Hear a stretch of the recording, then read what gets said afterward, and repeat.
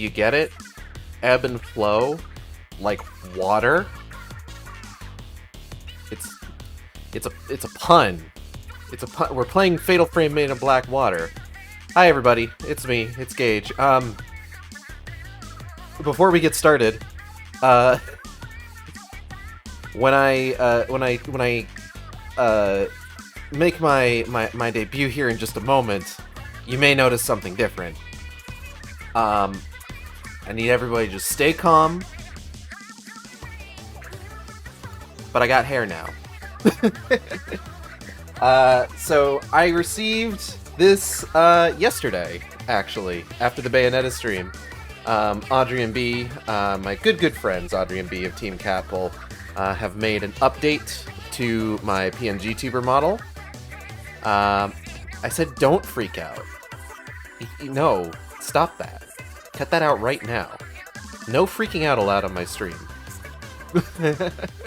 You're good, don't worry. But this is something I had actually been managing to go ahead and do for some time. A lot of my more recent stream art has incorporated, like, proper hair onto Acid Shark, and just kind of overall it's been like an update I wanted to make to his design. Because, like, I didn't want to continue to deny myself the joy of fun hairstyles, you know? But yes, hello, and welcome to the Shark Stream. It's me, it's Gage, it's Survival Horror Saturday. Our final survival, our final survival survival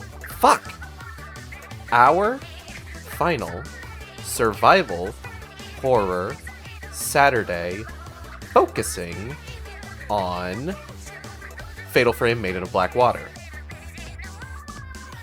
Today, we are going to be finishing the game, which is going to involve getting a number of endings. Because of the way that Fatal Frame Maiden of Black Water is structured, thankfully we do not need to play through the game multiple times. Like, we don't have to play through the whole ass game multiple times in order to get all of the endings. Because it's structured in a mission format, we just need to replay the missions where we get the endings. So, with that in mind, there are a number of things to take a look at here, because while Miu and Yuri only have 2 endings apiece, everybody's least favorite damp sock, Ren Hojo, has 4 endings. Now, with Miu and Ren, the actual method of getting the alternate endings is actually pretty easy overall. Like, it really all just sort of comes down to whether you, like, do a certain thing, you know? Whereas, alternatively, Yuri's endings are a little bit more difficult to get. I hear the Superior Splatfest music playing in the background. Hello, Lucas. Welcome to the Shark Stream. Yeah, it's ebb and flow, like water. It's a pun. We're playing Fatal Frame, Maiden of Black Water, where water is a major element in the plot. Other major elements include air, earth, fire, bismuth. So it was carefully selected, yes. I was trying to find, in addition to, like, ebb and flow being a pun, this is also, of course, one of the songs that plays during the final boss of Octo Expansion, and since we're finishing the game today, I thought it would be appropriate. I was also looking into Sonic the Fighter's music tracks, because we are going to be doing the bonus missions today as well, which audio from a fighting game would be appropriate, as you will no doubt see when we, you know, get in there. But yeah, what else? What's been going on? I haven't really been paying attention to a lot of stuff today. Spent some time with Natalie today doing some Gunpla building. We started in on a kit that I bought for her. That we'll finish another time, but like we got kind of a late start on it, unfortunately, and then lunch happened. As for my movie list, which I've kind of been like keeping y'all updated on, I actually finished all of the what's the word I'm looking for? What is the word I'm looking for? Hold on.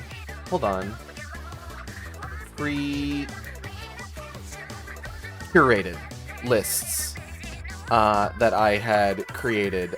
My final film on those was yesterday's film, Zootopia, which, despite still being pretty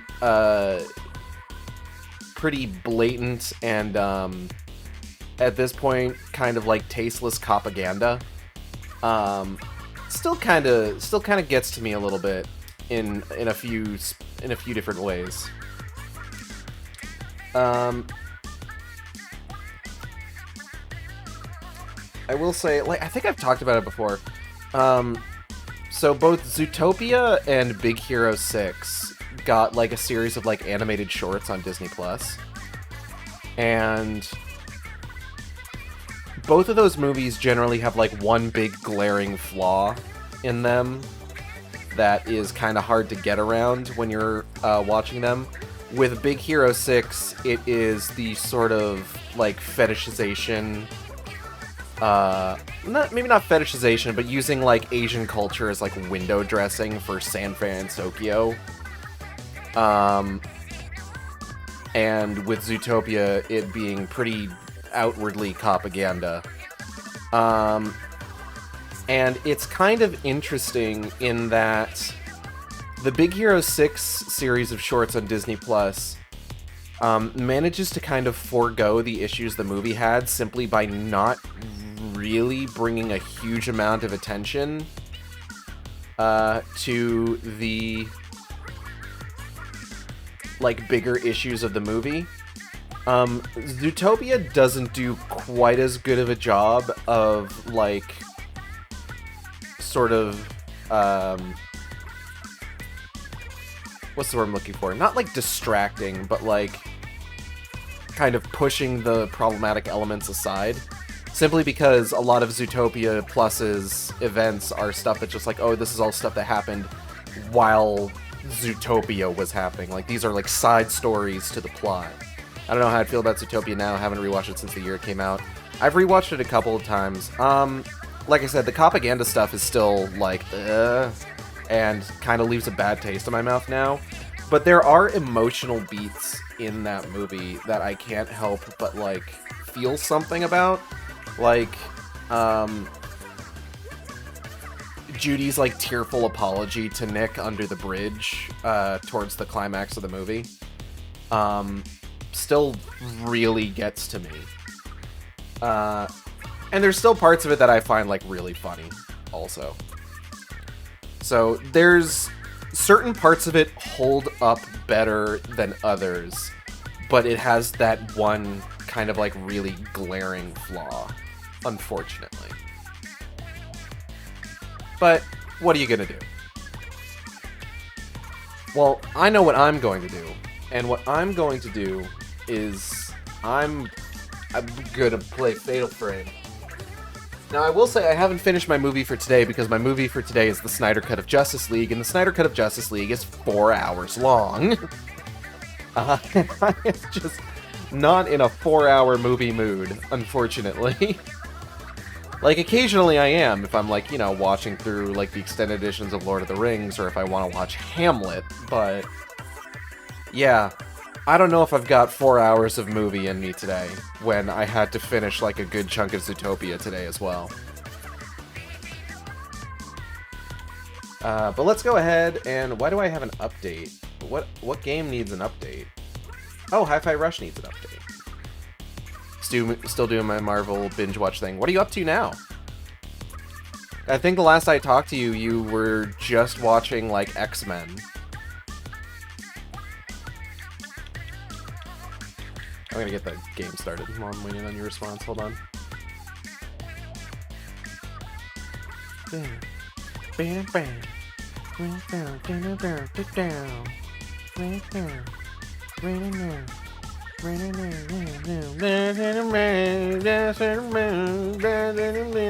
on, come on.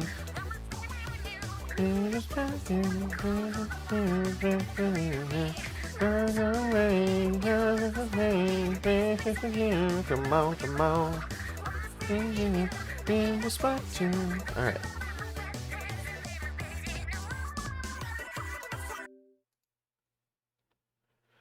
The website happened to go with the extended edition. It's not good. I mean, it's good, but it's worse. The 2.1 edition of Spider-Man 2, I feel like I remember that having a fair amount. This was actually something that like they were doing with like a couple of movies around that time. I couldn't tell you how soon after like Daredevil's release it got the director's cut edition. By the way, when you get to Daredevil, watch the director's cut. I'm begging you to watch the director's cut. Don't watch the theatrical version. The theatrical version is shit. Actually, you might have already gotten past Daredevil at that point. But if you did, I hope you watched the director's cut.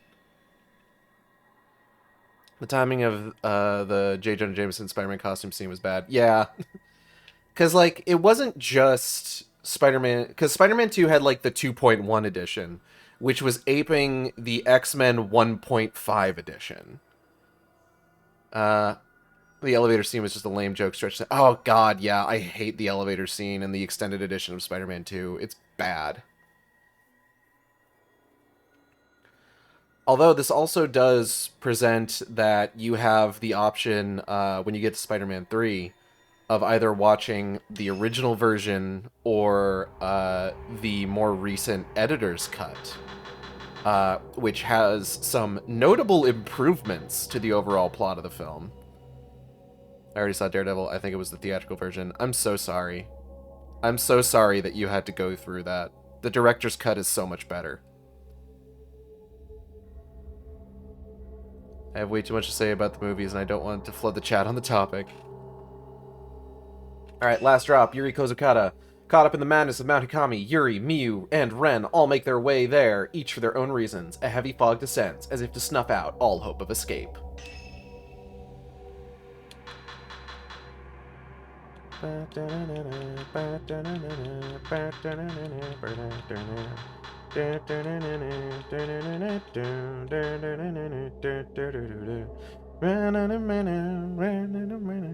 Next one is Elektra. Oh no! Elektra's unfortunately just boring. Oh, hold on, I gotta make sure everybody's in their normal ass outfits for the finale.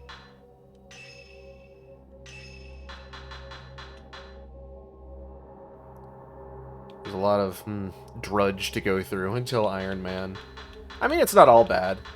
You get Nicolas Cage and Ghost Rider, which is a lot of fun, honestly. Fun fact, the main villain in Ghost Rider, his actor, Blackheart, took the role so that he could get money for drugs.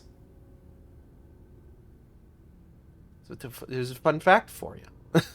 X-Men Origins, Spider-Man 3. X-Men Origins is actually post-Iron Man. Because Origins came out in 2009, whereas Iron Man came out in 2008. So you at least get Iron Man and the Incredible Hulk before you get X-Men Origins. Though that one's also a lot of fun. I don't know if Blade Trinity is any good. Blade Trinity is bad. It's a bad movie. It's so awful. The Last Stand is before Iron Man, because The Last Stand came out in 2006, I think, and then Origins wasn't until 2009, because Origins was a writer's strike film. Origins was filmed while the first writer's strike of 2007-2008 was going on. And most movies that were made during that time came out in 2009. At least effects-heavy movies like that did. That one and Transformers: Revenge of the Fallen are like big writer strike movies. The glow of the dark sun fades away, and the sleeping girls regain consciousness. The mountain calls to our three protagonists. Their individual mysteries await resolution. Fuck, I bet they do.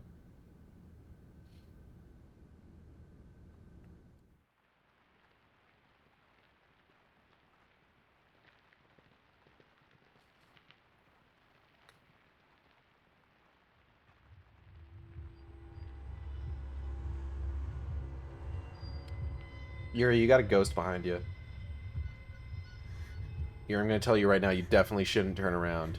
You should definitely just ignore it. Stay away. There's nothing here for you.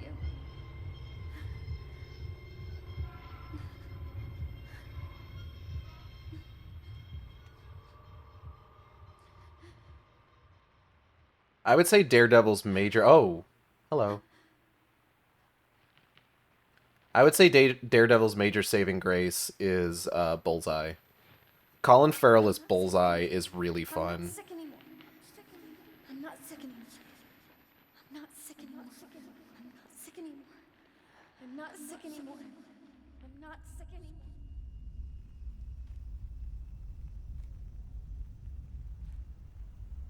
I can see things that no one else can. Ever since my family died. Fucked up. Images of death that only I could see. I could feel them surrounding me.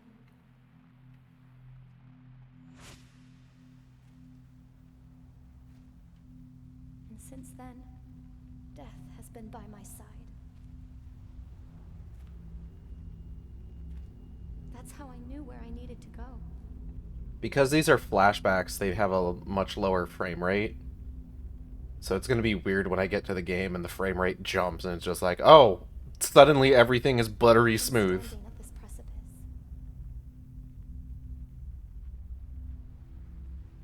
Thinking about whether I should take that final step.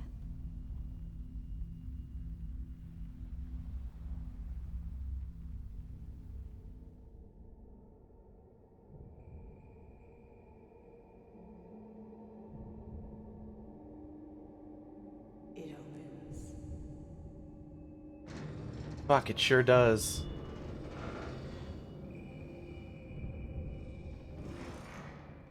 Accept me.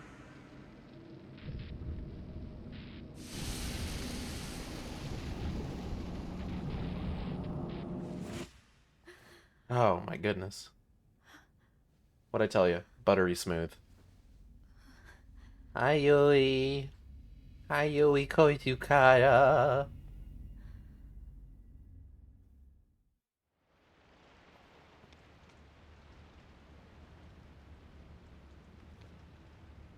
I've got the In This Cage ring on.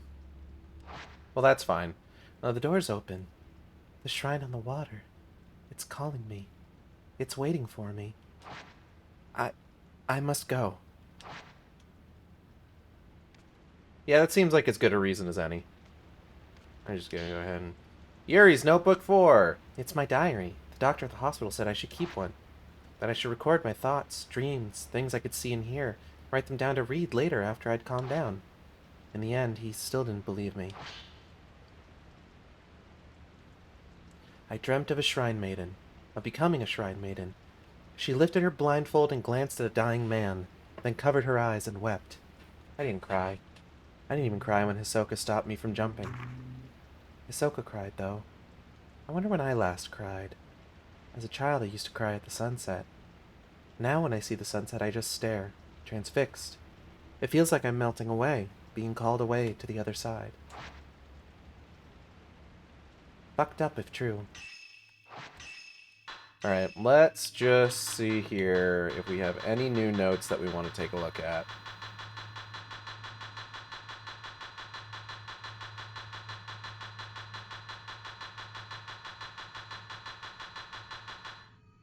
Ah yes, what happened last time.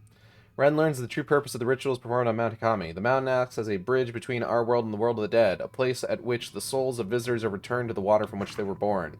Shrine maidens absorbed the memories of the dying, and when they could take no more, they were sacrificed. Ghost marriages served to strengthen the souls of those sacrificed. They sunk deep into that spring of darkness that leads to the netherworld. The water is everything. But yeah, Blade 1 is, like, a fucking incredible movie. There's a reason that that is generally considered, like, the movie that saved the superhero genre.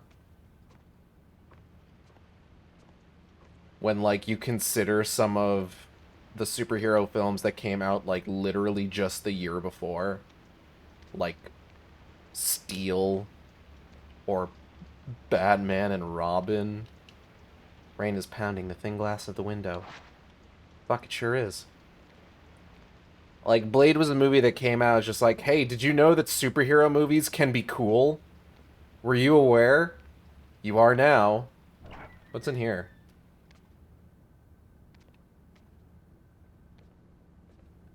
Well, well, well. Look who's sleeping on the job.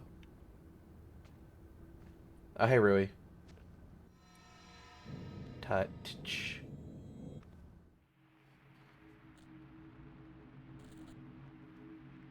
It was Spider-Man 1 that established the superhero movie formula, though. No.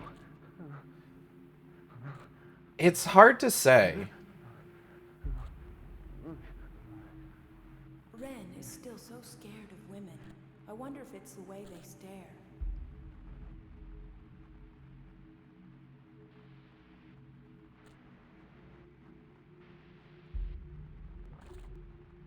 You don't have plans to get married anytime soon, do you? Married? I guess not.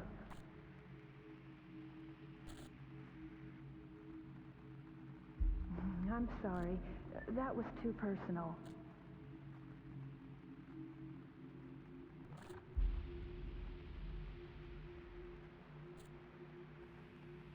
I'd like to keep things between us just as they are.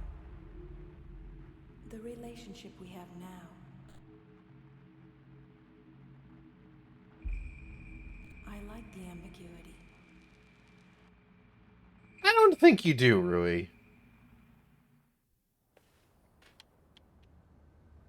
I think you might be lying. Just a little bit. But as far as, like, the superhero movie formula goes, it's hard to say for certain if Spider-Man 1 really established that. Something I've always kind of been interested in doing is, like, analyzing the trends of, like, in superhero origin movies, like, how soon they get their powers, how soon they get their iconic suits, and stuff like that. Because, like, you think about Spider-Man 1, for example, like, comparing Spider-Man 1 and Amazing Spider-Man 1 is actually really good for this purpose.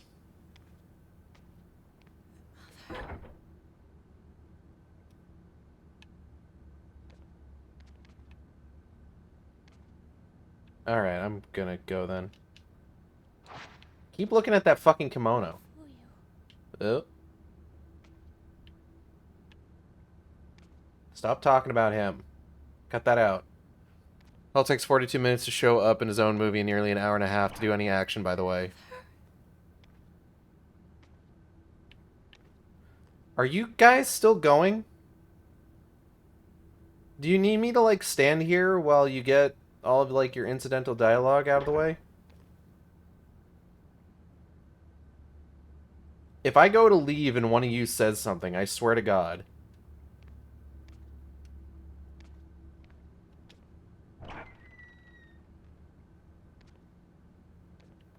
Thank goodness. Yeah, the Ang Lee Hulk is not good. It's a bad film.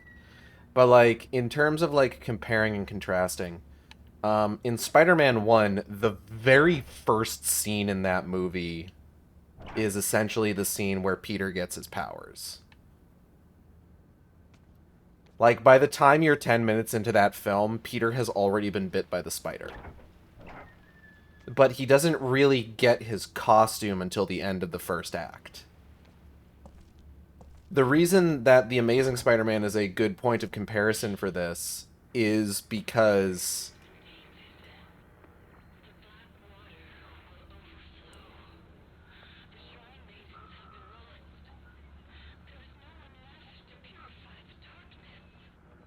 well, that's not good.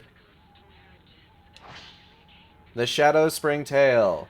They say on Mount Hikami, the Shadow Spring is here, but it is on the other side. It is a curious saying. It must mean that the spring is both of this world and yet not of this world. The black water flows from the Shadow Spring. Within it lies the underworld itself. For centuries, the Shrine Maidens have protected the Shadow Spring, believing it to be a bridge between worlds. Tales abound of such bridges. Are there people all over the country protecting these bridges as Mount Hikami does by drowning Shrine Maidens? Perhaps Osei Kurosawa, the last immortal flower, was one such sacrifice.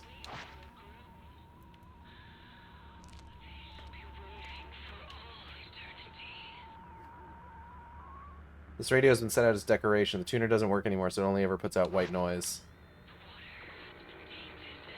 This doesn't sound like white noise.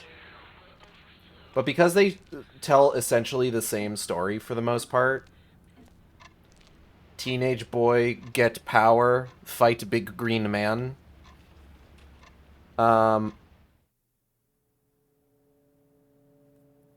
It's kind of an easy, like, sort of one-to-one comparison. Because in... The Shadow Spring is here. But it is on the other side.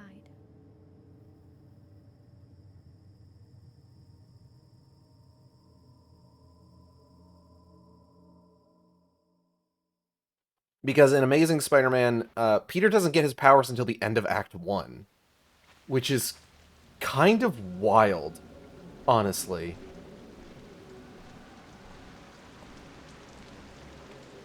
Like, it's kind of nuts to go from, like, the first Spider-Man movie, where it's just like I said, by the time you're 10 minutes in, he already has the powers.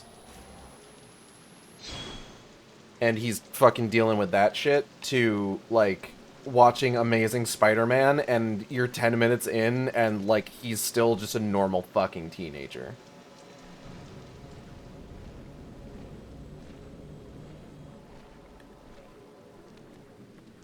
Hello, New Joe.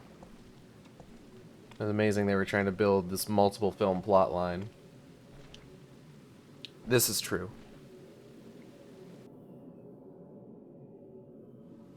But then, like, I don't think he gets... And then, like... The end of Act 1 in Spider-Man 1 is him getting the iconic suit, you know? Whereas in Amazing Spider-Man 1, he develops the Spidey suit for that film, I want to say partway through Act 2. Because Act 2 ends with the conflict on the bridge, I'm pretty sure. If I remember how that movie goes correctly.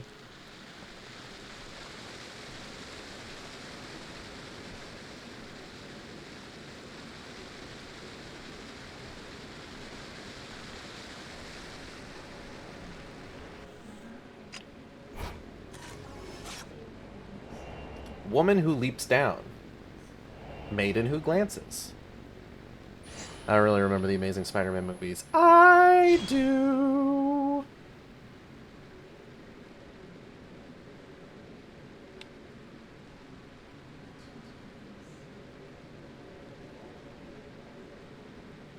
Can you speak up? I can't hear you. Oh, piss.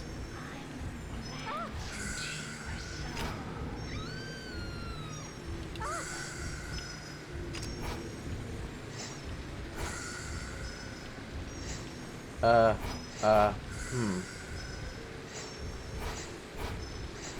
you two, like, get closer to each other? I can't really keep an eye on you. Ow, fuck.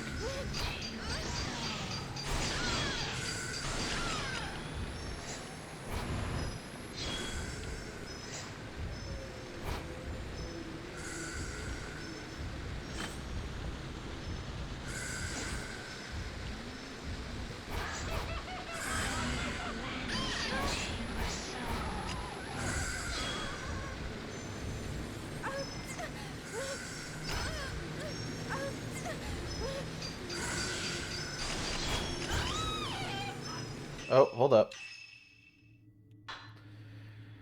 And not that there's anything wrong with them, I just saw them once and don't remember. Someone showed me the thing Hulk's dad transformed into is originally depicting with a muzzle snout like a lizard thing in one of the comics. It made me realize Hollywood sucks. They seem to really hate snouts.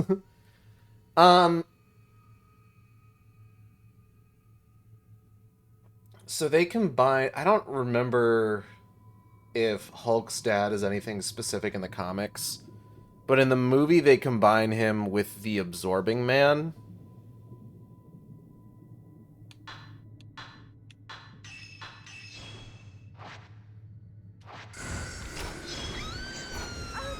Oh, for fuck's sake.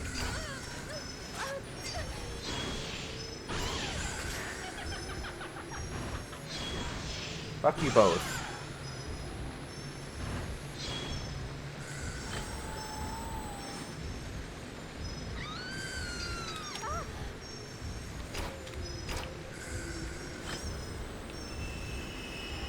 Oh, she got a fucked up face.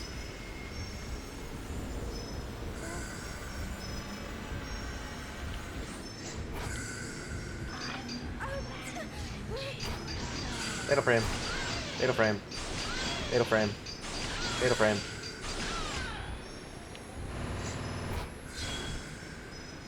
Ma'am?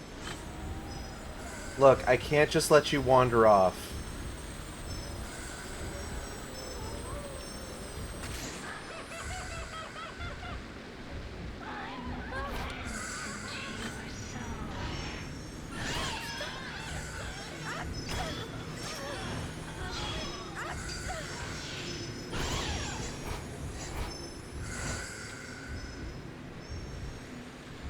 Ah, shit, I missed out on glancing on that one.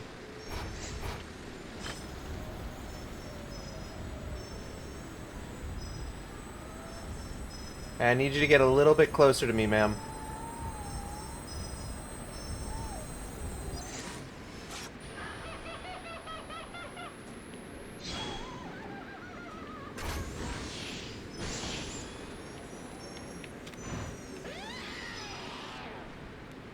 That was almost comical.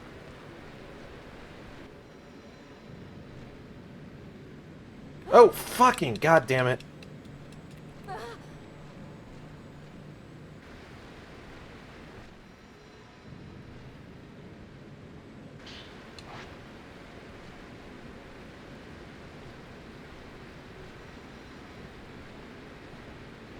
Spider-Man 1, or Amazing Spider-Man 1, I should say, is always kind of interesting to me because I feel like I've seen people bring up the fact that he never actually finds his uncle's killer in that movie, and they tend to bring it up as like a dig at that film.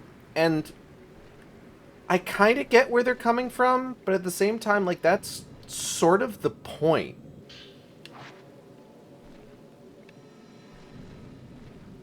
Like, yes, it is entirely the point of that film that he doesn't find his uncle's killer.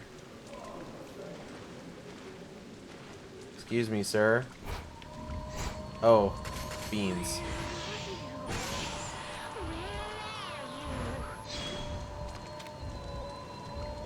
Hold on. Oop.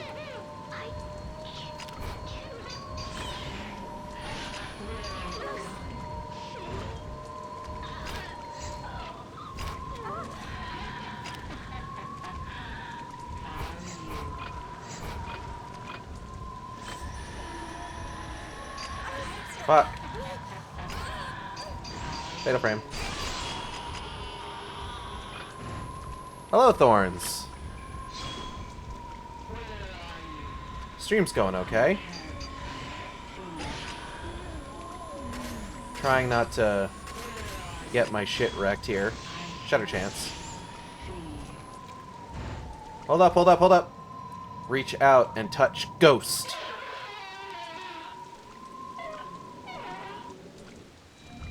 Oh. Fatal frame. Fatal frame. Fatal frame. Fatal frame. Fatal. Oh. That's it. No more fatal frames. Ma'am.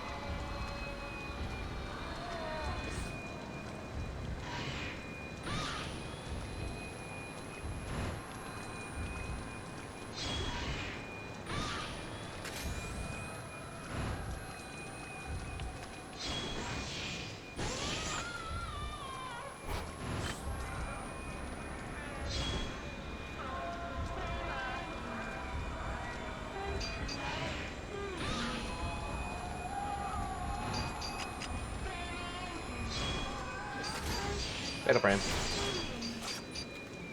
Hold up, hold up, hold up. Reach out and touch ghost.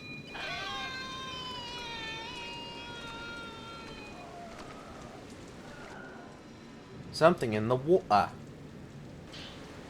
Bloodstained Note 3. That man dropped this old text. They're all dead. I am alone at last. I cannot die a proper death. That doesn't matter. That one thing is mine. It is mine alone. I crushed them all. I took back what they saw, what they stole from me.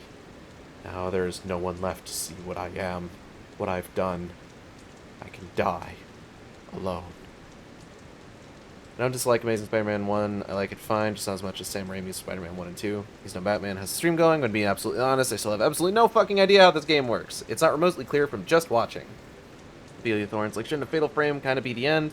Like, do you take pictures of them to stun the ghosts or essentially punch them? Also, I love your hair. It's cool. Thank you. And am I someone's father in this game? Yes, you are. Okay, so basically, a Fatal Frame is a picture... I mean... A Fatal Frame isn't necessarily the end because they're already dead. They're ghosts.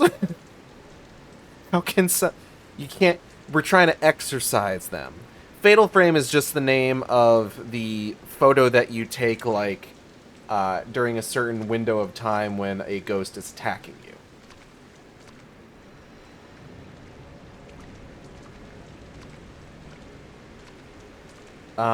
But yes, taking pictures is specifically what damages the ghosts themselves.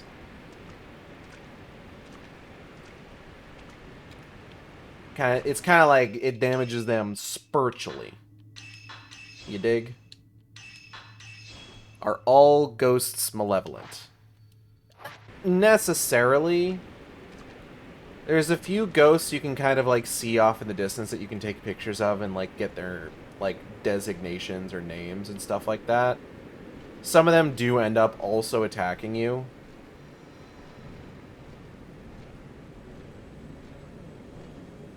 But I mean, like, they're vengeful spirits, you know?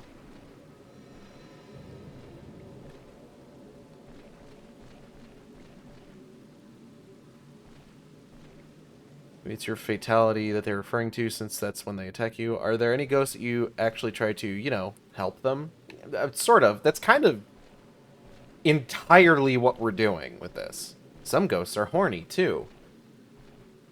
Yeah. True. I'd imagine most ghosts wouldn't be vengeful if you fixed what kept them tethered to the world. I mean, that's sort of what we're doing. That's sort of the point of the game. Bride in the Woods. Yeah, that's probably what's over there.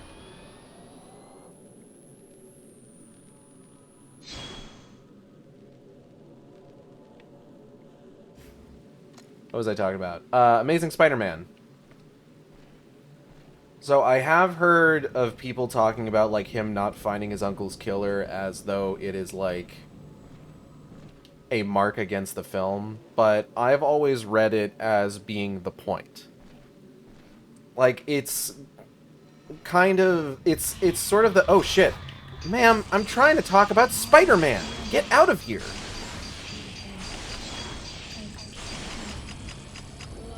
Hold on. I'm gonna slam you here in a moment. Well, that didn't really do much.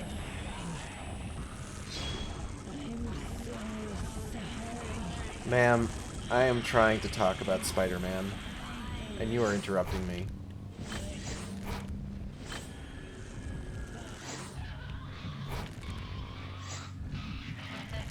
Oop.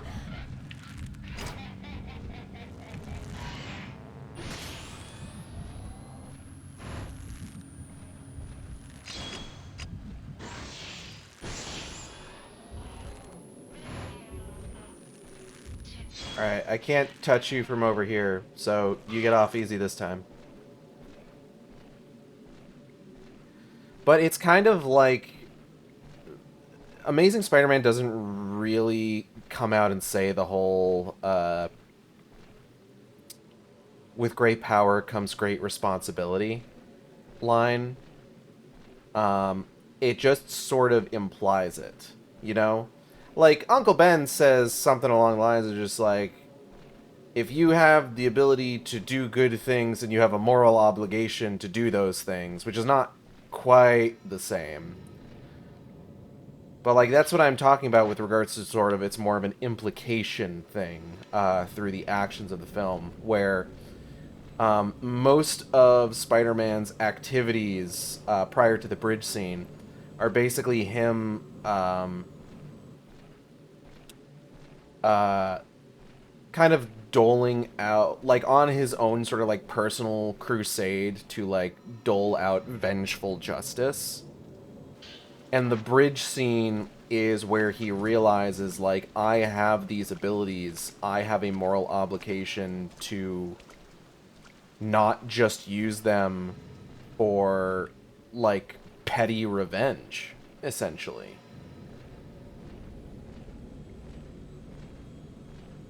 And then, of course, in Amazing Spider-Man 2, the video game, you do find the killer, and he's murdered by Cletus Cassidy. So that's fun. All I'm seeing is ghosts being assaulted by camera flashes. You can't pull the wool over my eyes, Sharky streamer person. These ghosts have unfinished Spider-Man business. Are they all J. Jonah Jameson? I don't see much helping. No, this is helping. If you're capable of doing the right thing, you have the moral obligation of doing it. Not choice, responsibility. Something like that. Yeah, that's more or less what's said. Oh, fuck. Fatal frame. Fatal frame. Fatal frame. Haha, owned.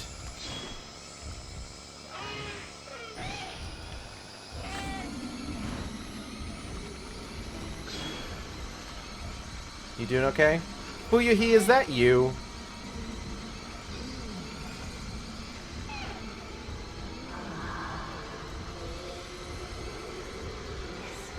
Is this just like a greatest hits of all of the ghosts that I've exercised over time? Oh, shit. Haha. Dodged ya. Shatter chance.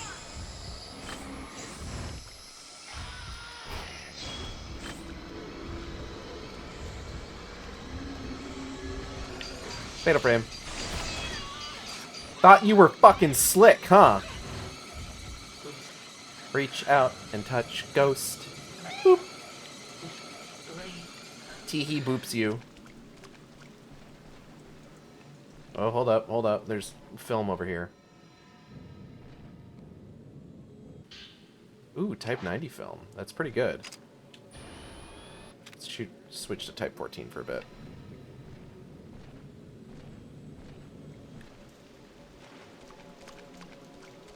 Hey, do you want to know what's probably one of the biggest pet peeve trope in fiction? What is that? Do tell. We're not so different, you and I.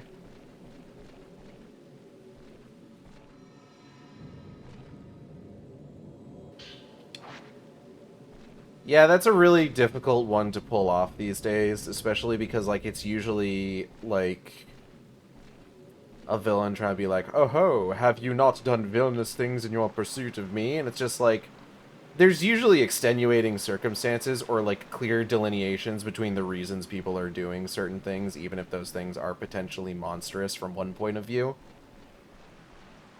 So sometimes it's just bullshit. Water Design Journal 5. That woman, the Shrine Maiden, she's calling to me. At first, the glance is done with a touch, or an embrace. By the end, thoughts can be taken unto oneself with a look. All people have secrets.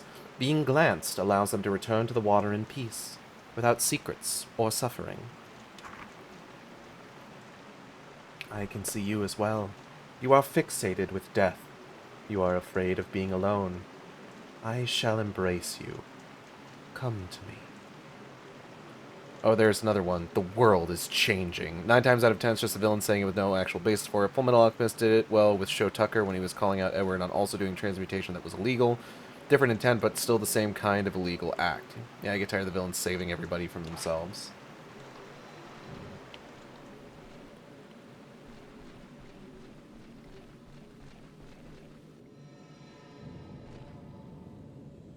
Oh, god damn it.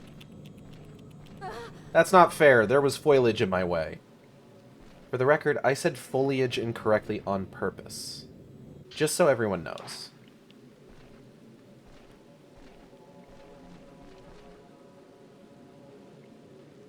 Wait, hold up. This isn't the right way.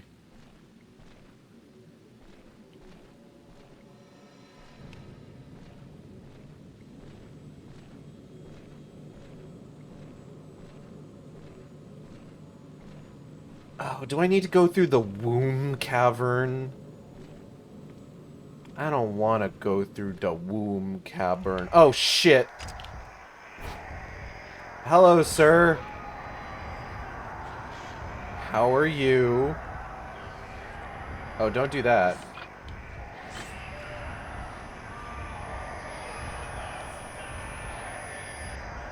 I don't suppose you'd be willing to talk about your problems with me. Maybe we can find a peaceful solution. Are you gonna run at me with your big knife? You are approaching me with murderous intent. Oh! Fatal frame. Fatal frame. Fatal frame. Fatal frame. Fatal frame. And maybe one more? Nope. Oh, piss. Boop. Shutter chance.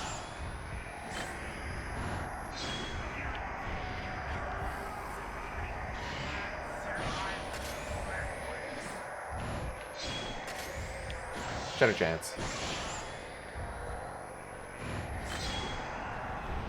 Oh, he turned the lights out. Hey, no, wait, hold up. Shutter chance. Gotcha, idiot.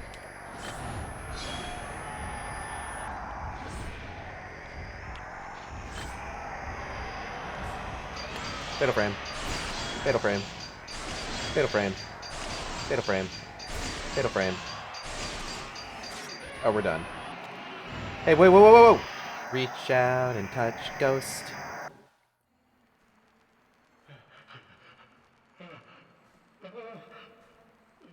Hello, Audrey. Gage, how's that new do working out for you? It's working out pretty well.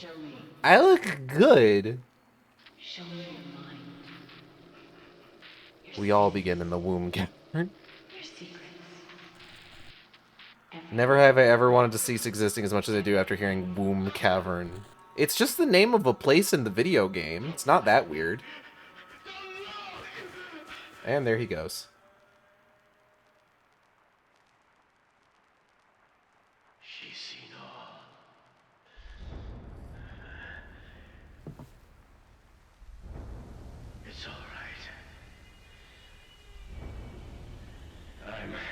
We don't usually get to glance this guy because he runs off immolating himself every time we defeat him. So this is us getting to see his funny little backstory.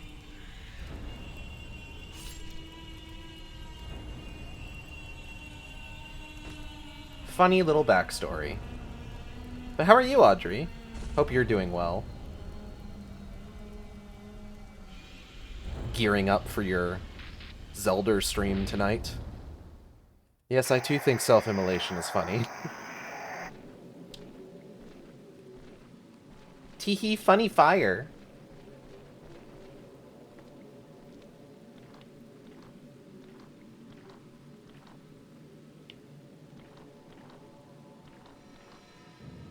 Denethor burning himself in Faramir alive, well known as one of the greatest comedy moments in cinema.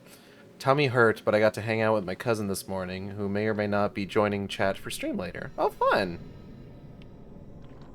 We got brunch and talked about how hot to do Fire Emblem is. Well, I hope you had a good time.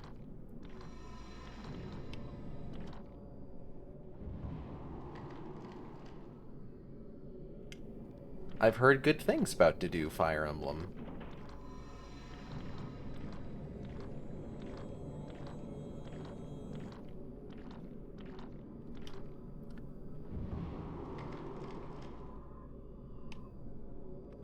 Yuri Kozukata is in sopping wet beast mode. And all of her footsteps are squishy. And it's not fun for anyone involved. Oh god, he's fucking booking it. I would prefer not to deal with any ghosts between here and wherever I'm going.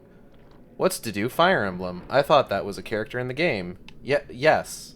That's the joke. It's the bit about like where you say like a character and then you say the series they're from as if it was their last name. Hence to do Fire Emblem. Odd enough for her to show up to brunch wearing merch shaped like his jewelry. This girl be squelching. Yuri Kozukata is a little squelchy right now. She is soaked to the bone. You know what? I can fix that, actually. He does have a last name, but Fire Emblem is funnier. I can fix the squelch. Squelch is gone now. There are many dolls lined up on the shelves. This room must be where dolls being offered up were kept. I need to figure out where the fuck I'm going. Oh, this door. Alright.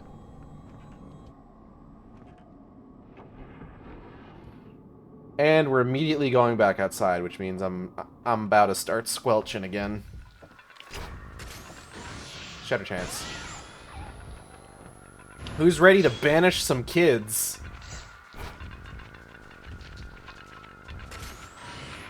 Damn.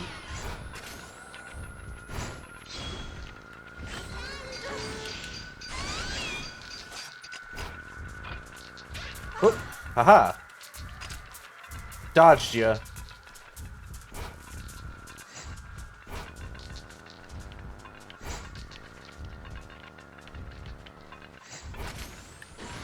Shatter chance. Oh. Shatter chance.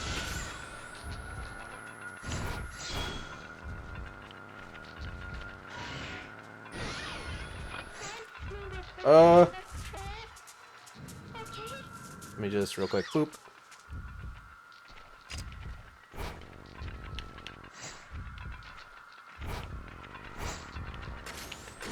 Shatter chance. She is out of my reach, unfortunately.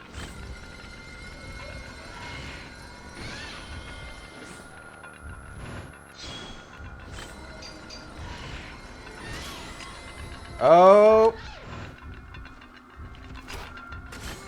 Fatal frame. Nope, Shatter chance. That's fine. Hold up. Boop.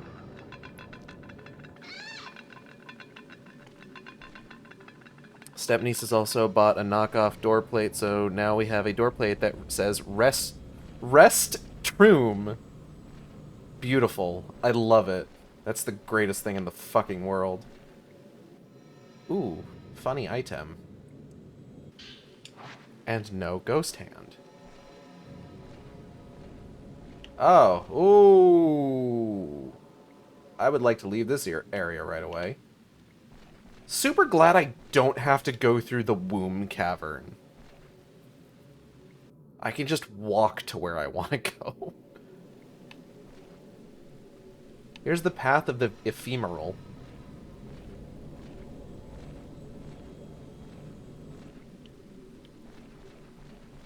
Any day I don't have to go to the womb cavern is a good day in my book. Funny item.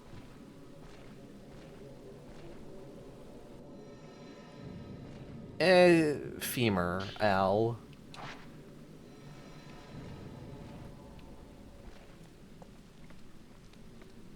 Stairs, stairs, stairs, stairs, stairs, stairs, stairs, stairs.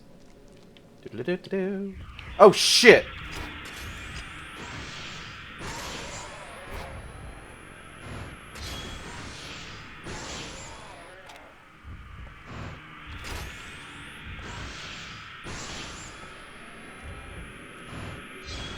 Yeah, eat shit.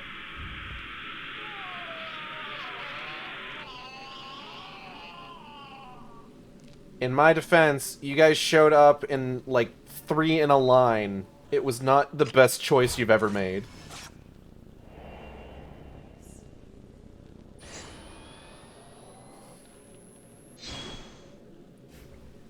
Hey, you know what? We've each got 2 weak points, and she gets a damage bonus if she focuses on 5 total with one shot.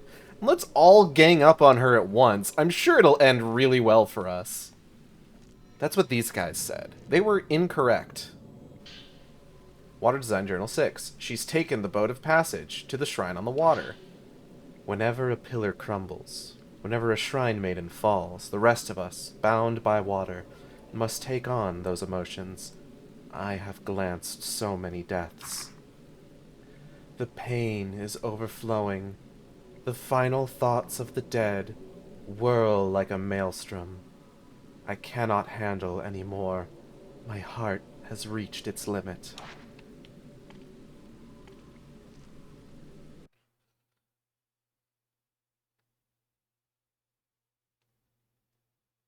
Loading. Shrine on the water. Bam, bam, bam, bam, bam.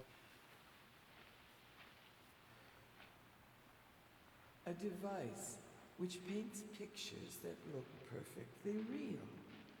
I hear that the pictures it paints are so lifelike.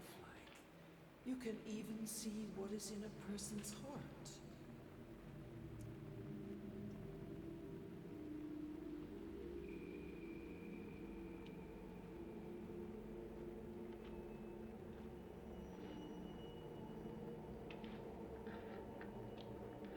So that's actually the guy that created the first camera obscura.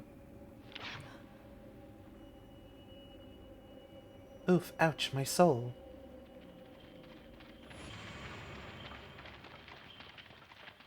Over here.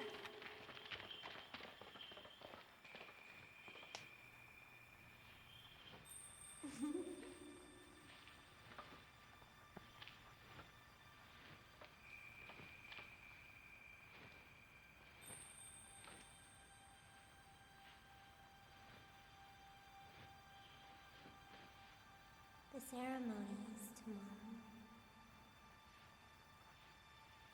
I wish we could stay here, hidden away forever. Sorry, kid, you have to be child sacrificed.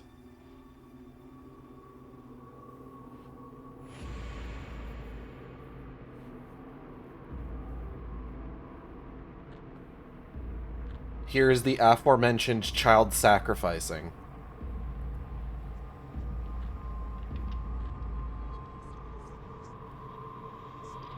Children sacrificing children, mass hysteria. Fuck them kids. It's a piece of my soul. Always keep it with you. Sure thing. Never forget. Kersploosh.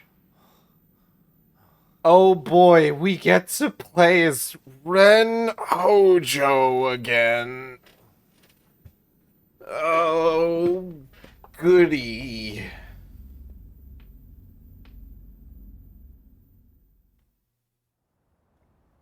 I must have passed out. This mist isn't a good sign. Is Rui okay? You're going, aren't you? Yeah. She seems fine. That thing you're looking for. It's in your study. Are we not enjoying the mans?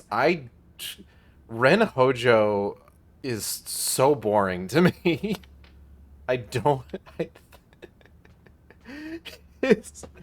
his main thing... Okay, so since we're at the end of the game, like, I guess we can kind of go just whole hog on what Ren's fucking deal is.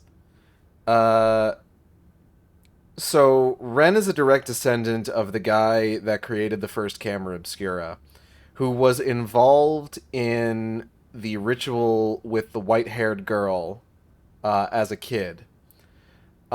He is essentially, over his life, became beholden to 2 different shrine maidens. And there is... He needs to... His soul was unfortunately never promised to them via ghost marriage. but his soul kind of lives on through Ren Hojo. Distinct from Ren Hojo's soul himself. So, like, basically, Ren Hojo's walking around with Dr. Aso's soul just kind of piggybacking on him. And Ren Hojo's whole thing is that he either needs to... He needs to choose one of two ghost wives for ghost marriage. But because he keeps having horrible dreams about his prospective ghost wives, one of which who was a child sacrifice, which is a little weird, but just bear with me here. He can't really interact with women very well. So he's just kind of this, like, shy dork. But he's also really boring. But for some reason, his tomboy assistant Rui over here is infatuated with the man. I don't know why. I think she needs better standards, but that's just me.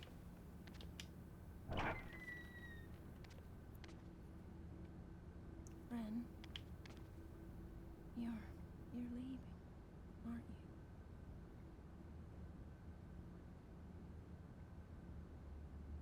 you? I might be. Did you want me to... No, I have to leave. Video game says I have to leave. Bye, Rui! Listen, sometimes a girl sees a wet, pathetic man and goes, yes, that one. But only sometimes. Maybe she just doesn't know literally anybody else. It's entirely possible.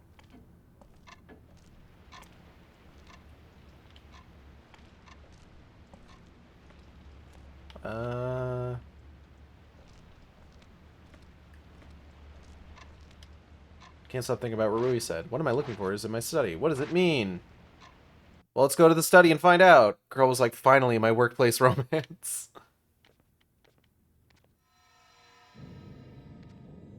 Take that. This camera obscura was in this box when I found it. This must mean it belonged to Dr. Aso. It looks like there's something else inside. Is this hair? That girl in my dreams. The one I met in the Shrine of Dolls. This ribbon looks like hers. Book next to the hair. There was a notebook underneath the bundle of hair. Was this the original owner of the box?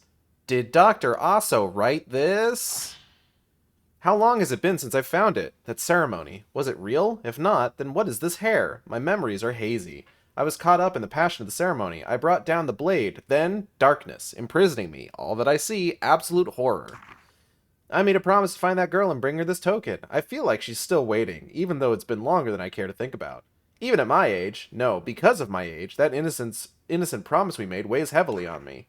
A forgotten promise, one that cannot be unmade. Where can I possibly take this token that the promise might be fulfilled? If this was left by Dr. Aso, then the dream of the ritual was a memory of his?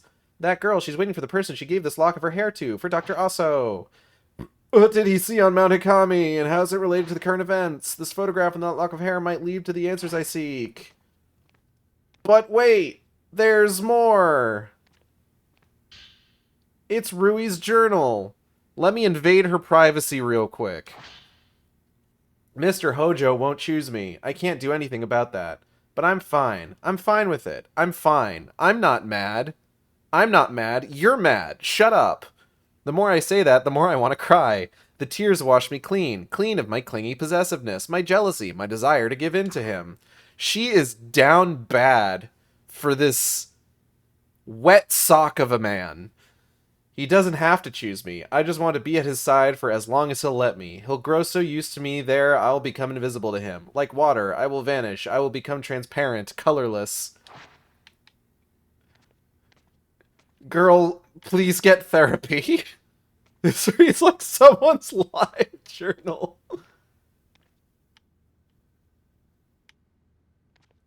To Mikomori Hot Springs. This reads like someone's DeviantArt in high school. How much of Fatal Frame could be resolved by girl just go to therapy? Hello, Cal. Is this Dr. Aso? The only person who left Mount Hikami alive. But what was he doing here? What did he take pictures of? If I try photographing what he's looking at, I may just find some clues. Hey man, what you looking at?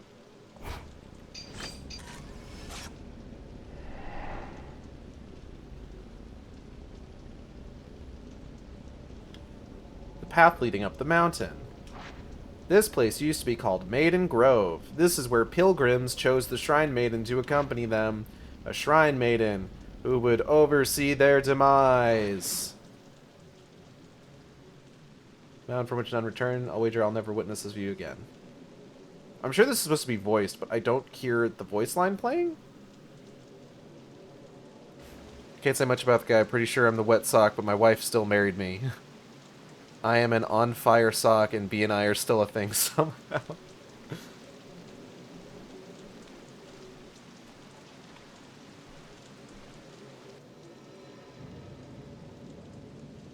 An on-fire sock is still a source of warmth. A wet sock is a source of nothing else but trench foot. That is what I have to say to that. These look like Dr. Asso's notes. Are they from when he visited the mountain?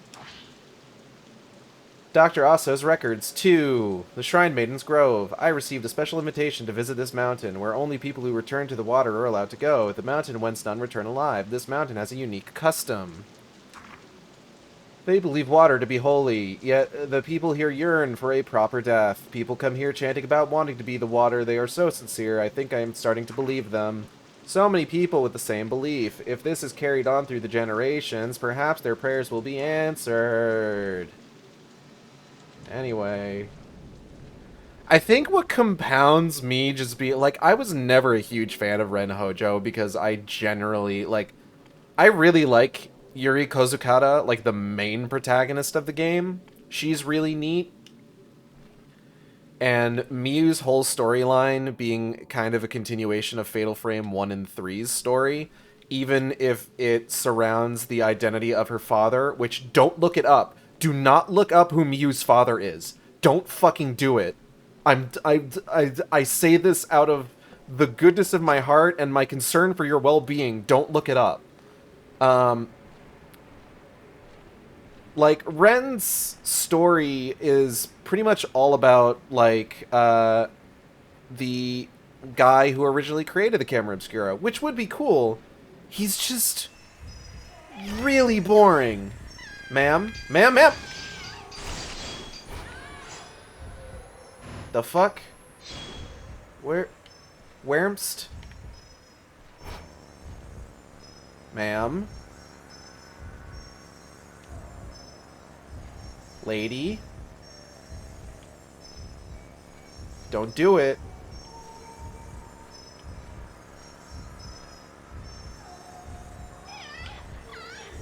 What did I just say? I said don't do it. Is nobody listening to me? Quick, Hojo hustle.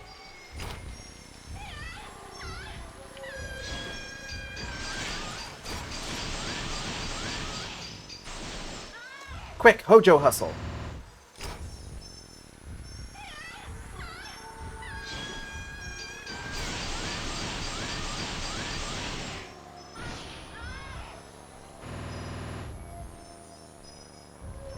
Because I can't lock onto her, I don't know what she's got for health right now. Ma'am.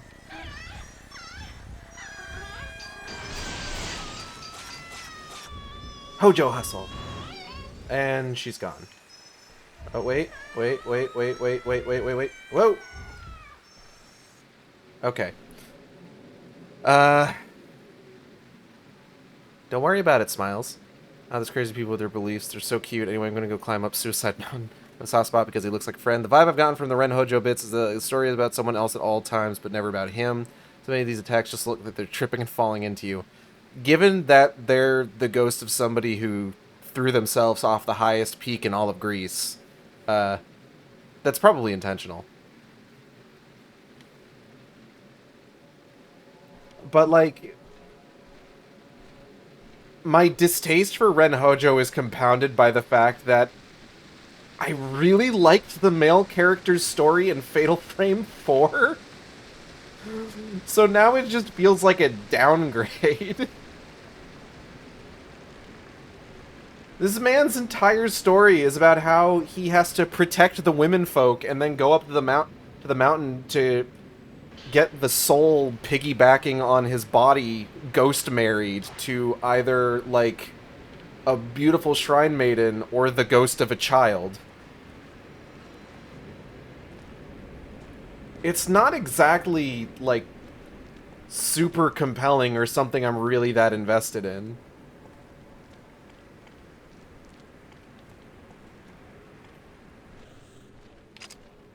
Alright, man, what are we looking at this time? What's down there? Oh yeah, there was the tower defense chapter. Ah, a Torii gate. This is the pool of purification. Pilgrims would undergo a rite of purification here. Soaking in these waters would make them one with the mountain and bring them closer to the world of the dead. Hold on, I got messages on Discord.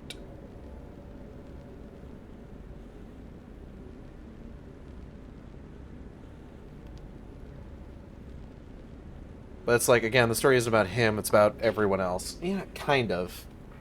Because, like, it's also about how, like, oh, Rui's just like, oh, I'm so helplessly in love with this sopping wet man. This sopping wet, pathetic man. And he's just like, huh? Yeah? Okay, that's... You're so funny, Rui. Ha ha ha. And she's just like, God damn it. I feel bad for Rui more than anything. She's throwing out all these signals. He's not getting any of them. The Shrine Maidens always kept their raven black hair soaked. They were known as Maidens of Black Water. Returning to the water. Proper death. In the company of a Shrine Maiden. Dissolving into the water, merging together, a death without loneliness. Oh, I can hear him. He's just really quiet. Because everybody in this game has low blood pressure.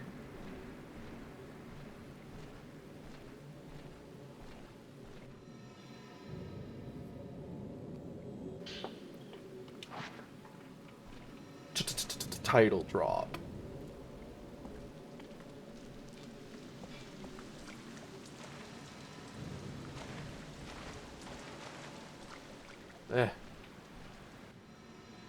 Funny book. Dr. Aso's Records 3. In the past, Dr. Aso visited the mountain and took photographs. The air is so clean here. Calm, pure water flows, and the mist is full of vital energy. Everything here has an aura. In the woods, one can feel not only the animals and trees, the water itself has an energy. I gotta make a gross noise real quick. 1 second. Alright, I'm good. I understand now. The water is alive. We are born from the water, and to water we return. The water connects us all. I forgot to go do an energy... groceries. Perhaps the Shrine Maidens, with their well-honed senses, perceive this aura and lead the people to a proper death. Here, in this place, I am not alone.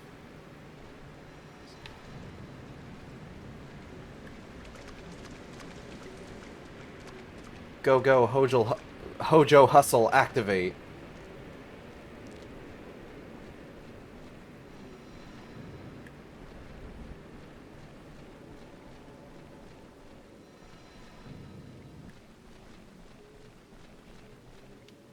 To the unfathomable forest. Go, go, gadget, Hojo Hustle.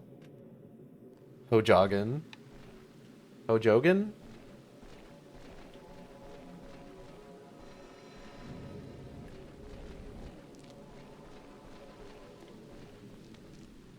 Alright, Audrey, you weren't here for the creation of the Hojo Hustle. I made an executive decision that while Yuri and Miu have their, you know, Japanese horror game girl trot, Ren Hojo, for reasons, obvious reasons, being that he is not a girl, cannot girl trot. But I didn't just want to call it trotting or guy trot. So I decided on Hojo Hustle.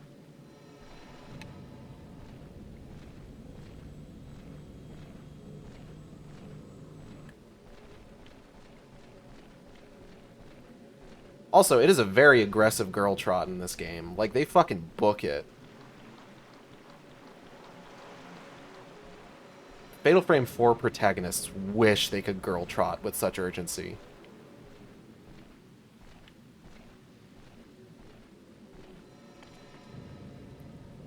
Oh, this one's gonna make me go to the womb cavern, isn't it? Hold on, there's an item over here I want to pick up first. Oh, there's a couple items. Holy shit. Alright.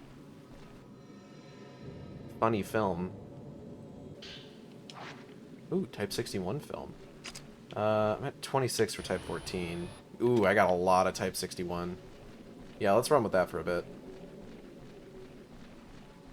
Item. Funny item. I get the feeling there's a lot of sacred water around here, if you get what I mean. By which I mean water. I don't know if that was clear. There's a lot of water on this mountain. It's kind of a major theme of the game. I don't know if anyone's noticed so far.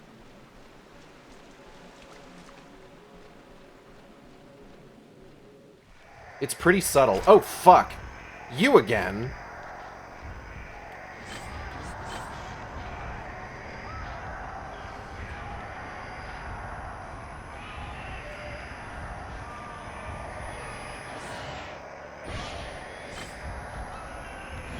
Sir.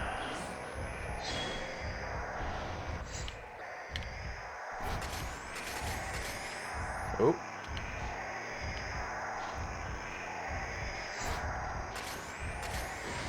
Better chance.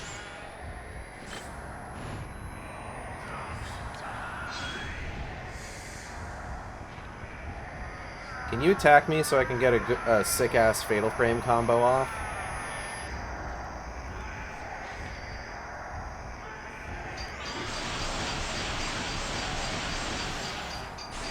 Bazinga. Alright, 1 second. I gotta reload.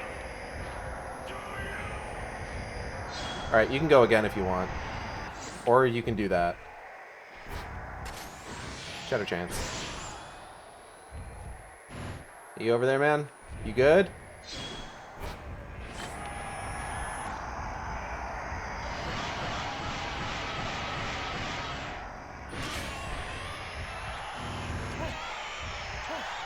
Ah. Yeah, see, that's what he usually does.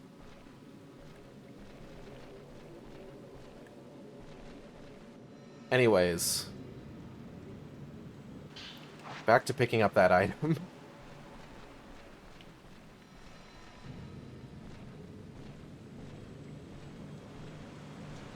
Oh, I could have just done this? That's weird. So how's everybody doing today? Hope everyone's having a good one.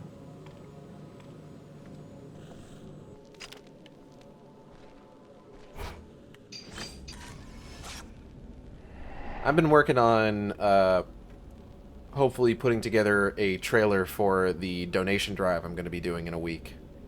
I'm excited for it. Girl with white hair. She gave a token to Dr. Aso when he was a boy and later came to this mountain. Then she waited for him to come back to her, guided by the token. In the end, will I die alone, all alone? Will none of my friends be with me?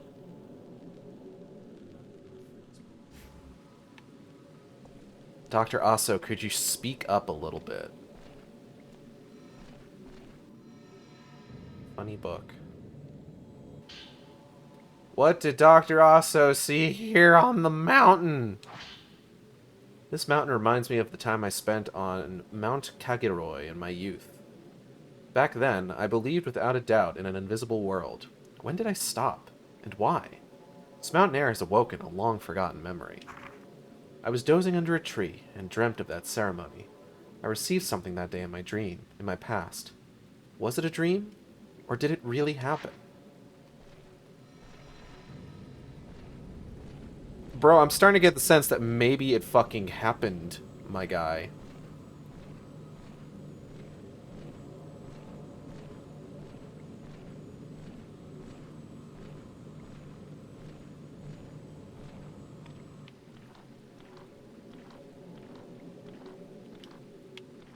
Ah, my wetness is decreasing.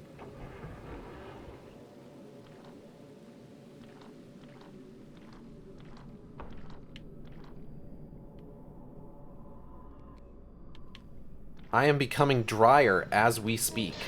Oh, piss! Don't do that.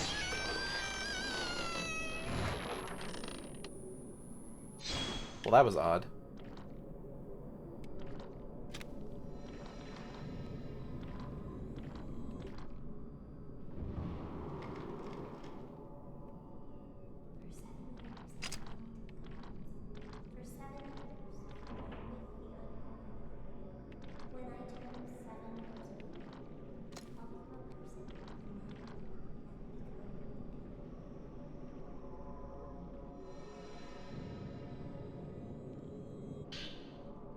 Shiragiku's Journal 2.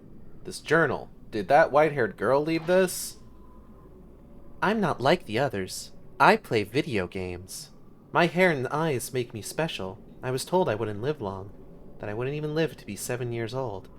They all hid from me, like they might catch something. Only he didn't run. When we played hide and seek, we hid together in our secret place. Nobody could find us there. Why did we ever leave? The first time I cried was when I had to leave that place. The ceremony is tomorrow.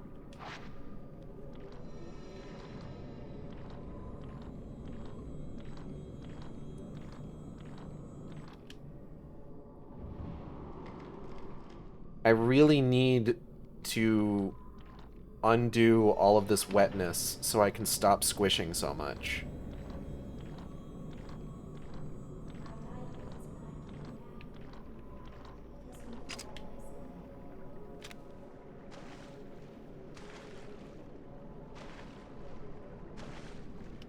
I can see the white face of a large doll behind the blinds. That must be the main shrine.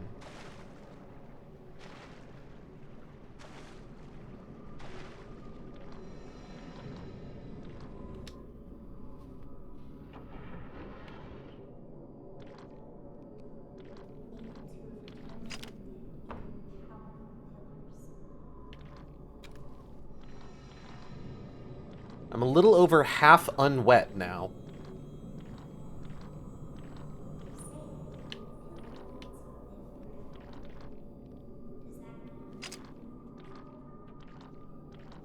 Fucked up doll.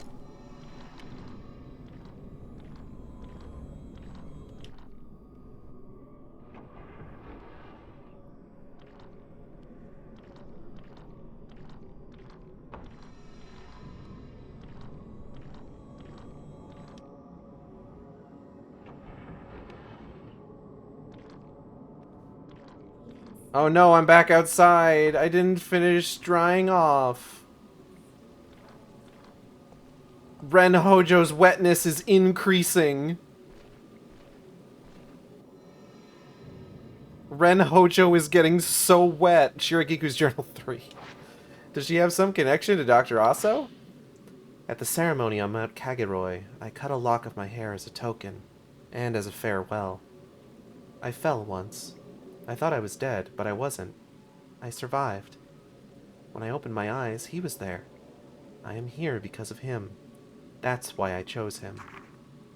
On Mount Kaguroi, girls chosen to be pillars can pick their partner. I'll be placed in a box and be taken to the mountain. We will exchange vows, be bound together for eternity.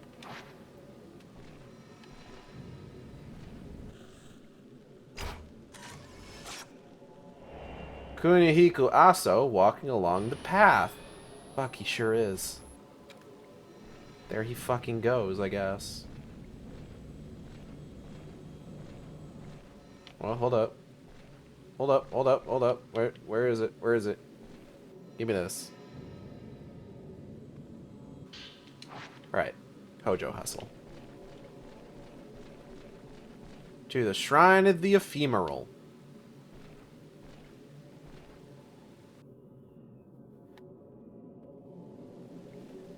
Ooh.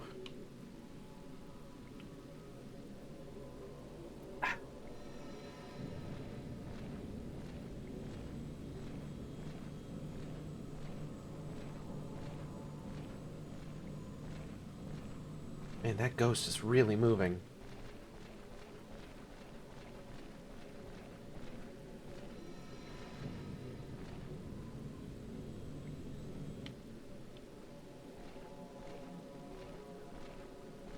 Looks like we got some herbal medicine.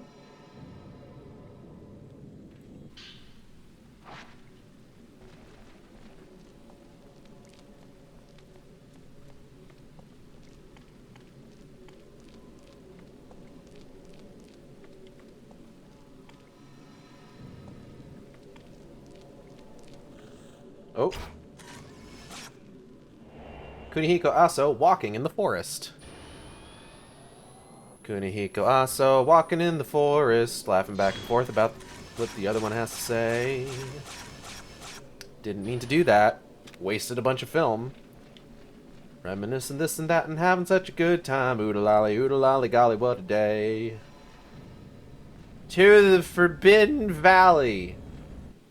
A really good place to be, let me tell you. Only good things ever happen in the Forbidden Valley. Oh, good, I get to go through the fucking graveyard again.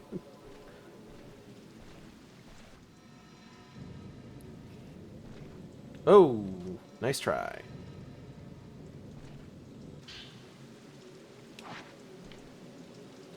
And listen, having such a good time. Oodalali, golly, what a day. Oodalali, golly, what a day. When are they going to release that computer animated Robin Hood movie? Dragging their fucking feet, let me tell you.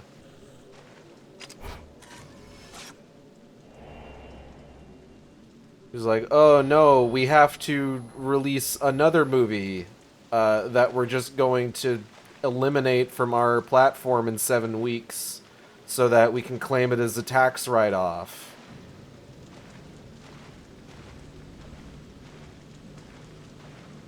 And it's just like, hey, how about instead of doing that, you work on the movie I want you to work on.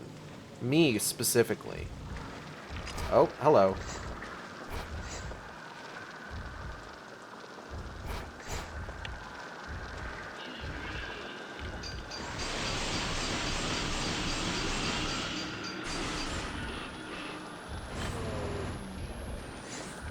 I guarantee you, I am a far more important person than whoever else you are making these movies for. Oh, is he dead? Sir, are you dead? Are you vanquished? Reach out and touch ghost. Anyway.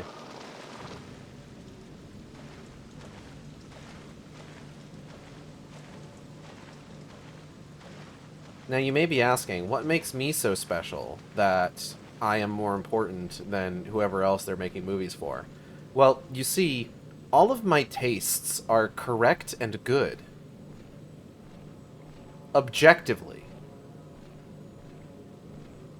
And anybody who disagrees is simply incorrect. That's how this works. That checks out.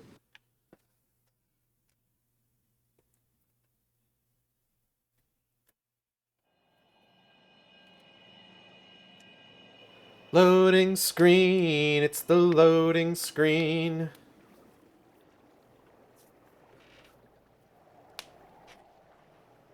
What in the gosh dang?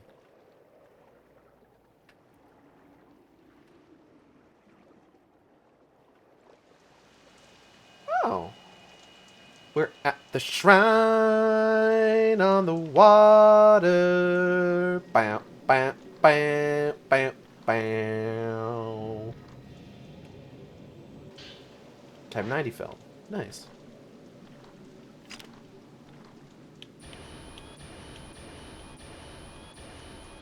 Switch to Type 61 for a bit. Do, do, do, do, do, do, do. Yuri Kozukata's wetness is decreasing. Attention. Attention. Oh, fuck!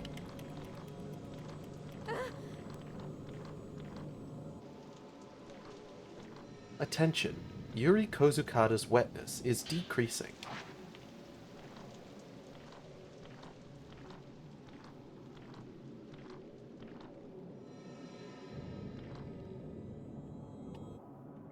For the record, having a high wetness meter does affect how often you get grabbed by ghoulies. That's why it blinks every time we reach in to get an item.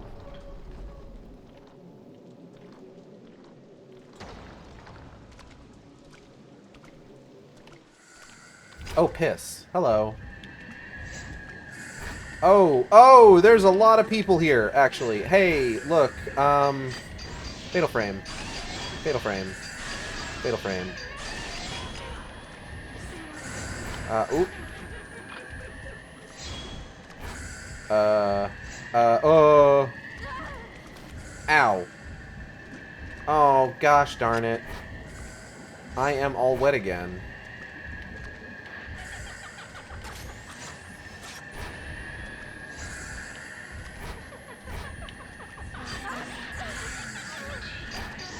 Fatal Frame. Fatal Frame.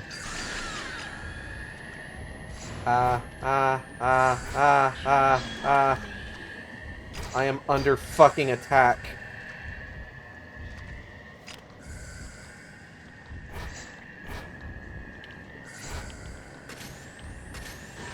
Shut a chance.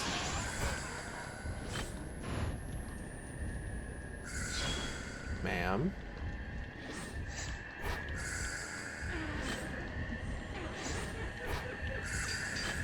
Fatal Frame. Alright. Okay, everybody hold up.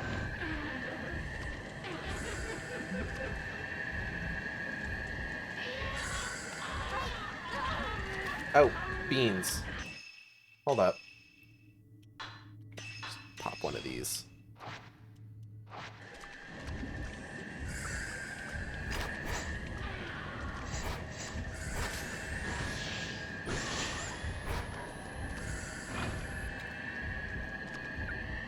And...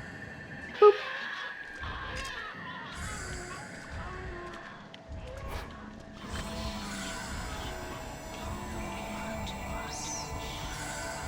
Hello, miss. Ow.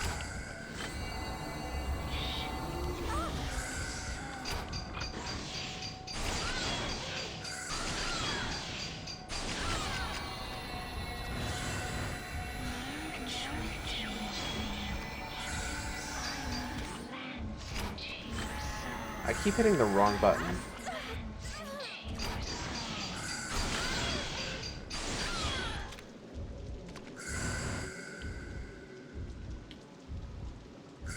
I'll glance into your soul. Boop. See you later.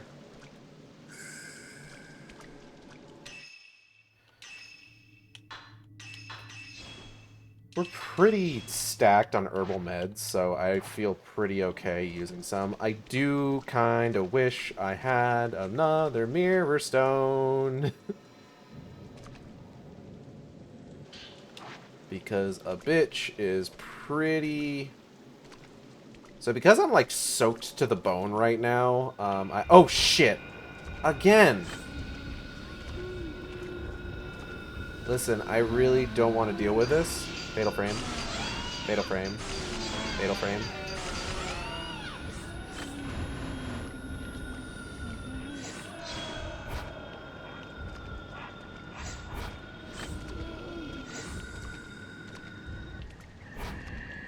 Oh, good lord. What?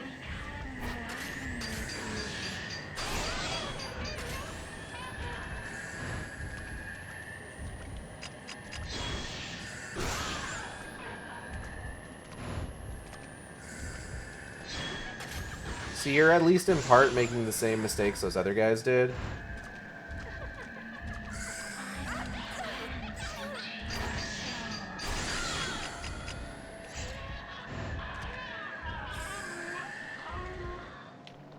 Oh. There you are.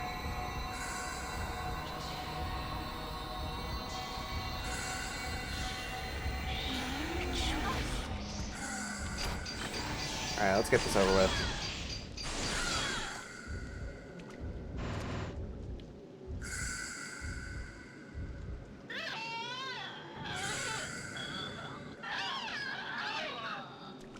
So because I'm pretty much soaked through, I don't think I am going to decrease wetness once I go inside. I actually should probably spend some points here. Hold on. Attack distance. Damage dealt. Yes.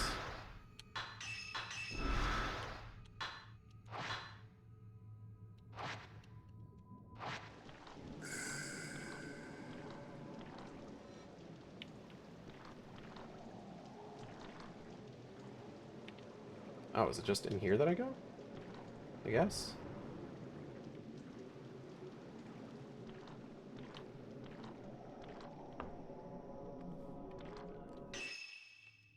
So I'm actually going to go ahead and pop a Purifying Ember.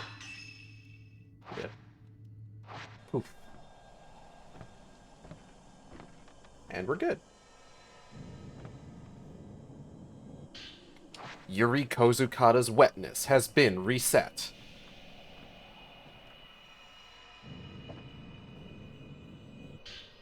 Ooh, Type 0 film.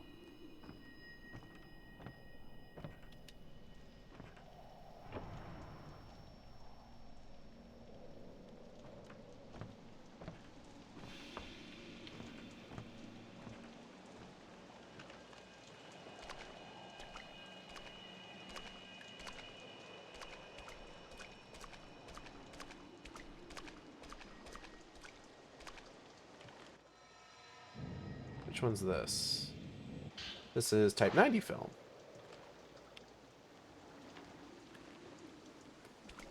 So unfortunately at the moment I don't have any sort of...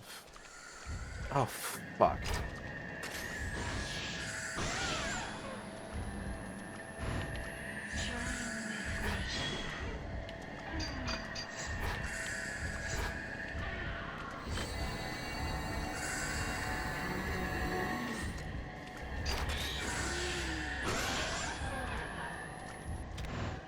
Hold up, hold up, hold up, hold up. Let me get rid of you.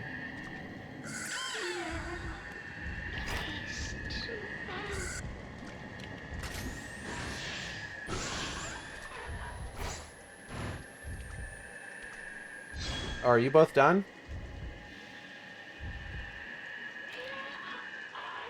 Oh, can I get one of you? Nope. Hard no. Okay.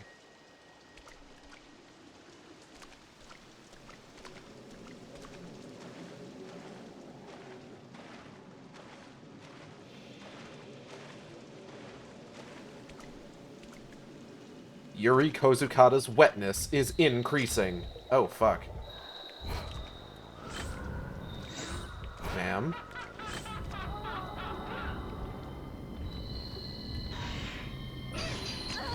Fuck.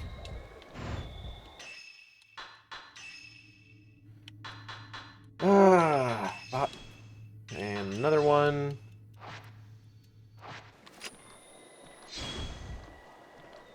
Hey, get back here. Shutter chance. Fuck you. Get over here.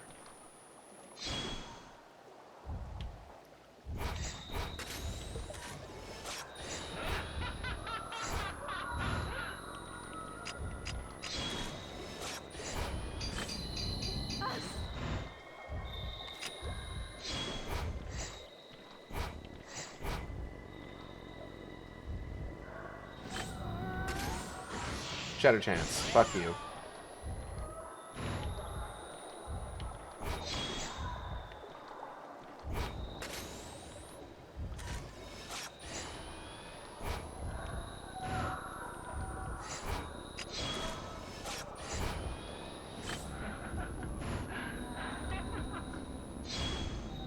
Yeah, what are you gonna do about it?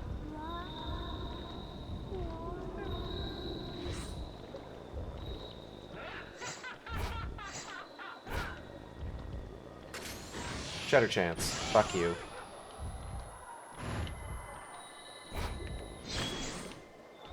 Oh, come on.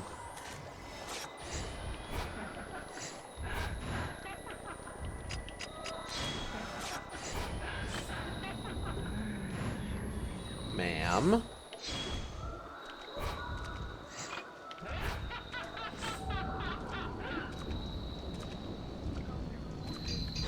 Fatal frame. Fatal frame. Fatal frame. Fatal frame. And no, no more fatal frames. Oh, hold up, hold up, hold up. And boop.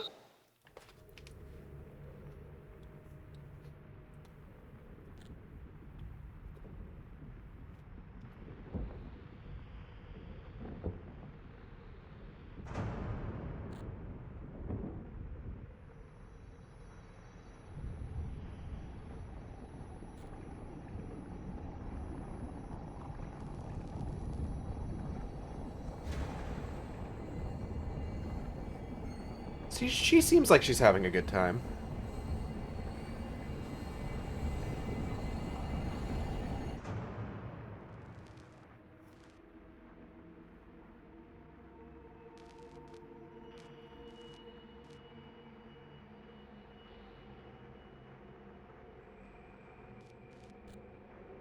I'll be waiting for you. Always. I'll be here.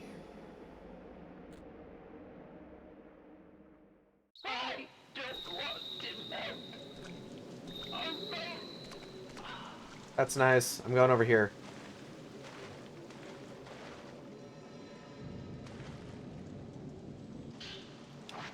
Type 0 film. Nice. It's just what I've always wanted. It's perfectly right. It's just what I've always wanted. A Christmas delight. It is July. There is probably a song I could sing for Christmas in July, because there was a Christmas in July movie film by Rankin-Bass. But I don't remember any of the songs from it. But for some reason, a song from the similarly not particularly memorable Jack Frost movie that Rankin-Bass did, I do remember.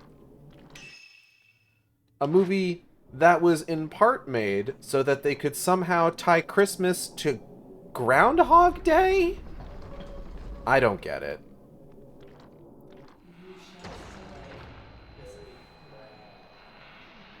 I really don't want to fight two old ladies.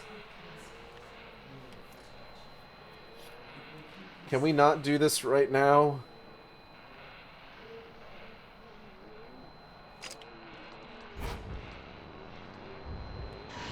Fuck you both. Oh. Cheddar chance.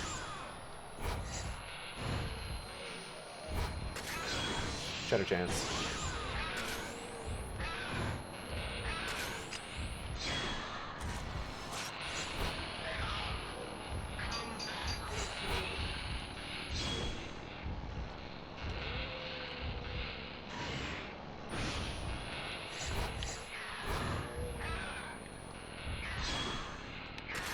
Cheddar chance.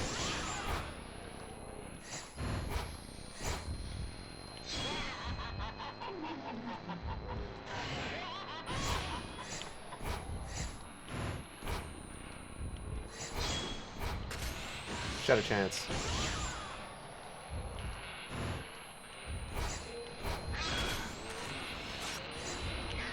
Damn.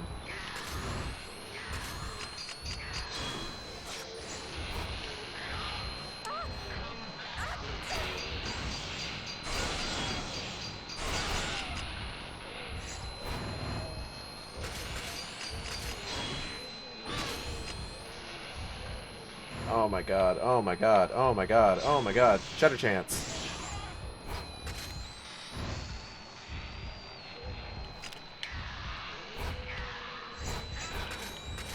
Cheddar chance. How much health do you have left? God. Cheddar chance. Oh, one of you's down. Hold up. Boop. These are a bunch of ghosts that either, like, dissipated in cutscenes or just disappeared when I defeated them. So this is the first time I'm getting to glance at any of them. Ooey gooey.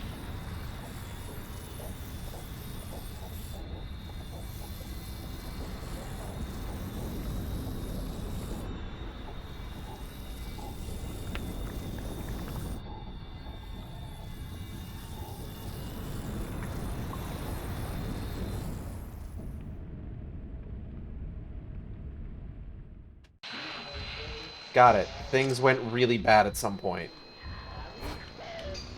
Fatal frame. Fatal frame. Fatal frame. Fatal frame. Oh, you're done. You done? Are you done?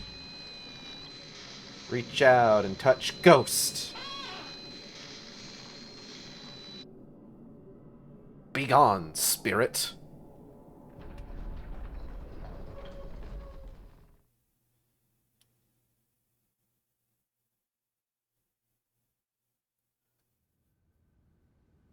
Loading screen. It's the loading screen.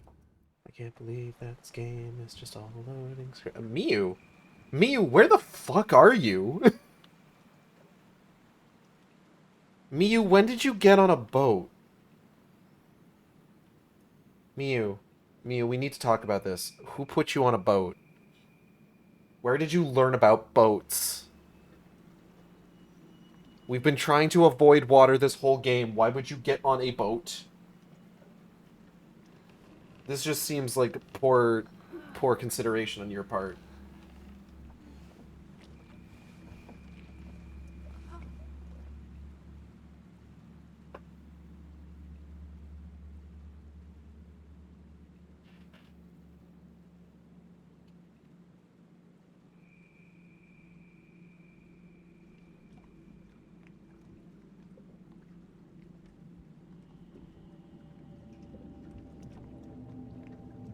Poorly conceived, sloppily executed plan, honestly.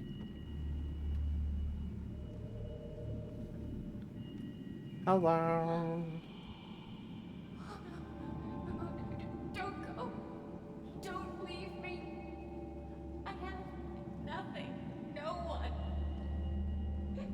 Mother!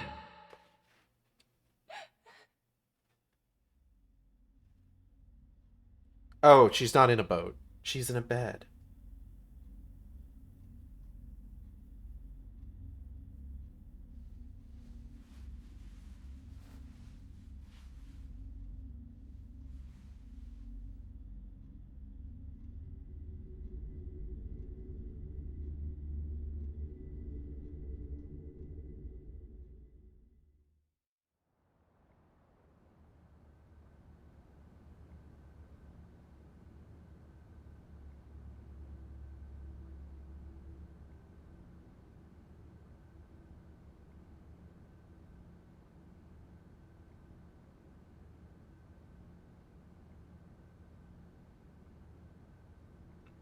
Mother's gone. Did she return to the mountain? The camera obscura. What's it doing here? You got the camera obscura. There's a photo on the bed. This photo is very, very worn out. Is it Mother's? It shows her with some man. Is that? No way. I have to find her. I can't let her leave me again. Don't ask who it is. Don't worry about it. Never look it up, ever. You need to promise me. Oh, there she goes. Mom, wait, hey, wait, oh. And she's gone.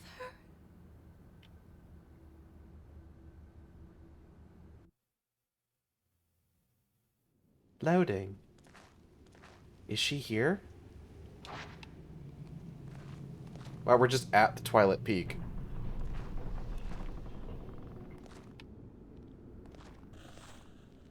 Since I was little, I could see things that weren't visible to others.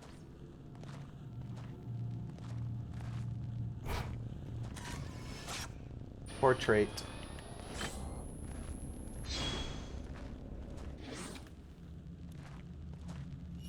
Momother? Oh.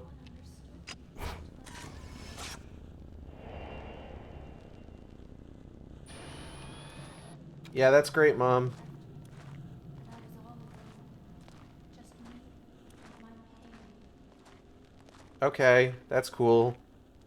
I'm sorry about that. That sucks, but, like, don't know what this has to do with anything. Miku Hinasaki heading inside. Just wish I could see him one more time. Just one more time. That's nice.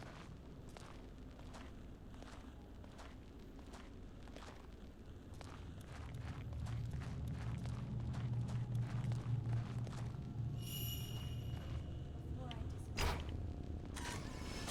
Hey, before you what? Miku Hinasaki heading to lake.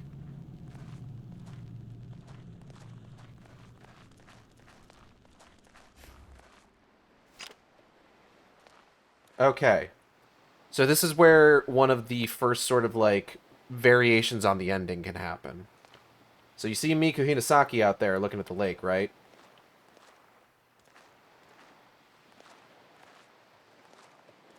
So before we approach her, we have to take her picture.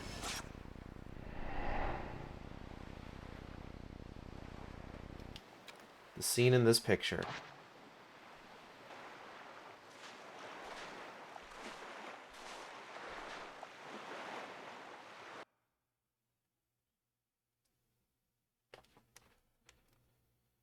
Loading!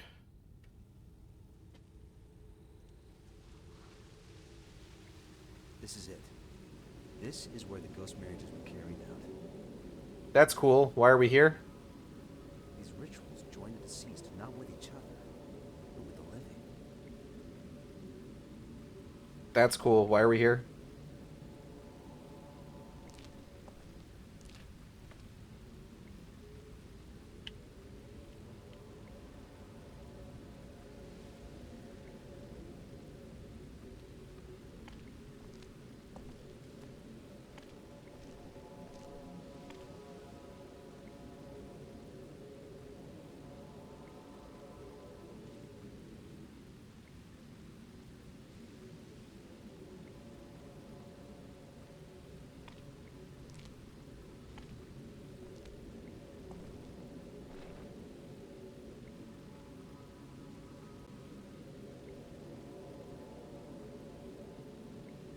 Hmm.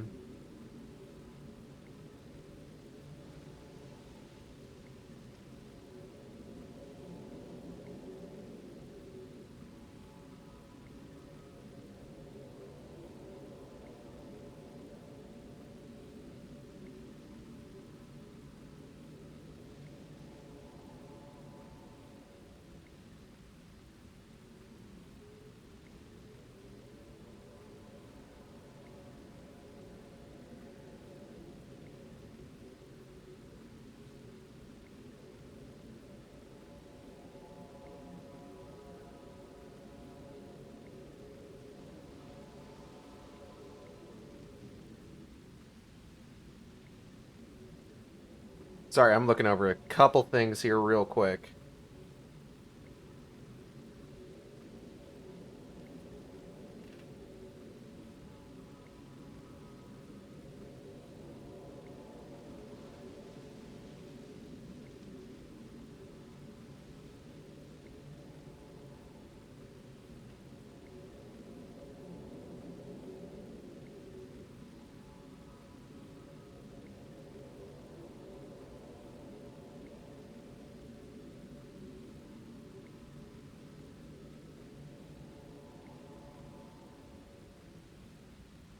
Okay.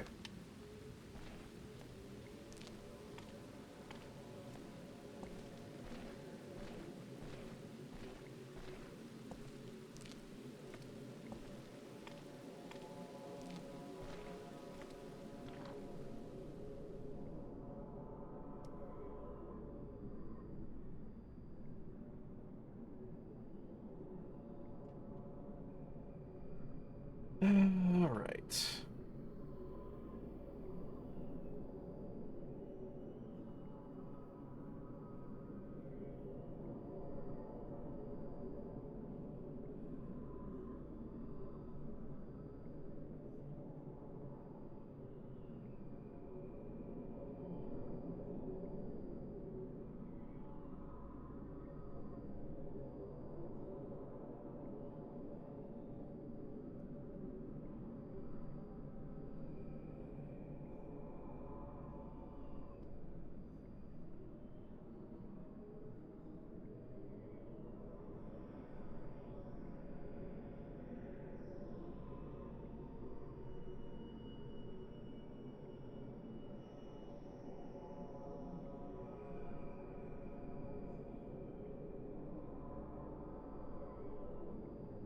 Because like I said, Ren has a number of endings. Ren has 4 endings compared to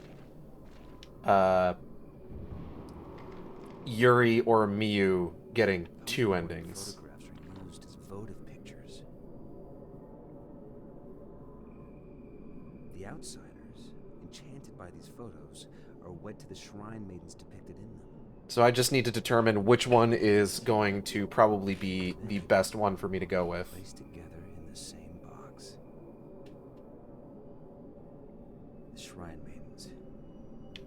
Is this what they were for? Did they long to become a bride for eternity? I'm not about to become anybody's bride, just how squishy I am.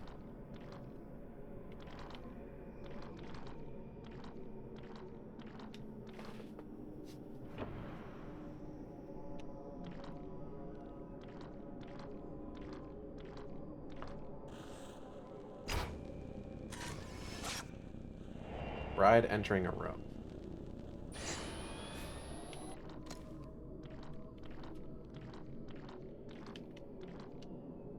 So the reason that Ren has all of the endings in this are based on usually binary choices, whether you get the quote-unquote good ending or the quote-unquote bad ending. Which are not usually, like, necessarily bad endings in some cases, except for Yuri's ending is pretty unequivocally a bad ending. But, like, the quote-unquote good endings are, like, more hopeful endings.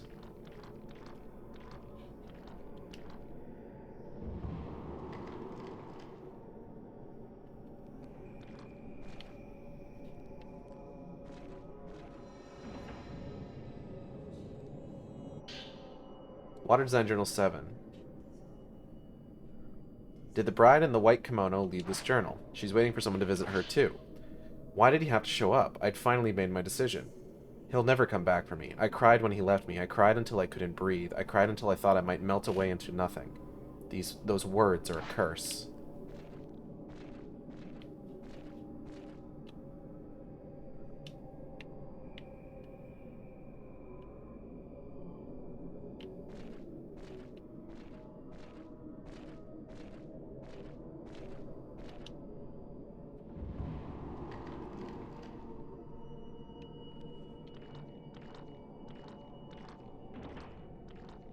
So for Miyu and Yuri, it's one decision that you have to make for each of them.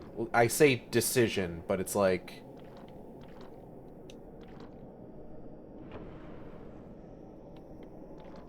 It's kind of like... almost like a snap moment, almost. It's hard to really describe.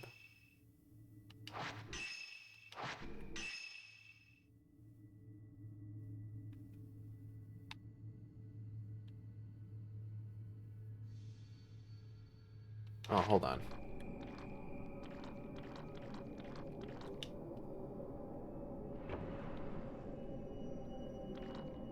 Like with Miyu, like I said, what you have to keep an eye out for is, you have to make sure that you take a photo of Miku at the lake. If you miss that photo, you get Miyu's, what is essentially Miyu's bad ending.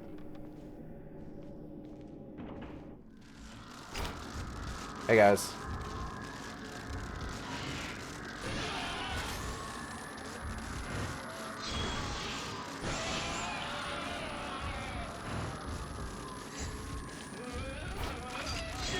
Fuck.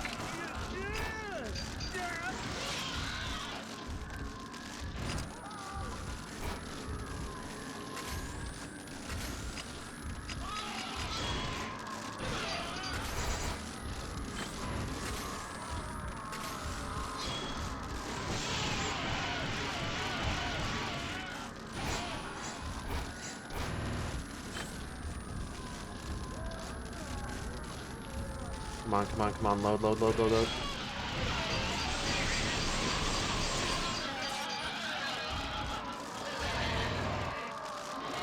And... boop.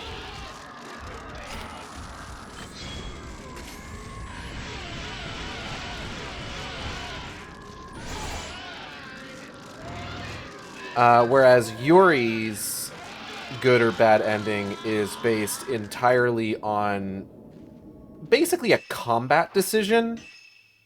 Like, you need to pay attention to, like, the state of the arena, I guess, that you're in when you finish the fight, which is a little bit trickier and a little bit more dynamic than just making, like, a binary choice. But Ren has two binary choices to make. Because, like I said, Ren basically is carrying Dr. Aso's soul around in him, and Dr. Aso was effectively betrothed to two different women for ghost marriages. How good of you to have come. One of those My dear Master Aso. was Shiragiku, the little white-haired girl Most welcome. that he made a promise to when he was also a child about her age.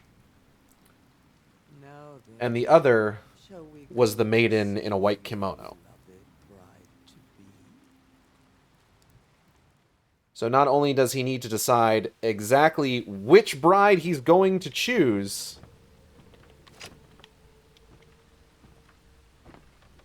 but then he needs to make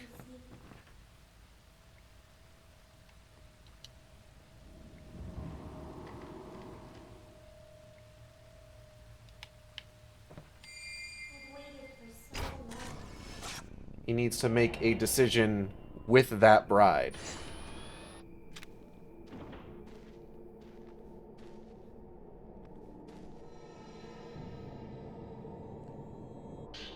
Shiragiku's Journal 4. This must be the white-haired girl's journal. Has she been waiting all this time as well? On Mount Kaguroi, the pillar chooses her partner. I chose him. I gave him my token, my soul. He took my soul with him, and he will bring it back. We can hide together, in that confining darkness, together, just like before. He will come for me.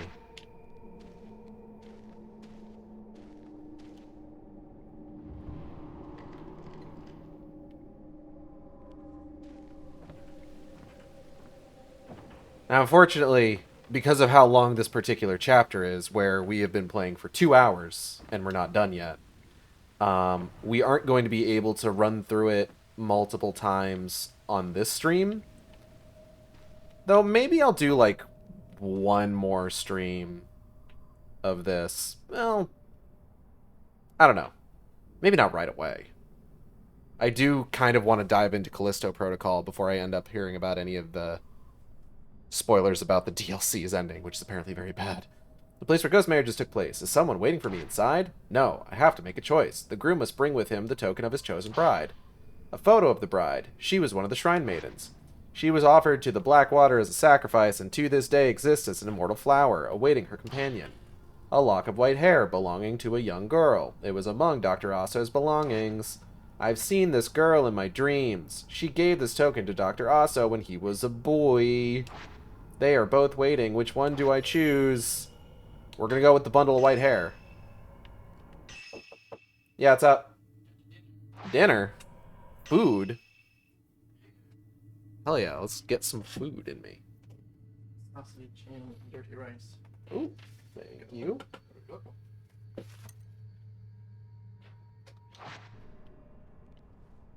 And also, I want to, because I haven't, like, upgraded anything with Ren's camera. I can't upgrade anything with Ren's camera, but that's fine. So we have chosen Shiragiku.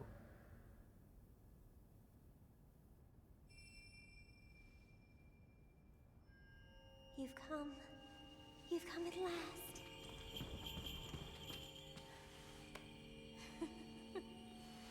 Come on, over here.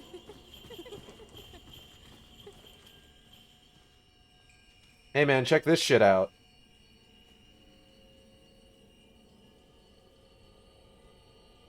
You want to see a dead body?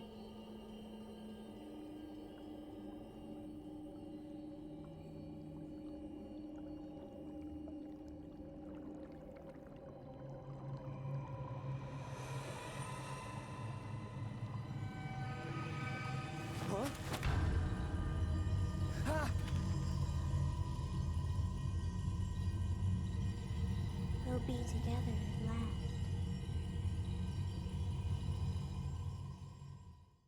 last. So here's what we do.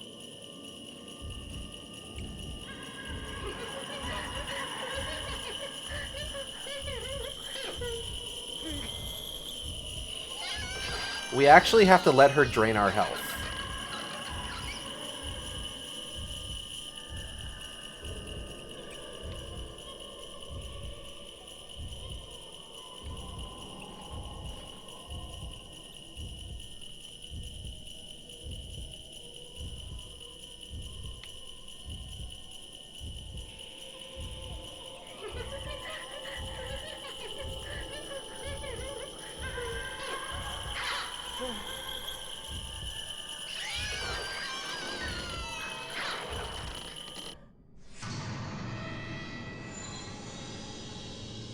Or not.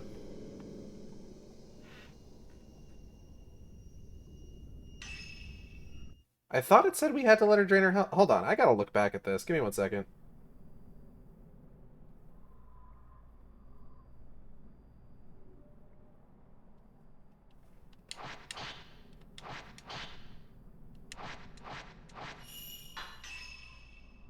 Bundle of white hair. To get this ending, do nothing when you enter the room where the ghost marriage is meant to take place.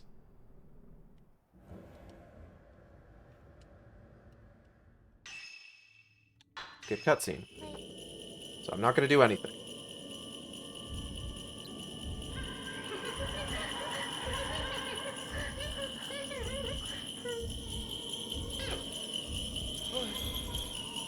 I don't... Okay, hold up. Hold up. I'm doing something wrong, clearly.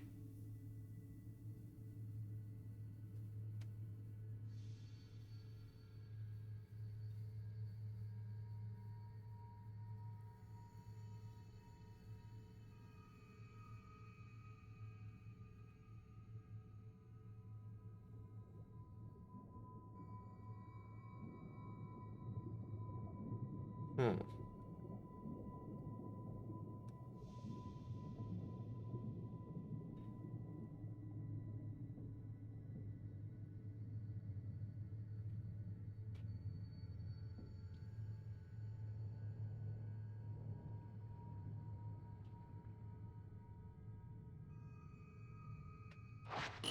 Maybe it's a specific attack that I need to wait for?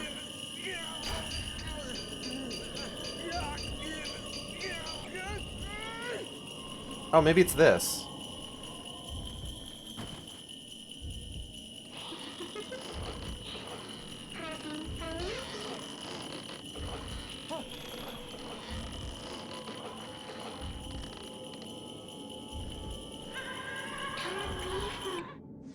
I'm not sure what... Okay, hold up. I'm doing something wrong, clearly.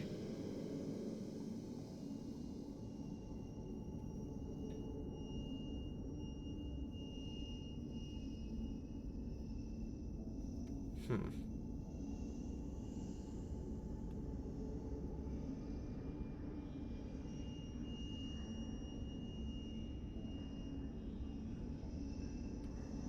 I just got home into Red Honjo, get a game over from just standing there. According to what I'm seeing online, that's what I'm supposed to do to get the ending I'm trying to get.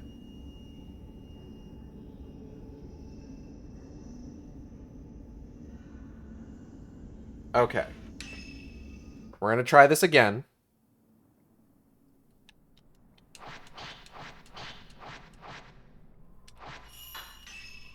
Bundle of white hair. We go inside. Skip the cutscene. And then I need to make sure that I am near the box.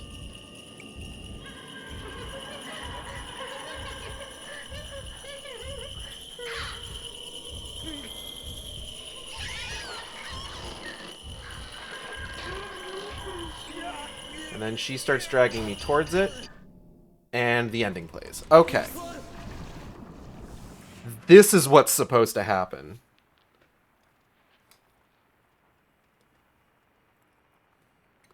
I've always been alone.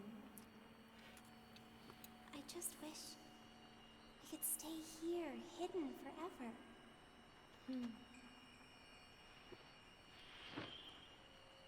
Oh, that's spicy. The food I'm eating, I mean.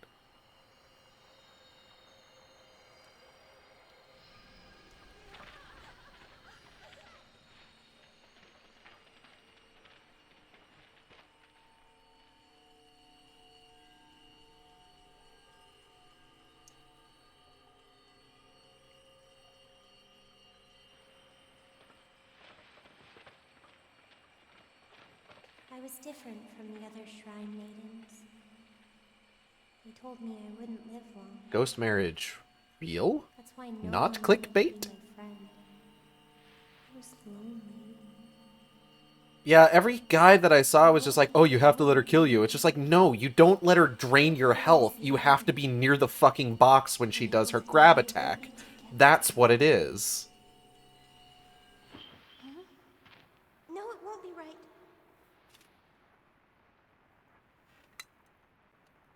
I cannot die.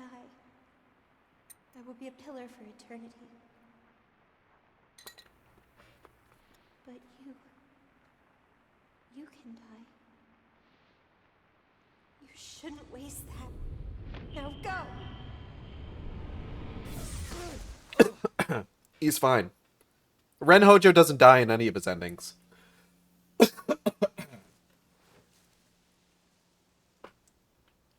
Excuse me. This food's kind of spicy.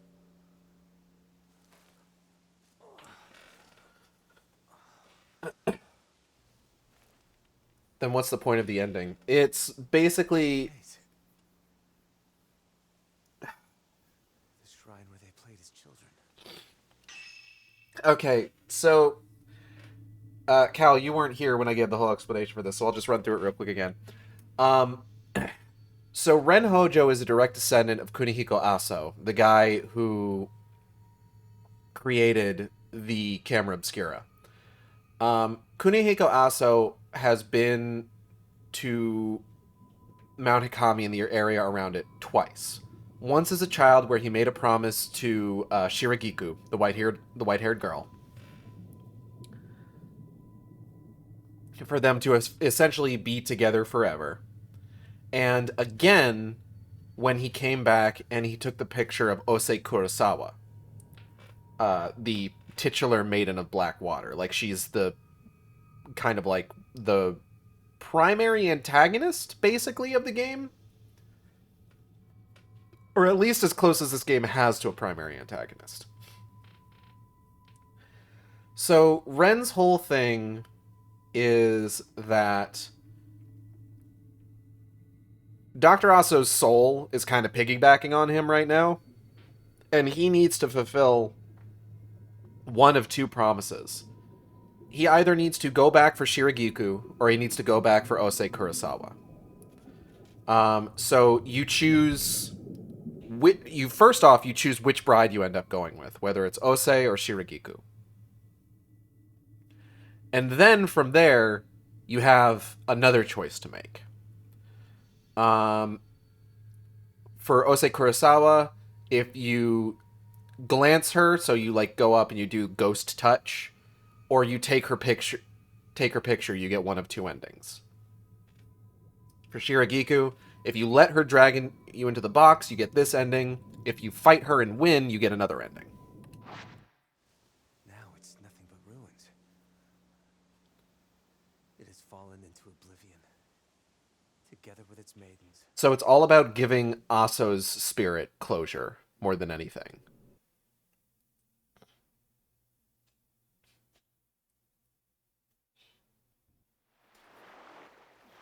But now we get to the real important one.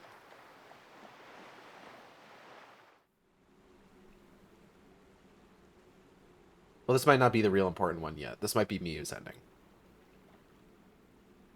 Yeah, this is Miyu's ending. So Miyu's ending is based on whether or not you take a picture of her mom on the shore of the lake at the end of her section. We did take her picture, so we get the good ending. Was to save my brother. Excuse me. To just bring him back. Or maybe I really wanted to return to the past.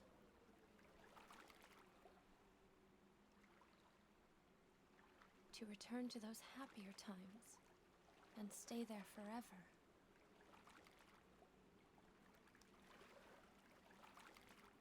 I wish I had someone I could cross to the other side with. At least you have Father. Who we're not going to discuss. We need to not discuss him. Do not talk about him. Drop this topic immediately, both of you.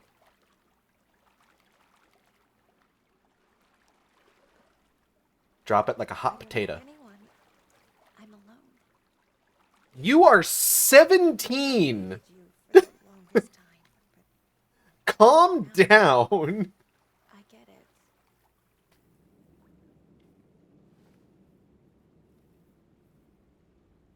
I'm alone. I'm so alone. You're not even like a fifth of the way through your life. Chill out.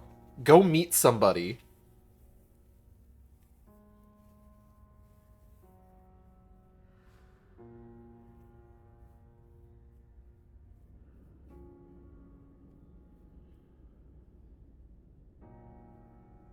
What happened to Hisako? Did you get me a fade? Don't go. Please. Do you mean mommy milkers? I won't. I'm not going anywhere. No, she's fine. Actually. Like, she's genuinely alright.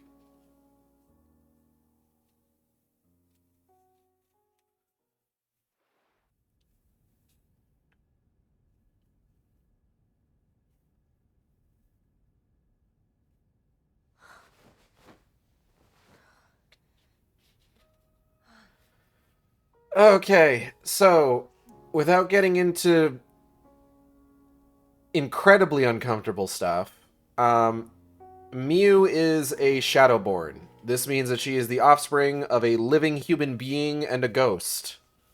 The living human being is obviously her mother. Don't ask who the father is. Don't ask. Don't look it up. I swear to God.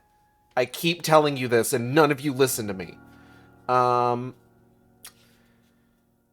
Now, this doesn't really mean too much for Miu herself, outside of the fact that she gets cool psychic powers and can see dead people.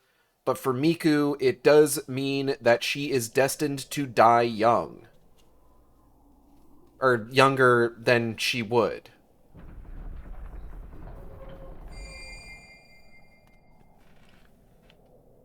So that's part of the reason that Miku abandoned her daughter with a friend of hers, basically.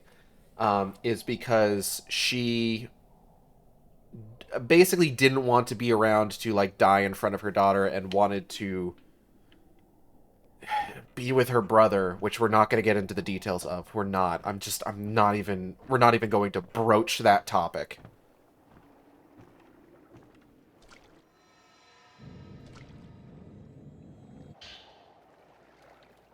But essentially, that's why Miku is kind of, like, being weird.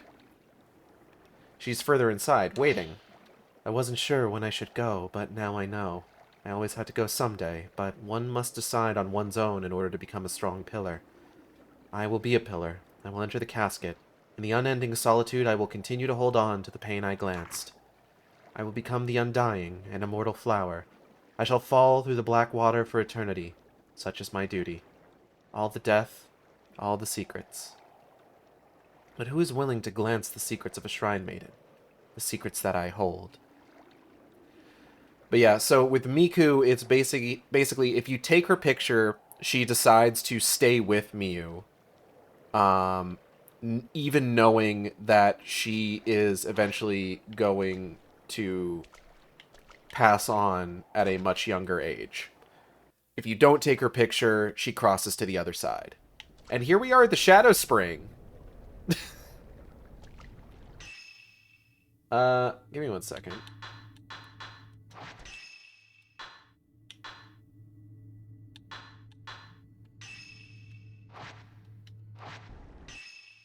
What is...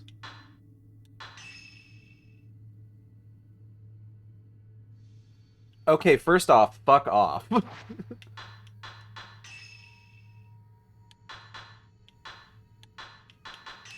General settings.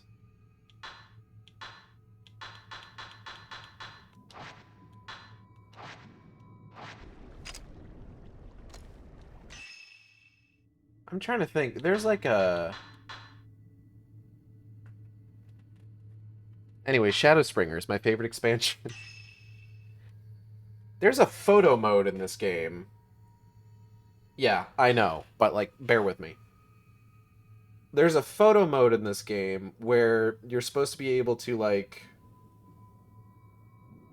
Here we go, snap mode.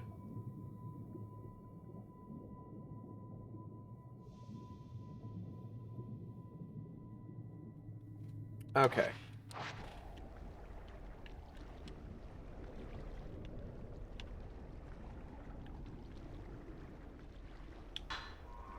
Ooh.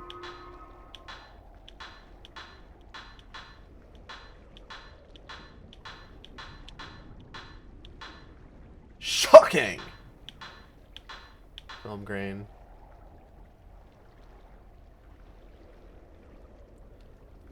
Character operation mode.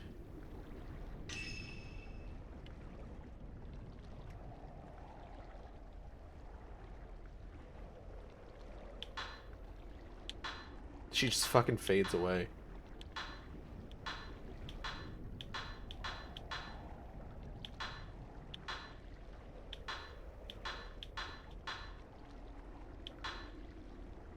Oh.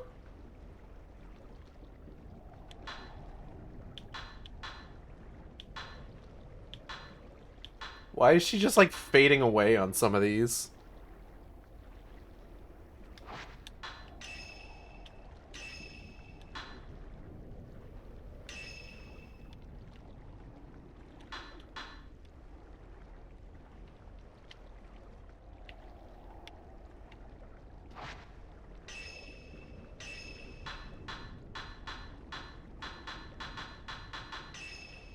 Oh. Woo.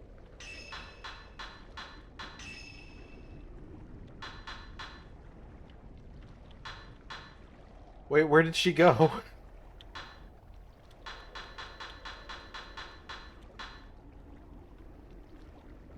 What?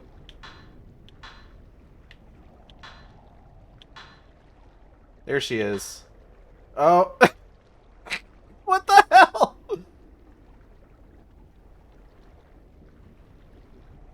Alright. Never mind.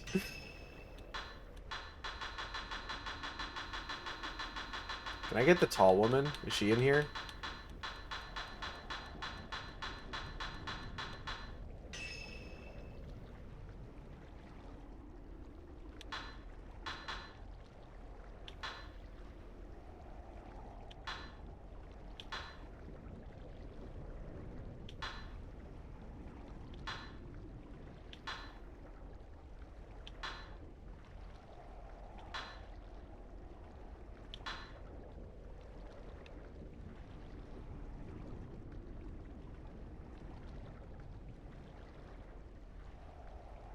Hey guys. Alright, hold on. I wanna... Oh.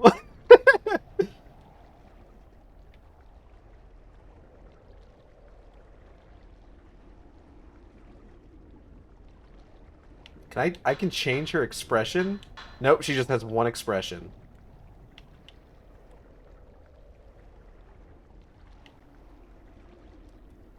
Alright,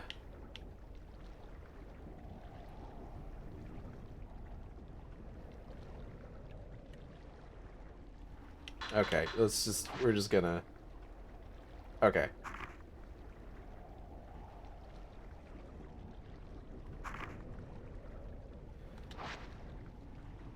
Is there like a way that I can like change lighting or anything? Operation speed.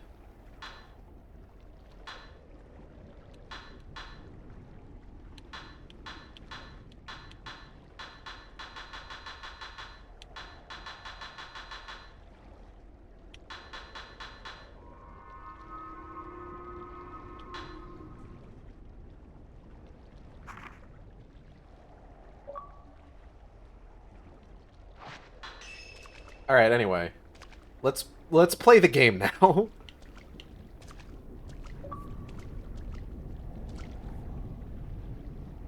Okay.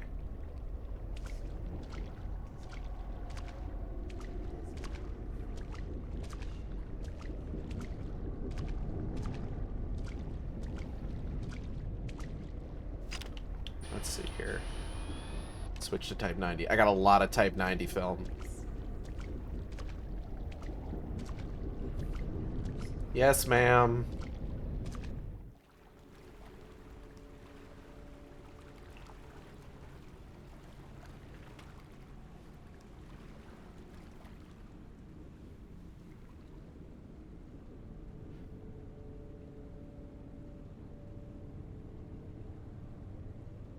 Hello?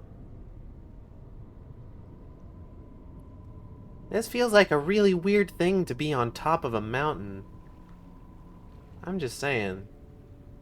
I don't think this place is that wide. You've made it here. Sure have. Oh. Hey, girl, hey. Nice flower. Ooh. There's no need to be scared. I don't know if scared is the word I would use. Join me in the black water. I'm gonna have to pass on that one, though. Hurry while I last.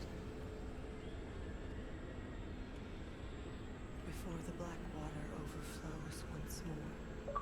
That's pretty cool.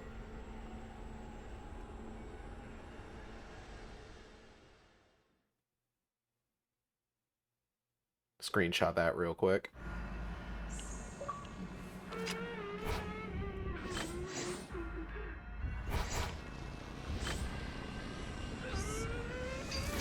Fatal frame. Fatal frame. Fatal frame. Fatal frame.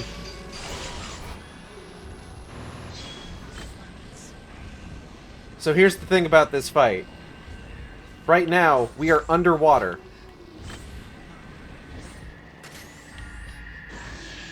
Better chance. Now, if we defeat her here, and then glance her soul, we will get the bad ending. This is an important detail. Because we don't want that to happen. Fatal frame. Fatal frame. Fatal frame. Fatal frame. Ooh, fatal frame.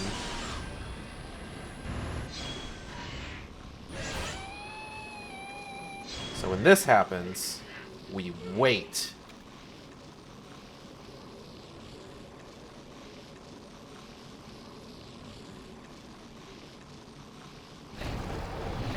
And now we're above water. And she has a completely different set of attacks.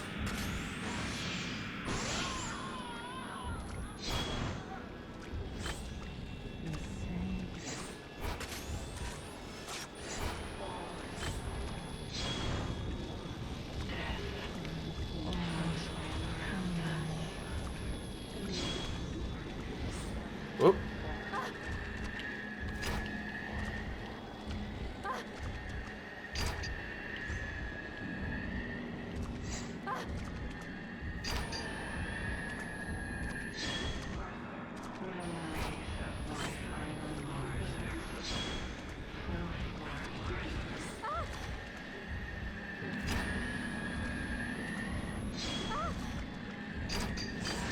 Fatal frame.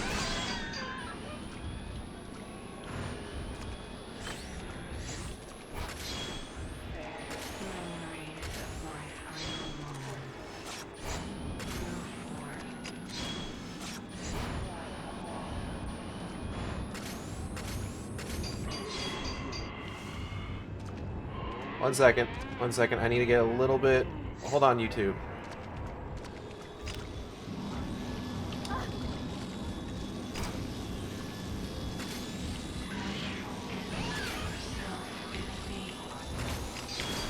Fatal frame. Fatal frame. Fatal frame. Fatal frame.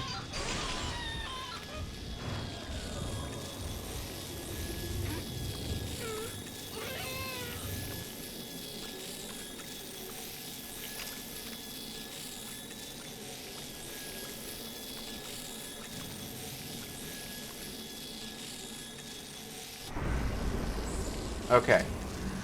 So I think now that we've done one round of each...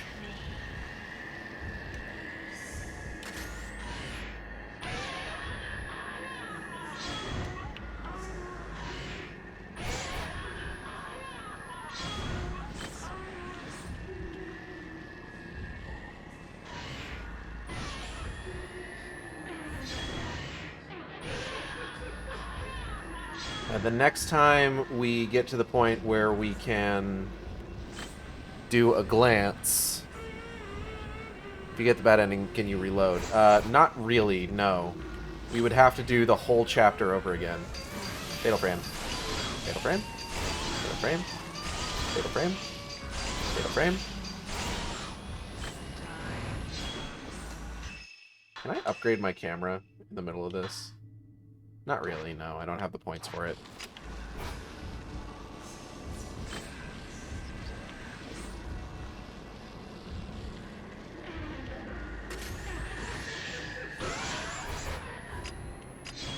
Take your picture real quick.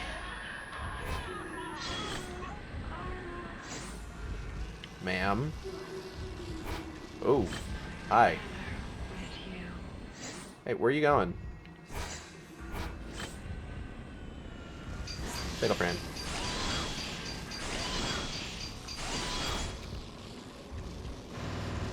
So I think now I should have the option to glance her if I want. Actually not giving me the option. Oh, wait, there it is. But we don't want to do that now. How close do I need to be? Oh, hi.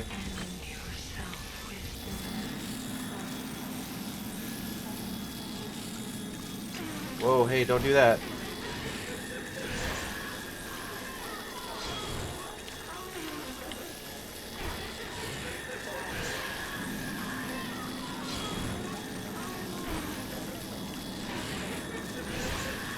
Ma'am, I dislike this thing that's happening right now. I'm gonna be real with you.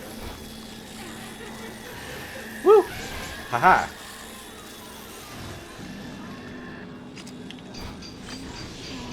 Fatal frame. Fatal frame. Fatal frame!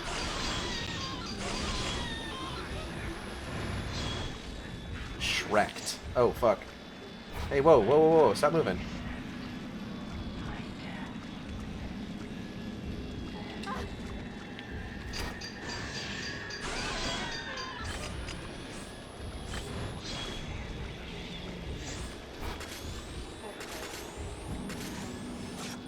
That's most of them. Last few.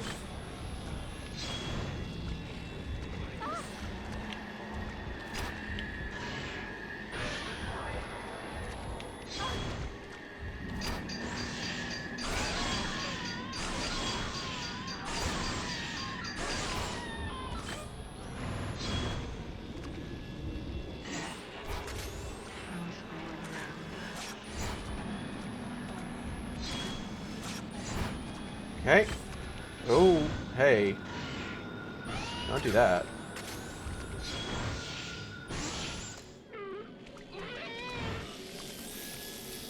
And touch.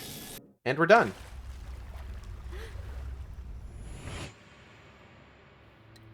He left the mountain. I too must leave. I am a pillar. I must fall through the black water. Forever. Sounds like a shit deal if you ask me. That is my duty.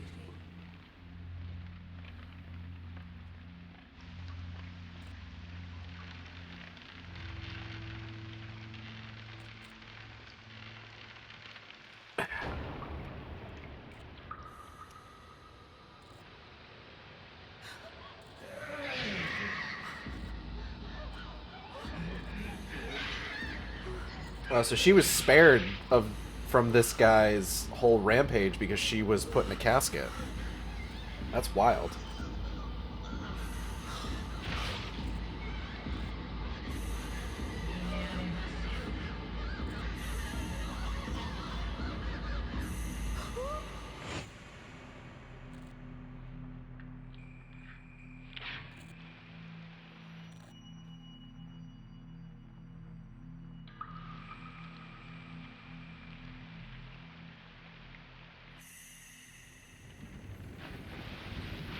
Bleh, bleh, bleh. Blackwater, sputter, hell, damnation.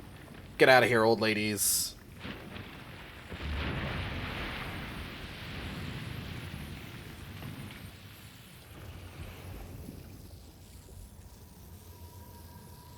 I will keep falling down. My heart is filled with those final moments. I am dying over and over, forever, alone. Someone, please, accept me. Uh-huh. Yeah, alright. Have you considered not interrupting the cursed ritual with an axe murder spree? I don't think it had crossed his mind, honestly. I believe he was pretty adamant about the axe murder spree.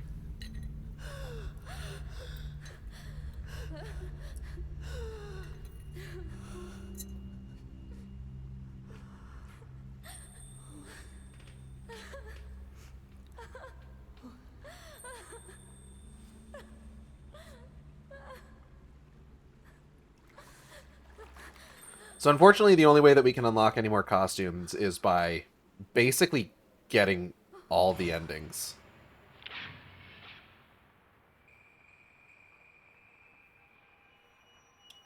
Which, as I mentioned, since we would have to play through this all over again, and it took us nearly 3 hours to get here, not particularly a doable option at the moment. Hello, Nero Sky High. Welcome to the Shark Stream. Game Shark time. I am the Game Shark. Those words were too powerful for me. It's me. They were. I'm the action replay. I did not want to die with him. I wanted to live with him. Damn.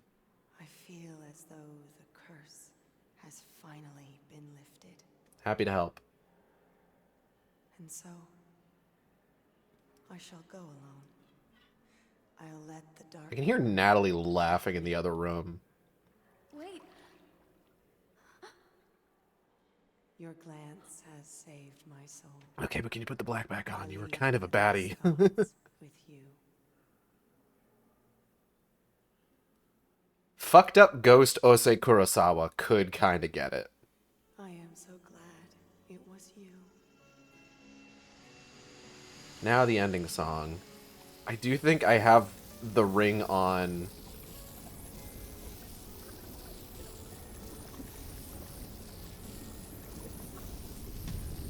So it is going to be in this cage, because I forgot to take the ring off when I was undoing costume stuff.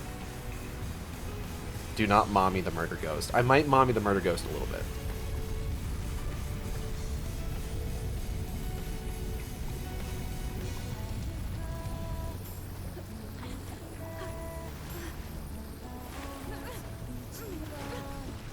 Yuri Kozukata, you gotta get out of there! Or, well, nope. Nope, it's fine. Yep, you're okay.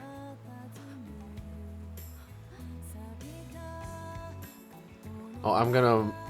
This is considered the tie-in song. Mommy Hisako instead. Oh, I'm gonna mommy the murder ghost. I'm gonna mommy the heck out of her.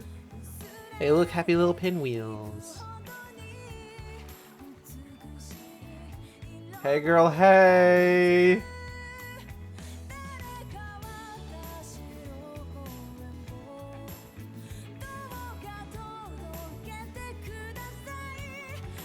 Mommy? Sorry, God.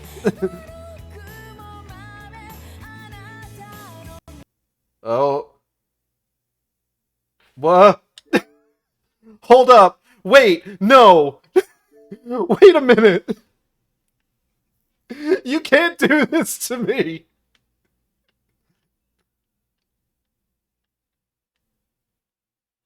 Wait just a fucking second.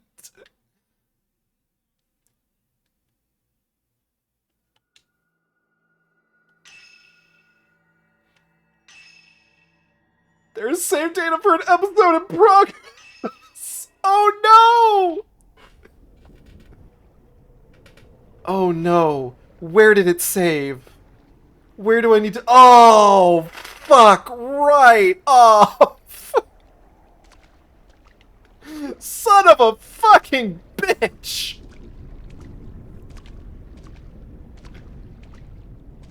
That is upsetting.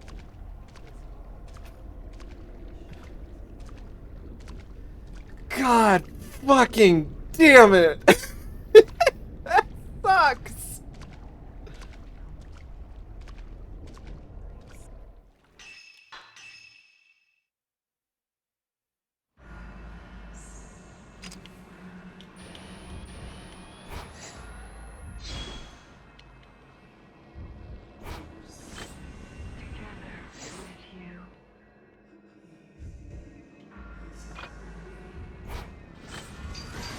Fatal frame. Okay, let's go again. Let's go again.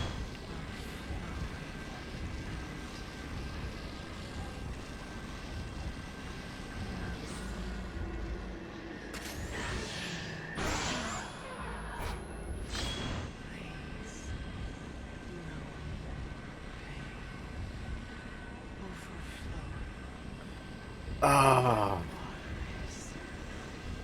That is just the worst.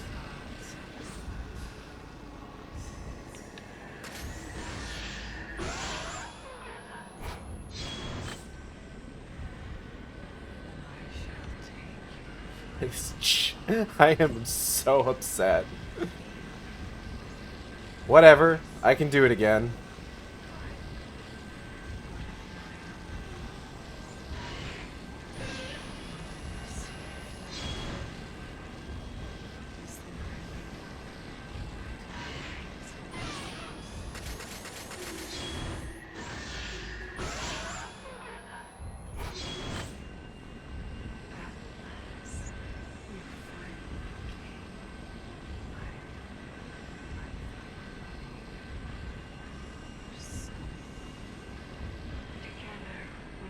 There she goes.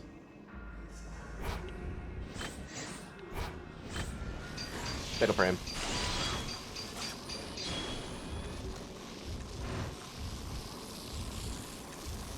Yeah, glancing isn't an option right now, right?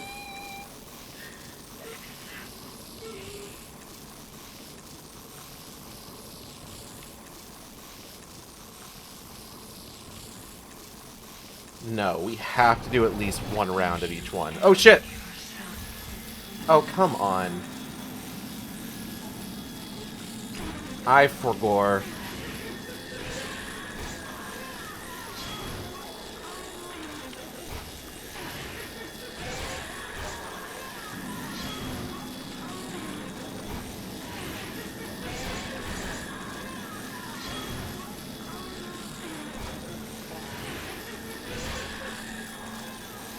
Let me go.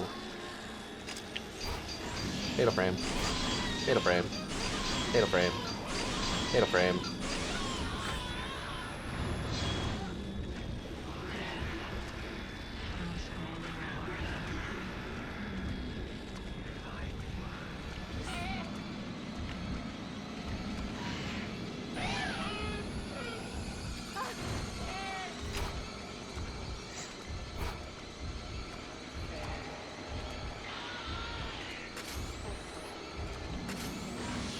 Shadow chance.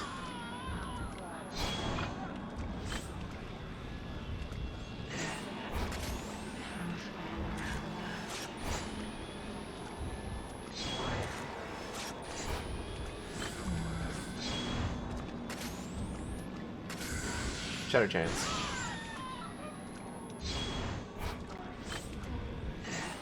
Ah, boy.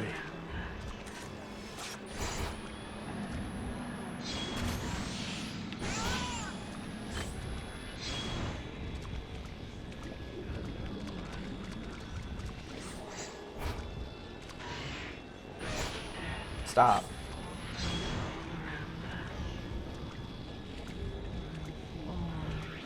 Ooh. Shadow Chance.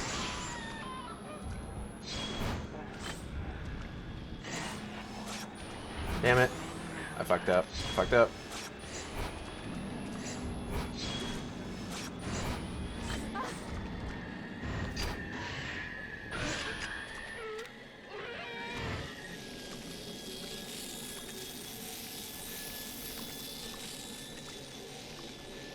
Okay. Second round, let's go.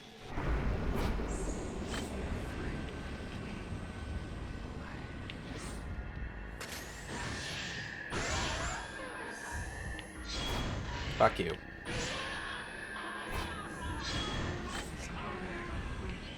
Oh, there she goes. Fatal frame.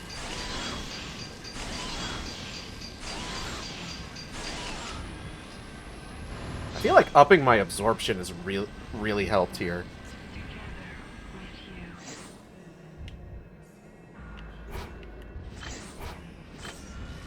Fatal frame. She just wants a hug, that's all. Who am I to deny her big huggies? Wait. Roll that back. Undo that. I regret the bit.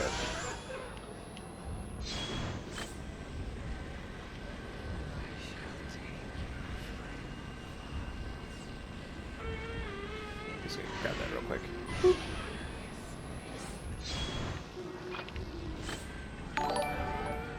Whoa! Fuck! I got distracted by the follow, but Nero Sky High 2, thank you for the follow!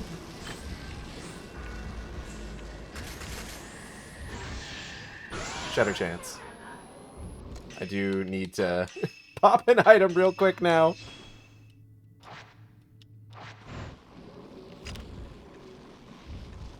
Alright, so let's make sure...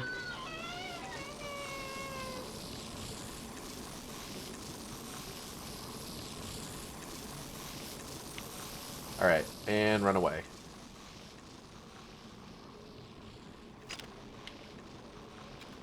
Because I don't want to be near her.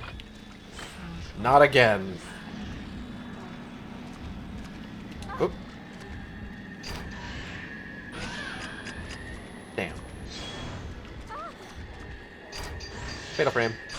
Fatal frame. Fatal frame. Fatal frame. Oh, and I'm gonna want to use my cool stuff now. Not yet. Not for this.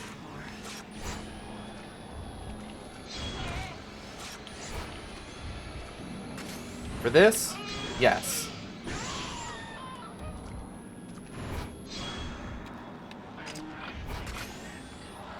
Oh shit.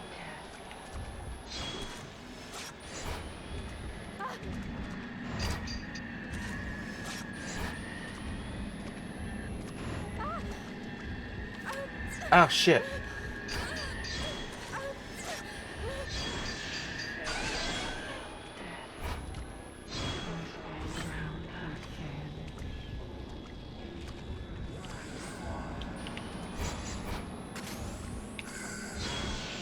Shadow Chance.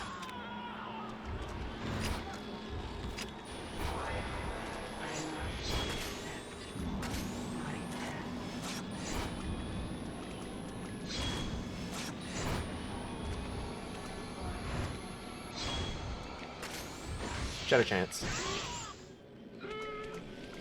Ooh, don't you dare.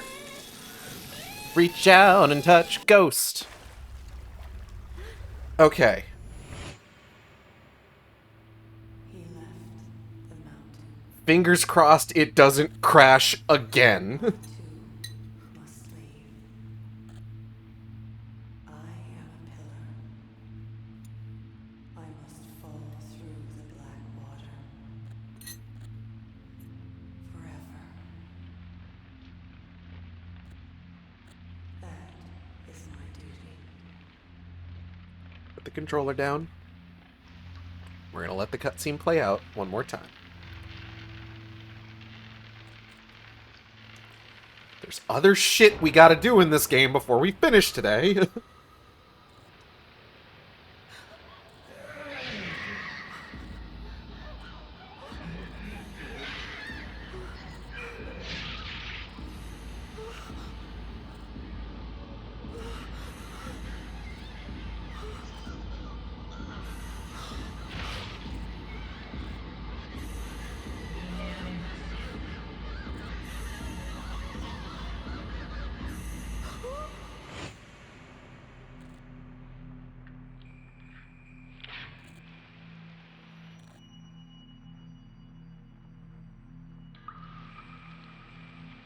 Yeah. Cal, thank you for the $3 donation.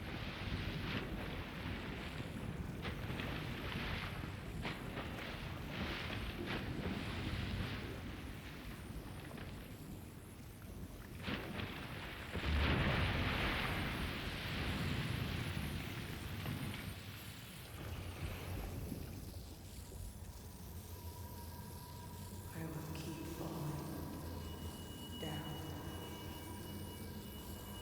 My heart is filled with those final moments. I am dying over and over, forever, alone.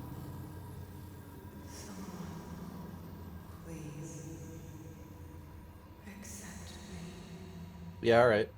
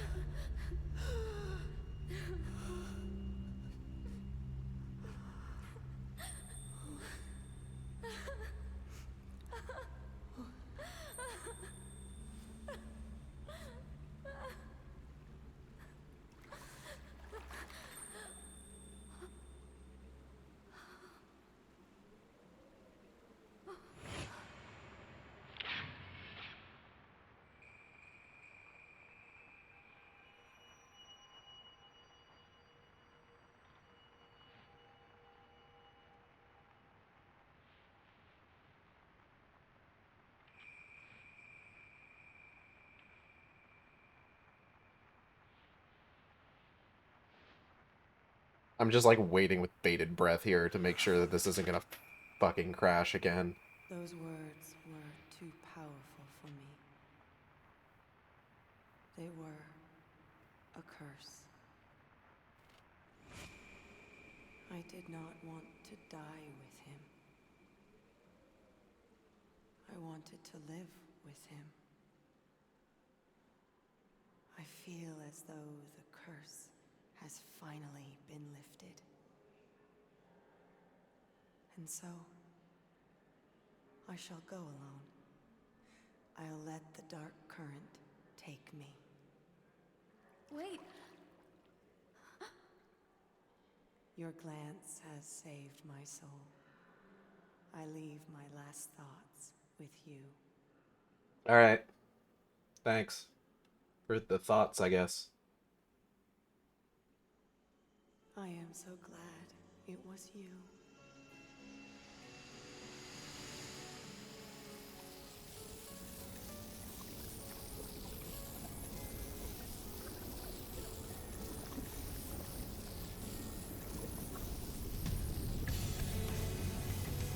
It's in this cage because I have the in this cage ring on. Because I forgot to take it off before starting the level. What if in this cage is what's causing it to crash? Wouldn't that be kind of hilarious?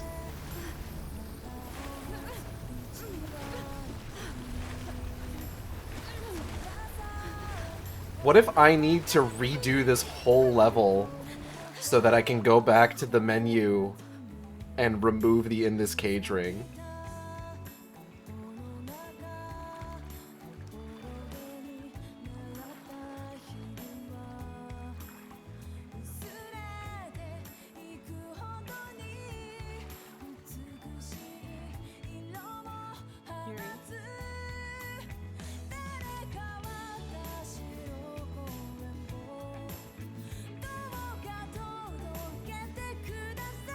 Mommy? Sorry! God damn it! Again!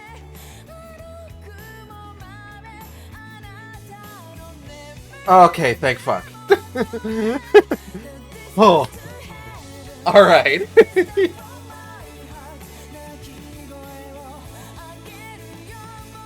So that's Fatal Frame Maiden of Blackwater, but we ain't done yet.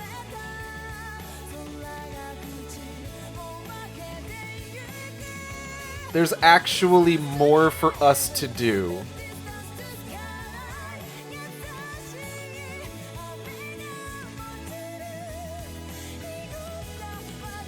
Because here's the thing. If I recall correctly, this used one of the Dead or Alive game engines in order to run. Kind of similarly to how Capcom is doing like RE Engine for everything right now. Or how like, oh god! Cal, don't. Yuri and Miyu have 2 endings and Ren has 4. No, I know. I'm aware. This has been discussed already.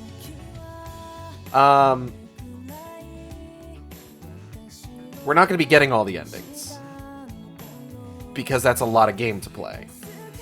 But like similarly to how like the RE engine is being used for everything for Capcom, and how back in the day, EA used the engine that they used for Dead Space for a lot of games. This game uses one of the Dead or Alive engines. And one of the things... Hey, which ending has the reveal about Miyu's father? They all do. Like, don't look that up. Don't ask about Miyu's father. Don't worry about it. Anyways. So one of the things that using the same engine across multiple games does is that it allows you to just kind of like drag and drop characters from other games that use that engine into other games that also use that engine. Like I said, they did this with Isaac Clarke way back in the day. There was a lot of crossover content for Dead Space where they just kept putting Isaac Clarke in video games. It was kind of weird, honestly. But Fatal Frame Maiden of Black Water has a few extra levels for us to run through. A couple bonus chapters for us to check out. What's the credits end, that is.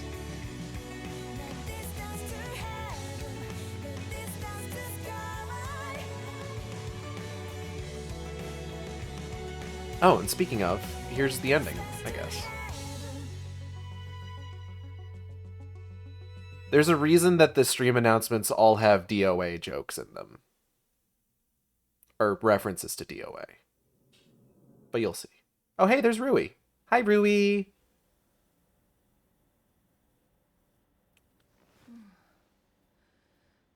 You still pining over pathetic men? Yeah, she is. She's down bad. Don't get up yet. Stay there. You need to rest.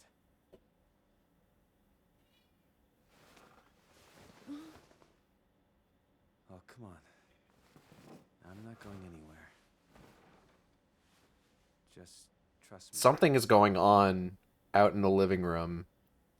It sounds like Calamity has done something.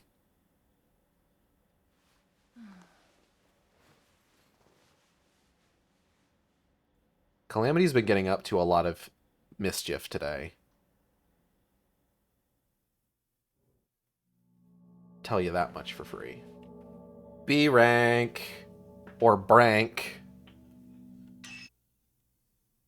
We did it. Fatal Frame, Maiden of Black Water.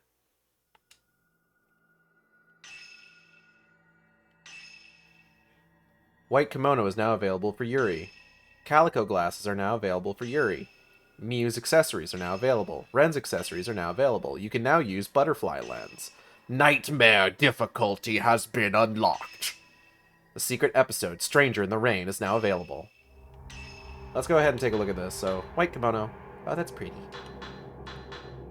And, remember the English catering. Calico glasses. Very nice. Got Ren Hojo. He doesn't have anything new. He's got fox ears. Fucking furry. Fox tail. Look at me calling someone a fucking furry. I can do that because I am also a fucking furry. And Miyu, she got cat ears. I like how Mew's cat ears is like a fancy headband accessory, but like Ren has like real ass fox ears. It's very funny to me. Also, cattail. There it is.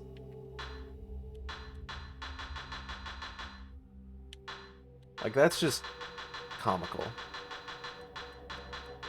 Anyways, Yuri has a bunch of other stuff to unlock, as does Ren and Miu, but we have to get, like, all the other endings.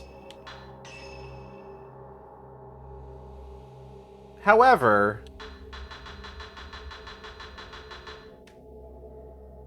first thread, Ayane, find Tsumugi. Ayane undertakes a quest to search for a girl named Tsumugi who has gone missing. Following her trail, Ayane makes her way into the abandoned inn and encounters the impossible.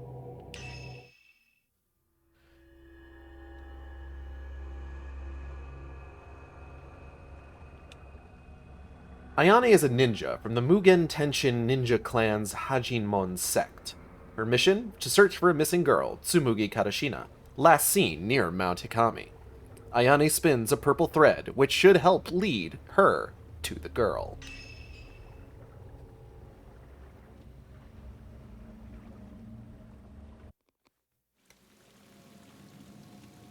That's right.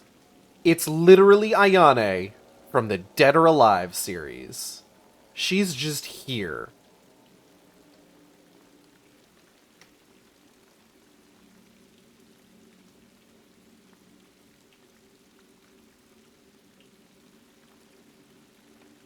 It's pitch black. Don't you mean Ayane from the Ninja Gaiden series? No.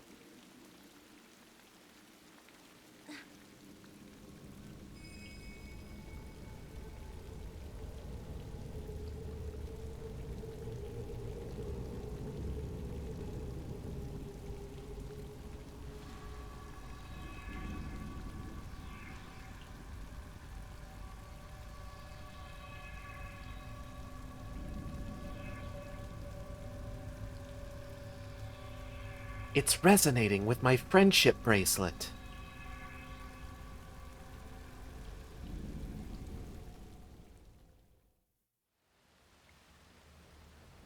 The forbidden spaghetti. Tsumugi, the purple thread seems to lead to that abandoned inn. I hope I'm not too late.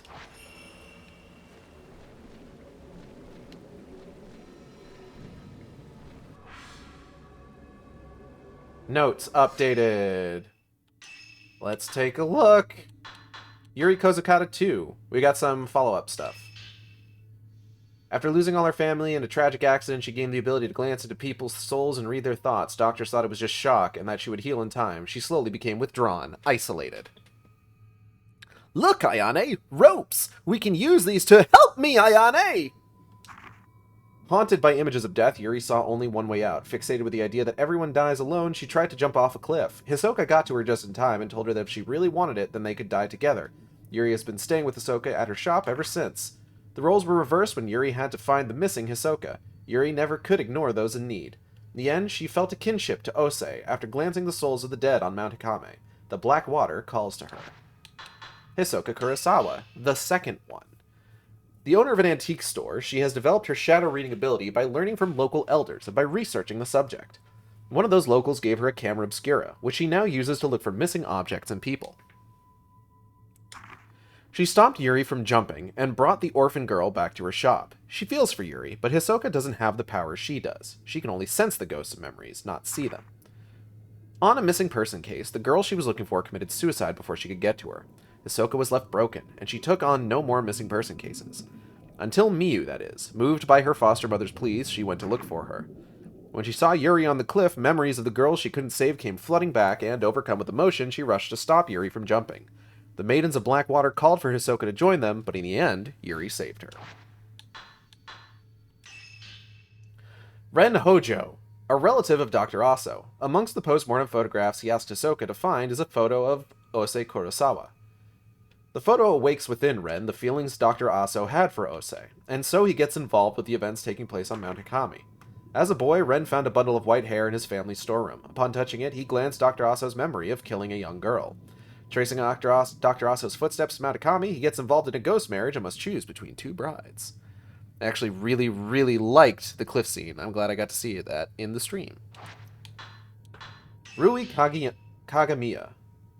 Joining Ren as his assistant, Rui found herself on Mount Hikami. The investigation proved more dangerous than anyone suspected, and she was spirited away. After being rescued by Ren, Rui feels a deep desire to always be by his side. Fucked up, if true. Miyu Hinasaki. Miyu's strong shadow reading abilities are a hallmark of the Hinasaki bloodline. Miyu is a Shadowborn, a child of a human and a ghost. She was raised by the Iyamas ever since Miku went missing when Miyu was only 3 years old.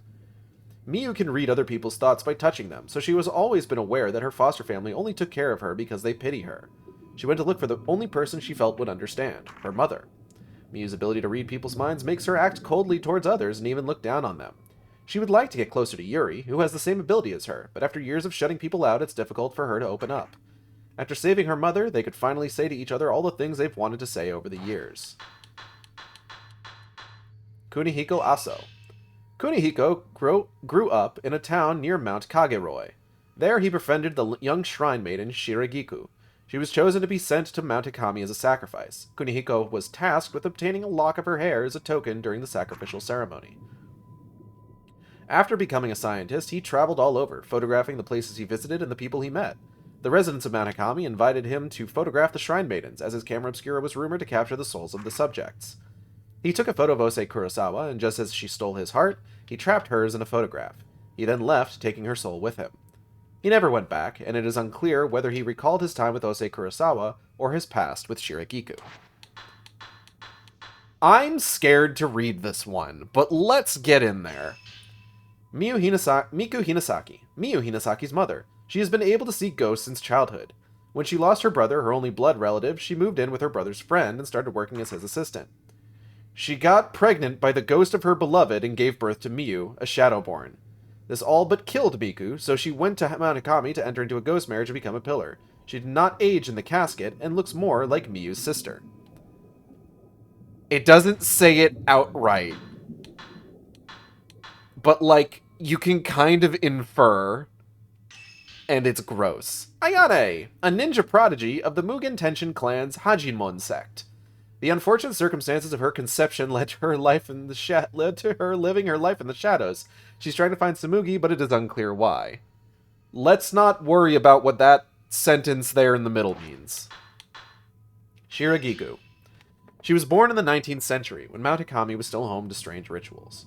She was born with psychic abilities, however she was very frail and she was not expected to live long. She had once been gravely ill and nearly died, but managed to recover. The unfortunate circumstances of her conception. Really, Ayane? Want to talk about that? Let's not. She was sent to Mount Hikami so that she could be made into a pillar. It was said that those who were close to death could not die and would make for stronger pillars. Mount Hikami often recruited girls from other shrines to become pillars. Shiragiku chose Kunihiko Aso, her only friend, to cut a lock of her hair as a token during a special ceremony. When Dr. Aso grew up, he came to think that the surreal ceremony was just a dream. He visited Mount Hikami as an adult and passed through the Shrine of Dolls, but did not sense Shiragiku's presence. Shiragiku, now a pillar deep underground, waited for the one who had her token. Until then, she'd played with the ghosts of children killed on Mount Hikami. Ose Kurosawa. Ose had exceptionally strong psychic abilities. She had been chosen to be drowned in the Shadow Spring as the main pillar of the faith. So that she did not just disappear, she needed to enter into a ghost marriage. A votive picture was commissioned. Rumors of Dr. Aso and his camera obscura, which could capture the subject's soul, had reached Mount Hikami, and so he was invited to take a photo of Ose. He fell in love with her, and she reciprocated. He then left the mountain, taking with him a fragment of Ose's soul trapped in the photograph. As Ose was shut in the casket, still yearning for Dr. Aso, Kyozo Kururugi was killing the shrine maidens, releasing the pain and anguish they had taken from others. Those dark thoughts entered Ose, causing her casket to burst open the black-watered flow. The mountain was consumed by the accursed waters. Ose, destined to endlessly relive those shrine maidens' last moments alone in the dark, withstood the pain for a time, but she will not last much longer. The protective seal surrounding the mountain has long been maintained by turning local girls into pillars. Ose knows that she will soon fade, and so she uses her powers to call Yuri, a kindred spirit, and Ren, in whom part of Dr. Aso lives on. There's still more. The Shadow Spring. A vast spring of dark water accessible through the shrine on the water. black water is said to be from the netherworld, to which the Shadow Spring is an entrance. The dark sun hangs in the sky above, illuminating the murky waters with its eerie orange glow resembling the dying rays of light at sunset. This light lures people towards it until they vanish into the endless dark. I feel like Japan has a lot of entrances to the netherworld just based on the Fatal Frame series. They may want to get that looked at. Maybe fill those in like a pothole. The dark sun. The forever setting sun that bathes the Shadow Spring, the border between our world and the netherworld, in its glow. It only reveals itself to those who are seeking death. Its haunting beauty guides them to the other side. The souls of the people who follow it to the Shadow Spring resemble shadows, gazing up into the dark sun as they slowly vanish from our world. Yeah, they said add a gate to hell here and there. Should we, like, put a sign on these or something? Nah, it's fine. Nah, leave them open. Your boy needs them hot murder ghost milfs. Shrine Maidens 2, the sequel to Shrine Maidens 1. Shrine Maidens were central to the Mount Akami faith. They would accompany people who came to the mountain to end their life and be witnesses to their last moments. Pilgrims would choose a maiden before entering the mountain. The maidens would absorb their feelings and thoughts. After a time... Ooh, God, my neck. Hold on. Ooh. After a time, the maidens' hearts would overflow with these emotions. They would take that pain with them into the caskets and reliquaries, which would then be sunk into the water. Long ago, a man called Kyozo Kururugi killed the Shrine Maidens, and their bodies washed up into the pool of purification, tainting it with their blood. This resulted in them becoming beings of the netherworld. They continued to ensure those who came to Mount Akami die a proper death. A few of the maidens survived and left the mountain. It is said that they settled in the villages at the foot of Mount Akami, and that their abilities live on in their descendants. Woo. Neck hurt. Okay, so these are the endings that we got. Like a good chunk of characters in this, these games are just assholes. A little bit. Bride from Blackwater. Having absorbed the thoughts of countless ghosts, Yuri feels the mountain calling for her. She makes her way towards the Shadow Spring. Following her is Ose Kurosawa of the Immortal Flower. As Yuri touches Ose, she shares in her immense pain and solitude. Ose, finally freed from her grief, returns to the Shadow Spring alone. Entering her casket, she takes with her all the black water which had spilled out onto the mountain and eternally fall into its depths. Yuri leaves the mountain with Hisoka. In the Reliquary. Ren roams Mount Akami following Dr. Aso's memories. The trail leads him to his own ghost marriage. The bride Ren has chosen is waiting for him in the house of joining. It's the white-haired girl, Shiragiku. They enter her reliquary, where Ren turns into a young Dr. Aso. In this way, the vow he made to her is fulfilled. Now, Shiragiku remembers the first time they met, and pushes him away, choosing to remain alone as a pillar. Ren wakes up outside Kagiroi Shrine, where Dr. Aso used to play with Shiragiku when they were children. Waking up to dreams! Miyu and her mother watch the dark sun as it sinks into the black water. Miku promises never to leave Miyu again. Miyu wakes up. Her mother is there next to her. They embrace, each making sure the other is really there, even if it's just for a while. Okay, let's go, Ayane. What kind of girl trot you got? It's a pretty decent girl trot.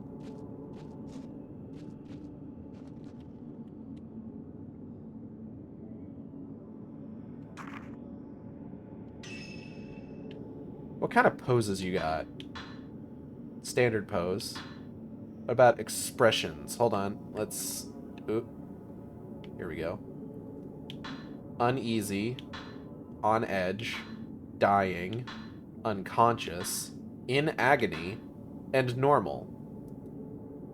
You know, the exact same kinds of expressions that everybody has. Hold on. Fuck. Alright, holding light. She's got a cool flashlight.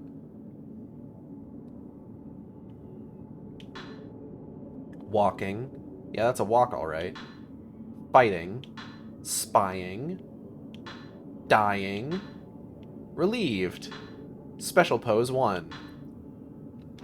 She's only got one special pose. No more, no less. Anyways. Yeah, as we switch through the poses, you could really tell this was made with the goddamn Dead or Alive engine. Only one Naruto jutsu? Sheesh.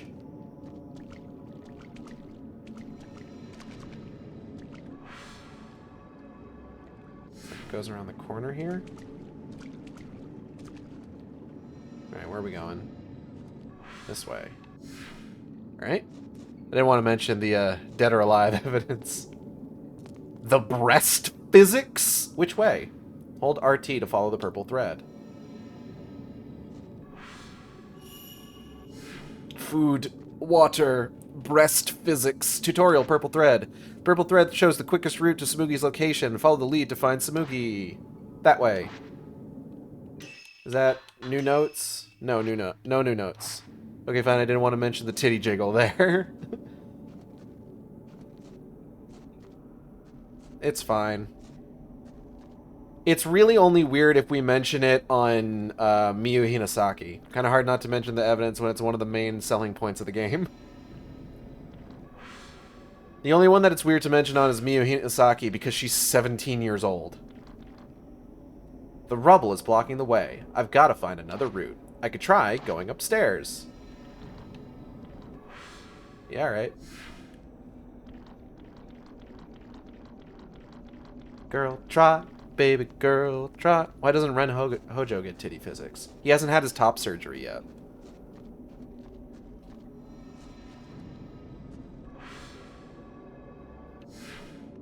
You gotta give him time.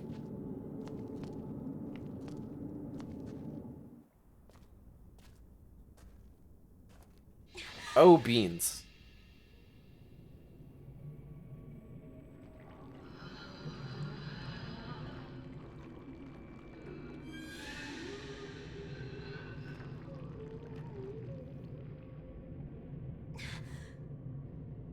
What's up, Ayane? Scared of ghosts? There's another one.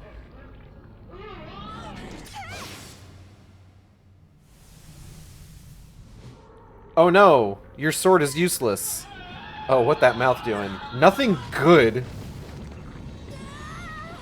Hey, one of those hands copped a feel.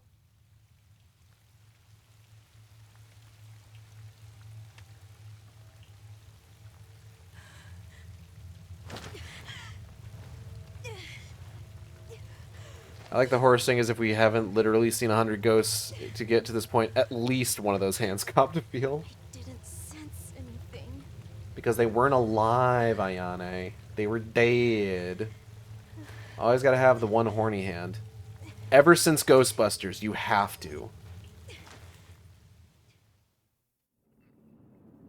Ayane agreed to look for a missing girl named Samugi. Stealing herself into the abandoned inn on Mount Akami, she was severely wounded by a malicious ghost. How can she fight off these supernatural foes? Ayane made her escape, realizing she may need the help of forbidden magic.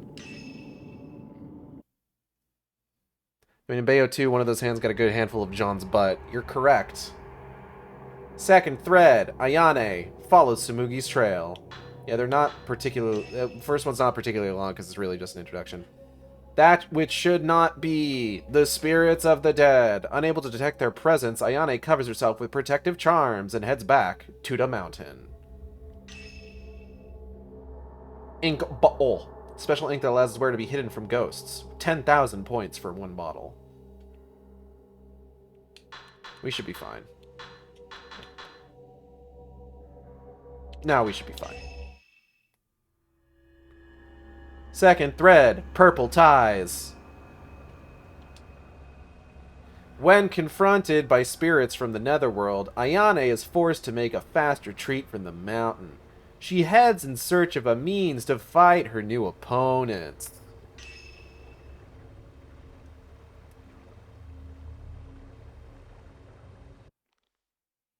Yeah.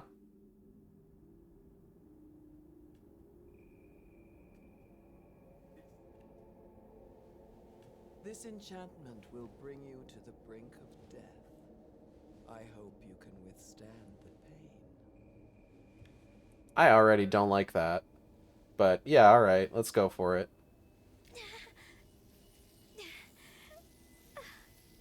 I'm no stranger to pain.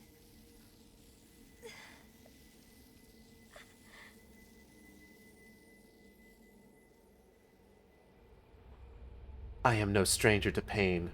But do we have to use the scalding hot ink? This seems like a very bad choice. And that brush must hurt like a bitch. Like a batch. Botch. Anyway.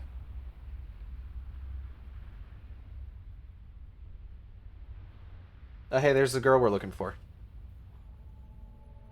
Just hanging out on the cliffside, swinging her legs. Do you hate your sister?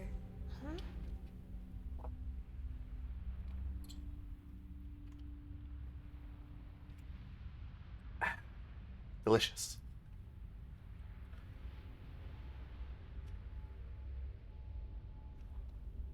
Do you hate yourself? Hell of a thing to ask somebody. Ah. I see what we're getting at here.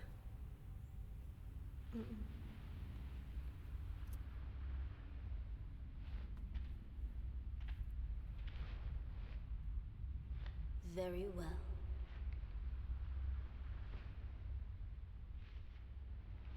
This will make you stronger.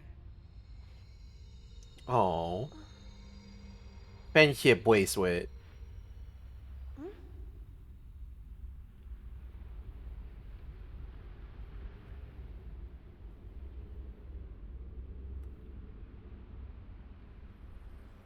Ayane, dead or alive, will now take a mortal blow for you.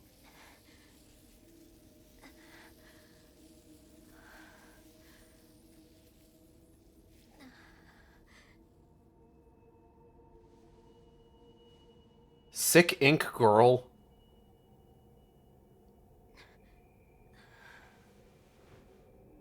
Oh, cool flashlight. What's this? Go on, take it. Those who reside on the mountain, they cannot stand the brightness of the Spirit Stone flashlight. That's what the dude in the last game had.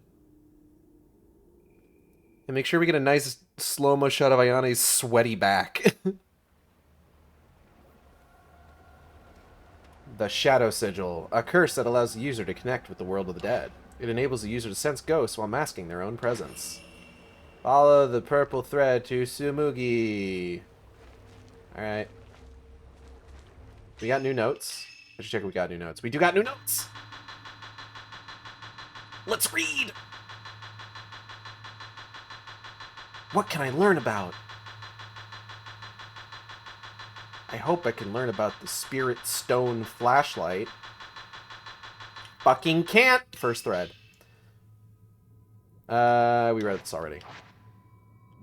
Wait, hold up. Can I learn about it here? No. Collection. Good lord, never mind. Alright. I sense something. I feel it. It's different from before. Tutorial. Spirit filament. The spirit filament will react to a ghost presence to indicate its status. Blue. Unaware. The ghost is completely unaware of Ayane's presence. Yellow. Searching. The ghost has sensed Ayane and is looking for her. Even when they cannot see Ayane, ghosts can hear her if she makes a noise. Red. Attacking. The ghost knows where Ayane is and is ready to attack. Walk up to the spirit.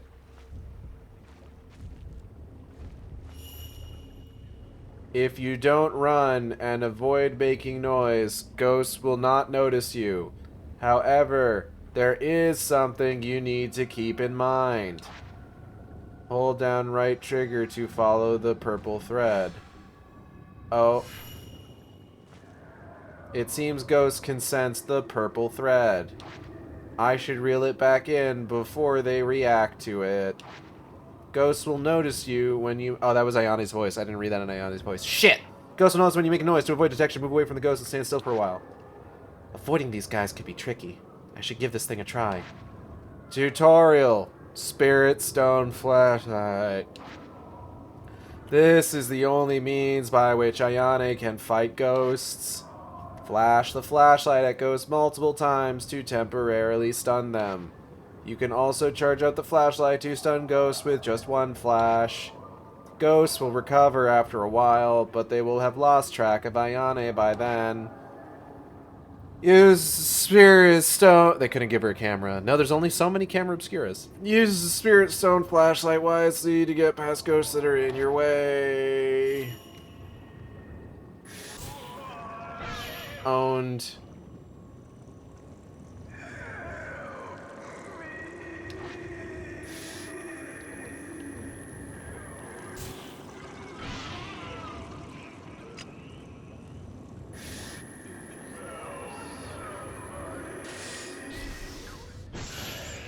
Owned.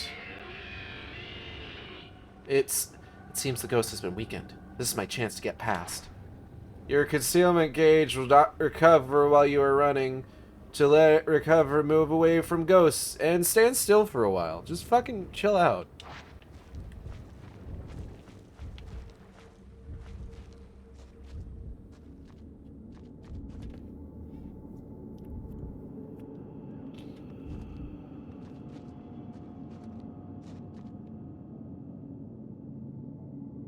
I can't sense it anymore. With the flashlight and the shadow sigil, I'll be able to get Samugi out of here. Dope as hell.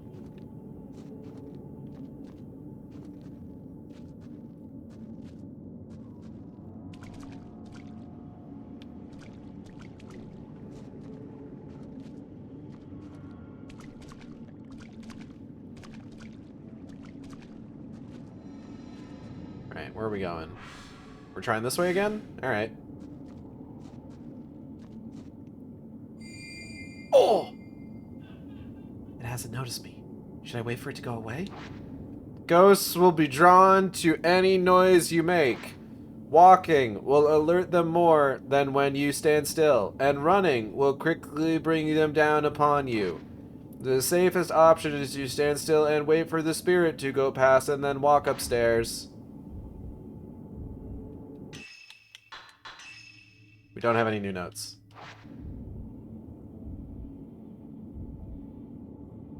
Hey, Ghost. Hey, Ghost. Hey. Ghost. Hey, Ghost. Hey, idiot. Nice ectoplasm, dumbass.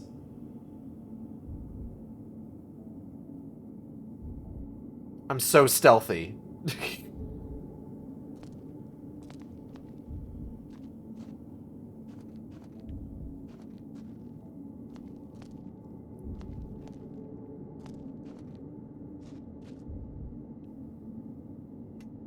Hey, Ghost, want to go on a date? I can sense there's 3 of them. If ghosts get too close to you, even if you don't move, your concealment gauge will go down, and you'll be spotted. Sometimes, you may have to quietly approach a ghost to stun it with a Spirit Stone flashlight. Try not to attract the ghost's attention. Where is it? Are they all in this room? There's one. I'm just gonna grab this real quick. Oh, shit.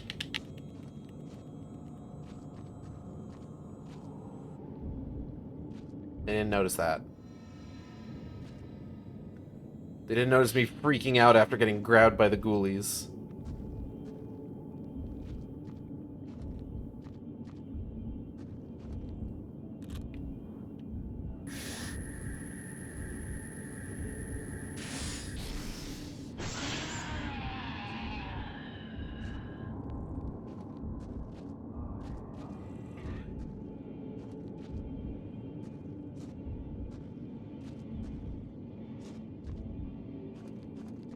Item.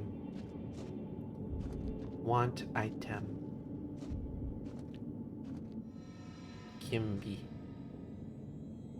Item get. I'm doing really good at not attracting attention to myself, which is kind of incredible given my outfit.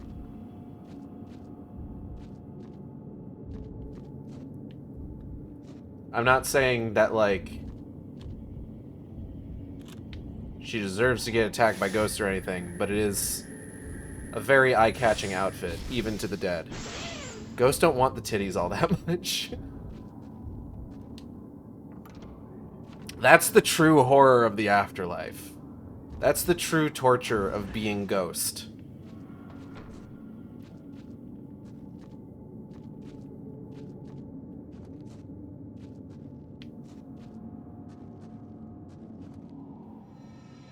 Mirror stone. Gimme. Alright, where am I going? That away. Girl trot, baby girl trot. Girl trot, baby girl trot, baby.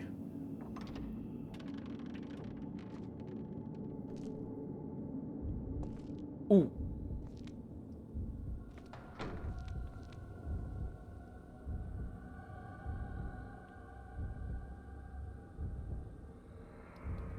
She wasn't looking for something, but Alma was definitely looking for something in Fear 2, is all I'm saying. She was looking for something. It wasn't titties, though. That's the thing. Note left behind 1. There's a scrap of paper on the rain-soaked concrete. I can't stay here anymore. It's me. I shouldn't be here. My mother and sister get hurt when they try to be nice. I'm weak and I'm lost. I'm so weak I can't even kill myself. I wish I could disappear. Oh. I don't know which way I'm going. Do I go in here? Wait, is there a ghost in there? There's 2 ghosts? 2 ghosts? Second ghost? Oh, second ghost. Ghost gone? Unsure what's happening here.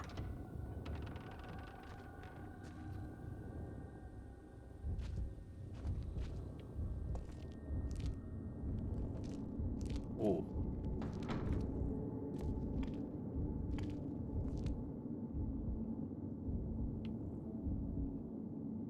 I'm assuming I probably need to get in that door.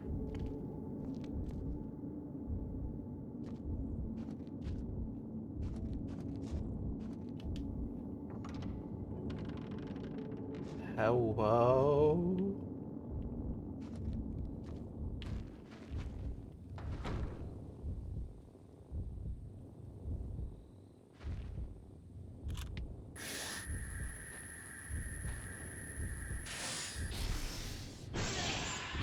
Yoink!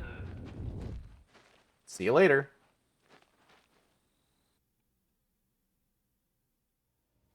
Haha. Back at it again in Hikami Tunnel.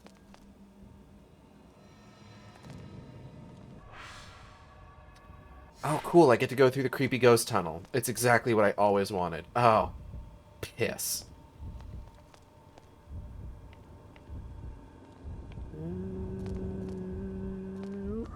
Oh, he saw me.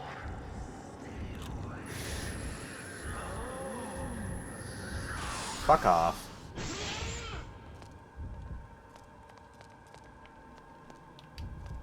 Door. Into the ghost hole! Or the goal, if you will. But not like G-O-A-L, it's like G-H-O-L-E.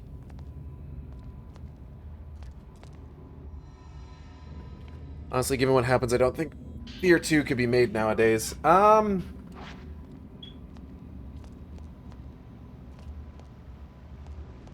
wouldn't necessarily say that for sure.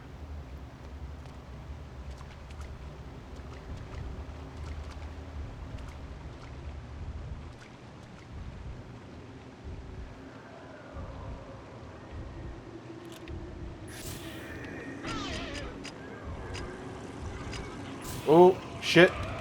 Oh! 6 spins! Fuck.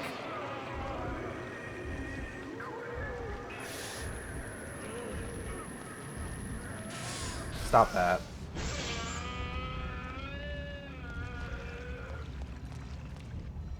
Just gonna grab this real quick.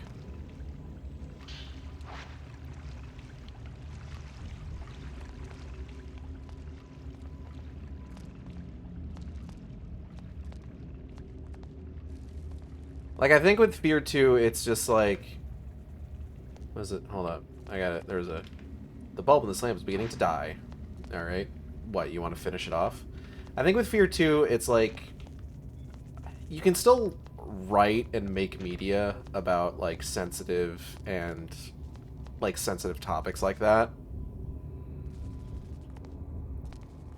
As long as, like, they're given sort of, like, their proper weight, you know?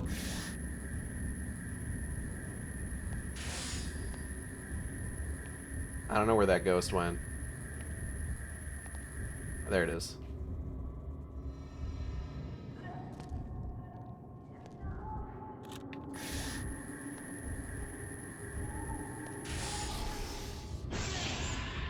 See you later, lady. Ah, the womb cavern. And I mean, like, in Fear 2, it is generally considered kind of a horrifying thing. That, like, it's not played for comedy, you know?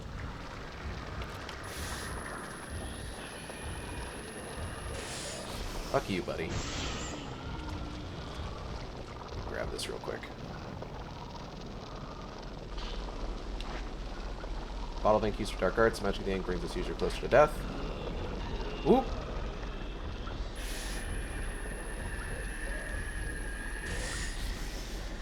Excuse me. Oh, fuck. I'm just gonna... So, like, what's this do? Yes?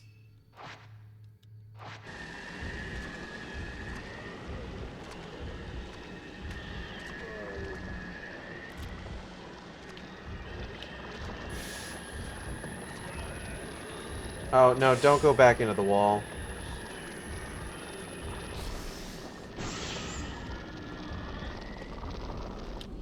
Aha.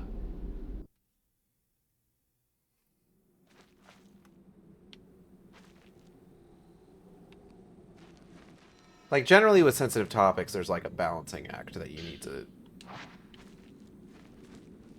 to do. But, like, it's not one of those things, like, there's been a lot of pushback about the idea that there's things you can't write about recently. And it's just, like, it's not necessarily that there's things you can't write about. It's just, you need to, like...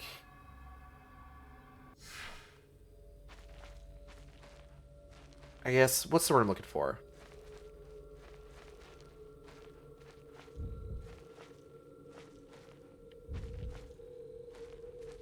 There's a lot of stuff that you have to kind of, like, be aware of when writing about sensitive topics. There are things you should write about cautiously or you just look like an asshole. To know what you're writing about and how to write it. Yeah, basically. Like, I feel like there was some more, like, eloquent way I was going to put it, but yeah, you've basically got it. Like, nail on the head.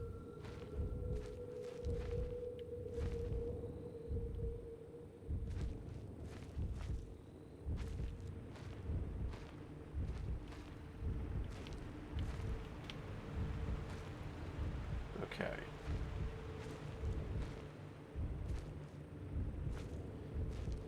For some reason, I remember, like, this must have come out during this period of time, but, like, there was definitely a period of time where it felt like a lot of action games ended up having, like, DLC or bonus levels that were primarily stealth-based like this.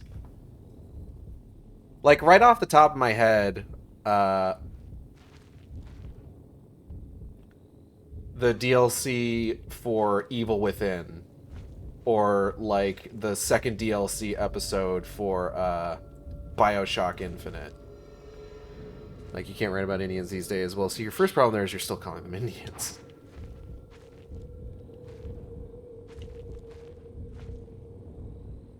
Yeah, that's kind of the idea.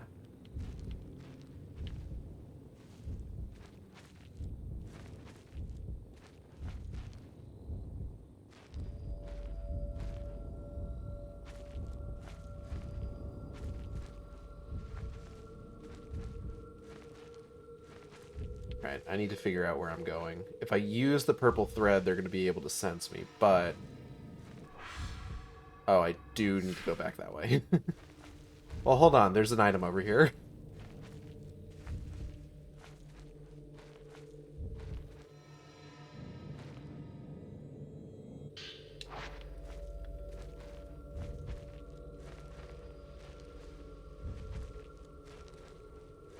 It's kind of this similar thing where it's just like there's a lot of sort of pushback against like ideas that were popular for a little while with regards to like what people could and couldn't write these days, with regards in the sense that like the breadth of human experience is so vast that pretending that you acting like you can't write about certain aspects of it is limiting.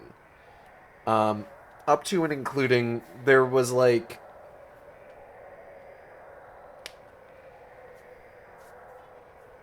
and like part of this might be just like how to put this.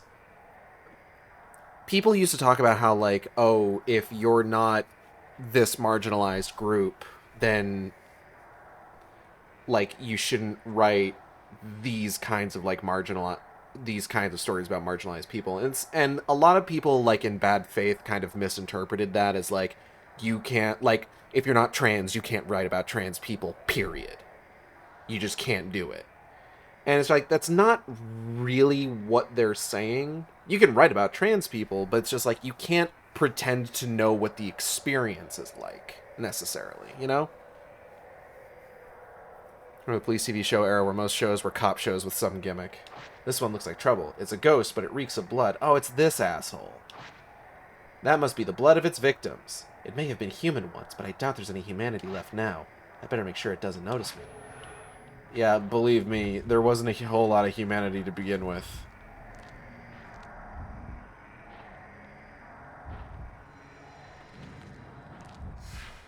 Okay, so she is in the doll shrine. Wait, did she smell the blood on him? Yeah, basically.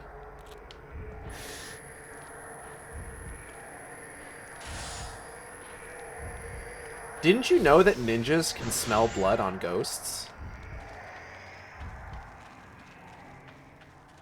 This is like Ninja 101 stuff.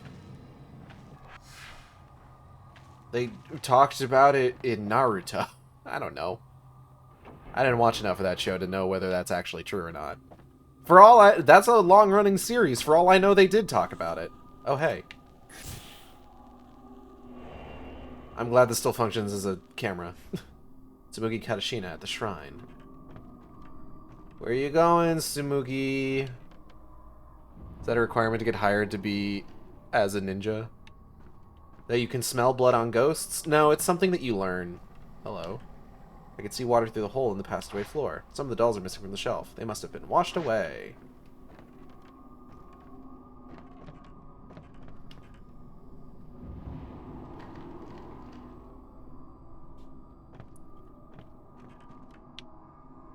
You know, I would make some comment about, like, Ayane's outfit being entirely inappropriate for a Fatal Frame game, but I've seen the unlockable outfits in this game. It's actually probably one of the less inappropriate outfits for the game.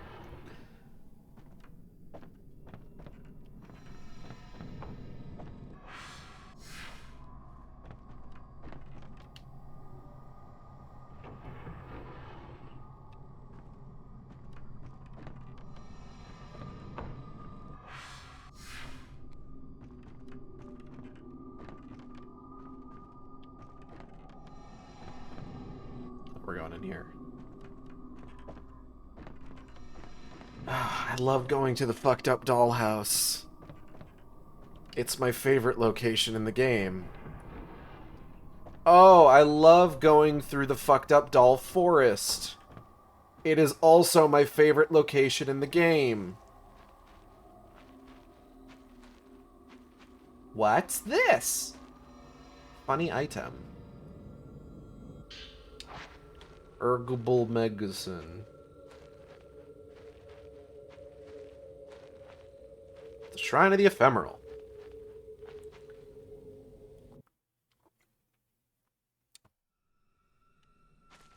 Which that every time you loaded into the fucked up dollhouse, the dolls changed which direction they were looking.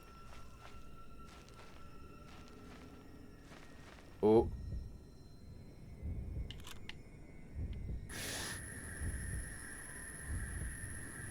Nah.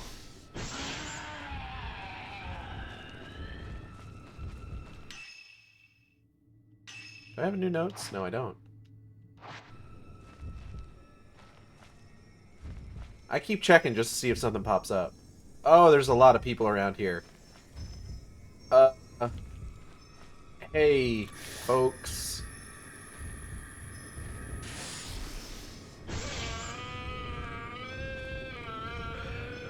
Just grab this real quick. 1 second. Don't mind me.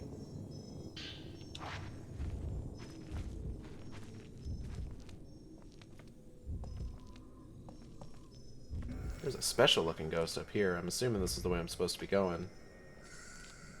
Oh, one of the Shrine Maiden ghosts, actually. Like the one time they're looking directly at you when you enter, and that's when you know you're fucked. God, there was a mannequin that you can find in Fatal Frame 4 that, like, the first time you go into the room that it's in, and you look at it with your camera, it turns to look at you.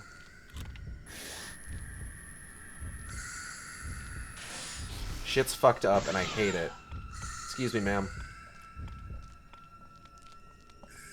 Ooh, hello. Funny note.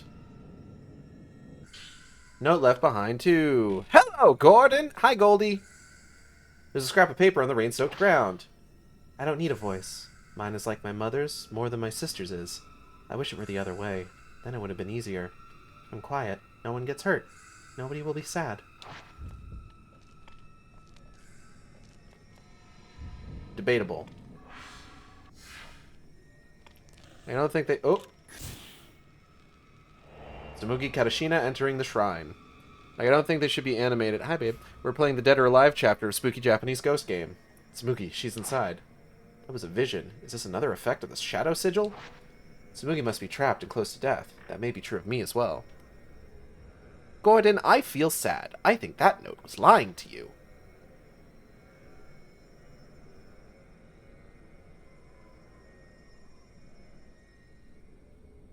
Ayane cast a spell on herself, bringing her closer to death. Enveloped in darkness, she followed a purple thread connected to her target, Tsumugi. The thread led her to the Shrine of the Ephemeral, located on the summit of Mount Hikami. Wait, is the Dead or Alive chapter why your whole ass is out? It's only half an ass. Yeah. Because this game was made with the Dead or Alive engine, they can just drop Ayane Dead or Alive into it. And give her, like, a whole series of, like, bonus chapters once you finish the game. The purple thread connected to Tsumugi vanishes at the Shrine of the Ephemeral atop Mount Ikami. Ayane makes her way in.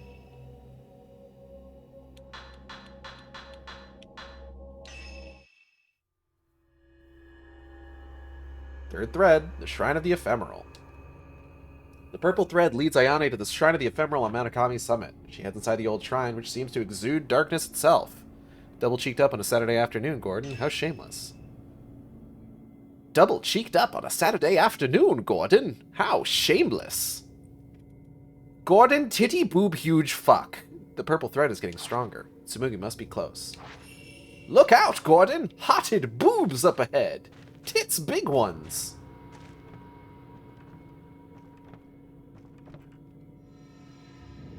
Note. Give me that. She told me I can be strong, so long as I have this thread. I don't know what to do. I want to be strong. Thinking I can't be strong is worse than not thinking at all.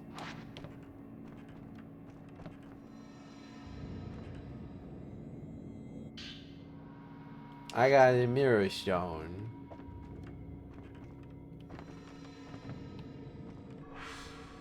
That way.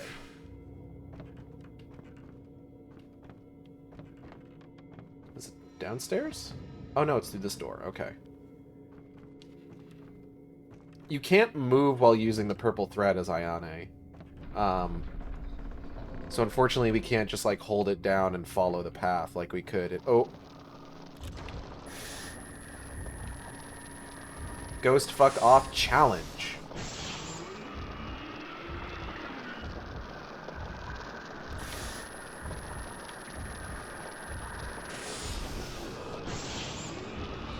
Whoop. See you later, fuckers.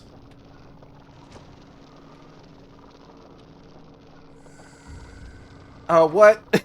Hold on! You can't do that. Oh. Nope. I'm gonna go grab this real quick. Well, no, I'm not, actually. No, never mind. I don't want to be here.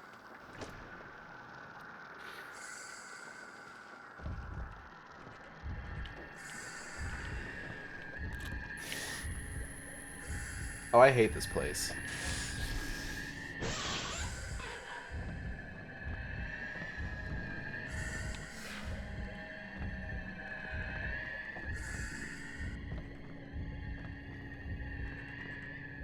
Okay. Stealthing it. Oh, fuck.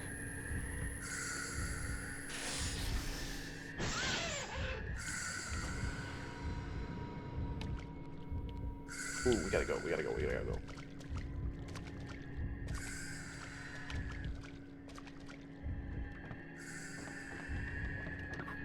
Is there any area of this mountain that you don't hate?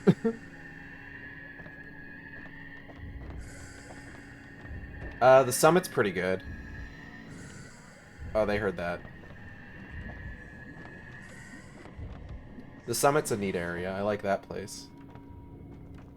Oh, hey.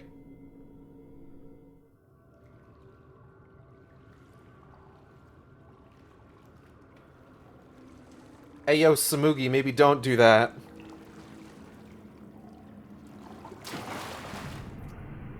What'd I tell ya?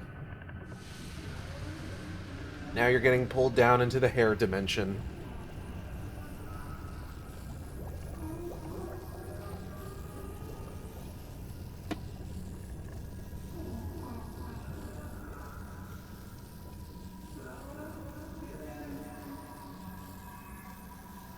Not today.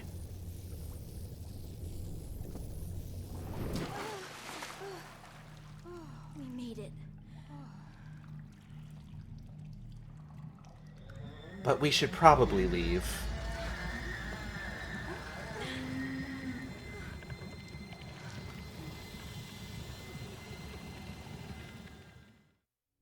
Ayane searched the Shrine of the Ephemeral. She located and rescued Tsumugi, who was being swallowed by the Black Water.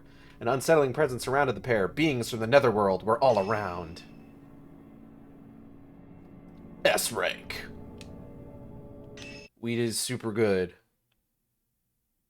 We're really good at the video game. Last thread. Escape with Tsumugi. Ayane rescues Tsumugi from the shrine, but the two are surrounded by creatures from the Netherworld. Ayane takes Tsumugi with her and plans their escape. Last thread. Wash away. Within the Shrine of the Ephemeral, Ayane locates Tsumugi and rescues her from the Black Water. The next step is to plan their escape. Surrounded by evil spirits, Ayane knows she has to think fast.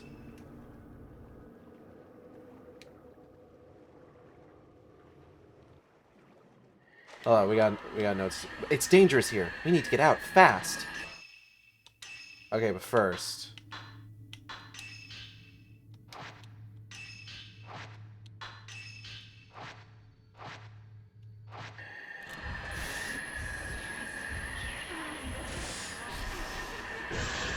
Alright, time to go.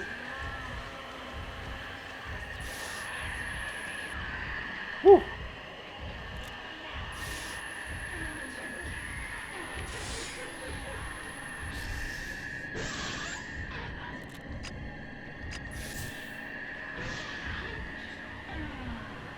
I need this thing to charge a little faster. Whew.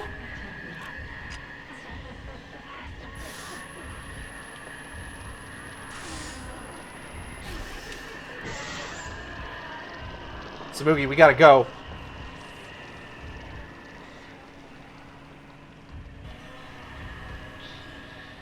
Oh no, but it's being held shut by a powerful force.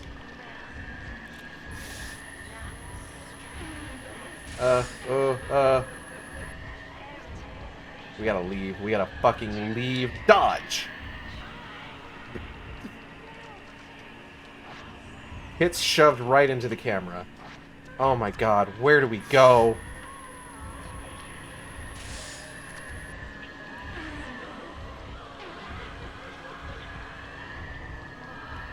Even the ghosts of fat milkers, what the fuck? They are all shrine maidens that were drowned. I don't know what that has to do with anything, but, you know, whatever. Huh? Samugi, you still with me? Okay, cool. Oh, all my shit's washed away. Hold up. Ink bottle. Okay. Reapplied.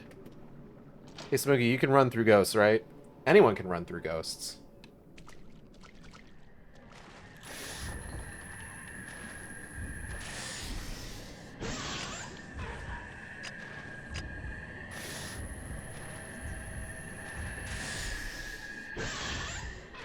Alright, we gotta go. We gotta fucking leave.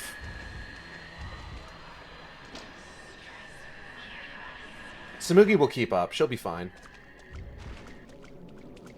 They've already lost track of us.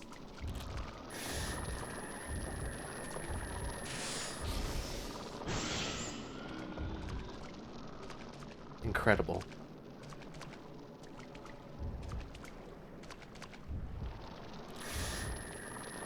Whoa, Fortnite ad be upon ye. Excuse me, sir. Smoogie, you're still with me, right? I'm gonna assume she'll be fine.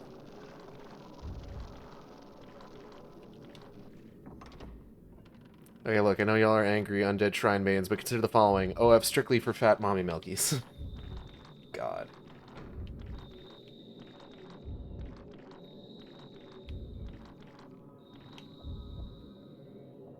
She's probably okay. Right?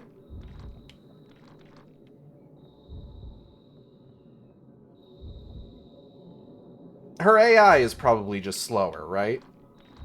Like, she'll be fine. She was, in fact, not okay. I haven't, like, failed the mission or anything, so I mean... Excuse me.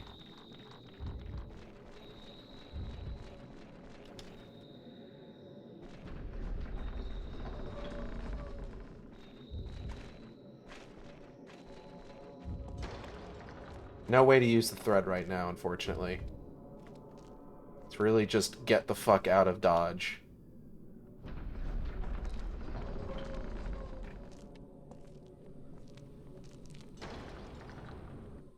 Yeah, see, it was fine. We did it. We won.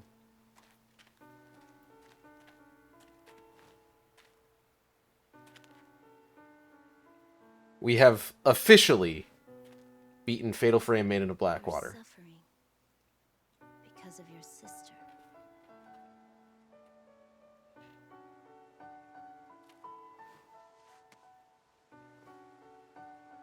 She understands how you feel. I promise.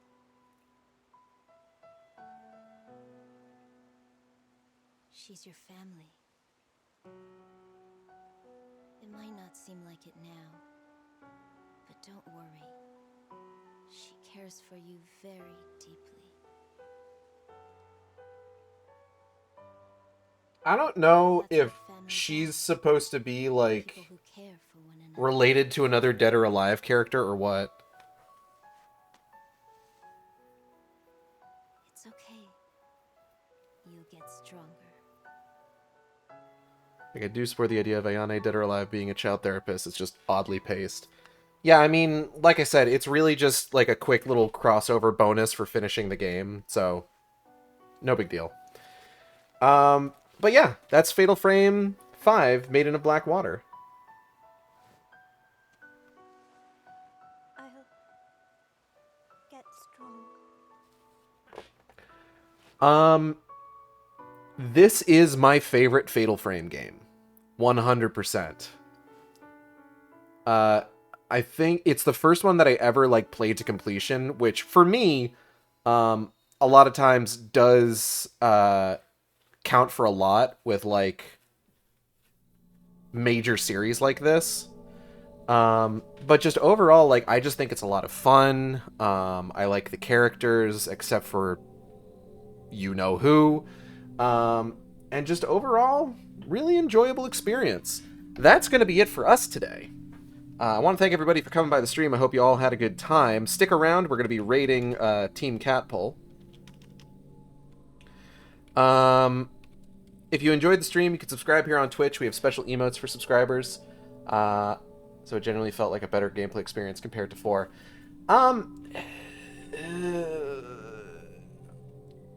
4's still pretty good. There's a lot I like about 4. 4 suffers a little bit because, especially like this, the re-release version of 4 suffers a bit, simply because it is a re-release of a Wii game, so the controls are a bit janky with how they had to, like, translate them from Wii to modern consoles. But just overall, like, I played this game when it came out in the US. I was really excited for it because Fatal Frame is kind of like Silent Hill in that it's one of those series that's, like, so important to, like, the landscape of, like, the horror genre in video games. But it's not... There's not a whole lot of it, you know? It's not like Resident Evil where we're getting new entries like every few years and we're getting constantly like spin-offs and shit like that. Which who knows if Silent Hill is going to be heading in that direction with everything they've got planned for it. But just like what's there is really good. I do want to play more of the Fatal Frame series. I know I can play at the very least Fatal Frame 1 on my 360. And I could probably manage Fatal Frame for the original Xbox as well, though that's something I'm going to need to take a look into on my end, getting that set up. But, you know, for now. If you enjoyed the stream, you can subscribe here on Twitch. We have special emotes for subscribers. You can also follow me on Twitter, Tumblr, and co-host at AcidXShark. That's AcidXSHARK, where I post all the streams after they happen. You can also follow me on YouTube, where I post all the streams after they happen, also at AcidXShark. Art for the stream, thumbnail art, was done by my friend Molly, who you can find on Twitter at GingerIsASpice. That's GingerIsaSpice. Does fantastic work. Highly recommend checking their stuff out. Highly recommend commissioning her. PNG tuber, including Fancy Hair Update, was done by Adrian B of Team Capel, who you can find on Twitter, Twitch, and YouTube at Team Capel. That's TEAMCATPLE. Also do fantastic work. Highly recommend commissioning them. You can commission them using their commission form located on their card. Don't email them. They'll email you. If you DM them, please don't. If you must DM them, do not be weird. Please do not be weird to my friends. They will come onto my stream and they will make fun of you. If you do that. We have done it before. Yeah, we're going to be rating them in a moment. Upcoming streams. Shorter stream series this week. Definitely going to be doing Hyrule Warriors on Wednesday, Sharkstream Book Club and Gollum on Thursday, and Sinking City Friday afternoon.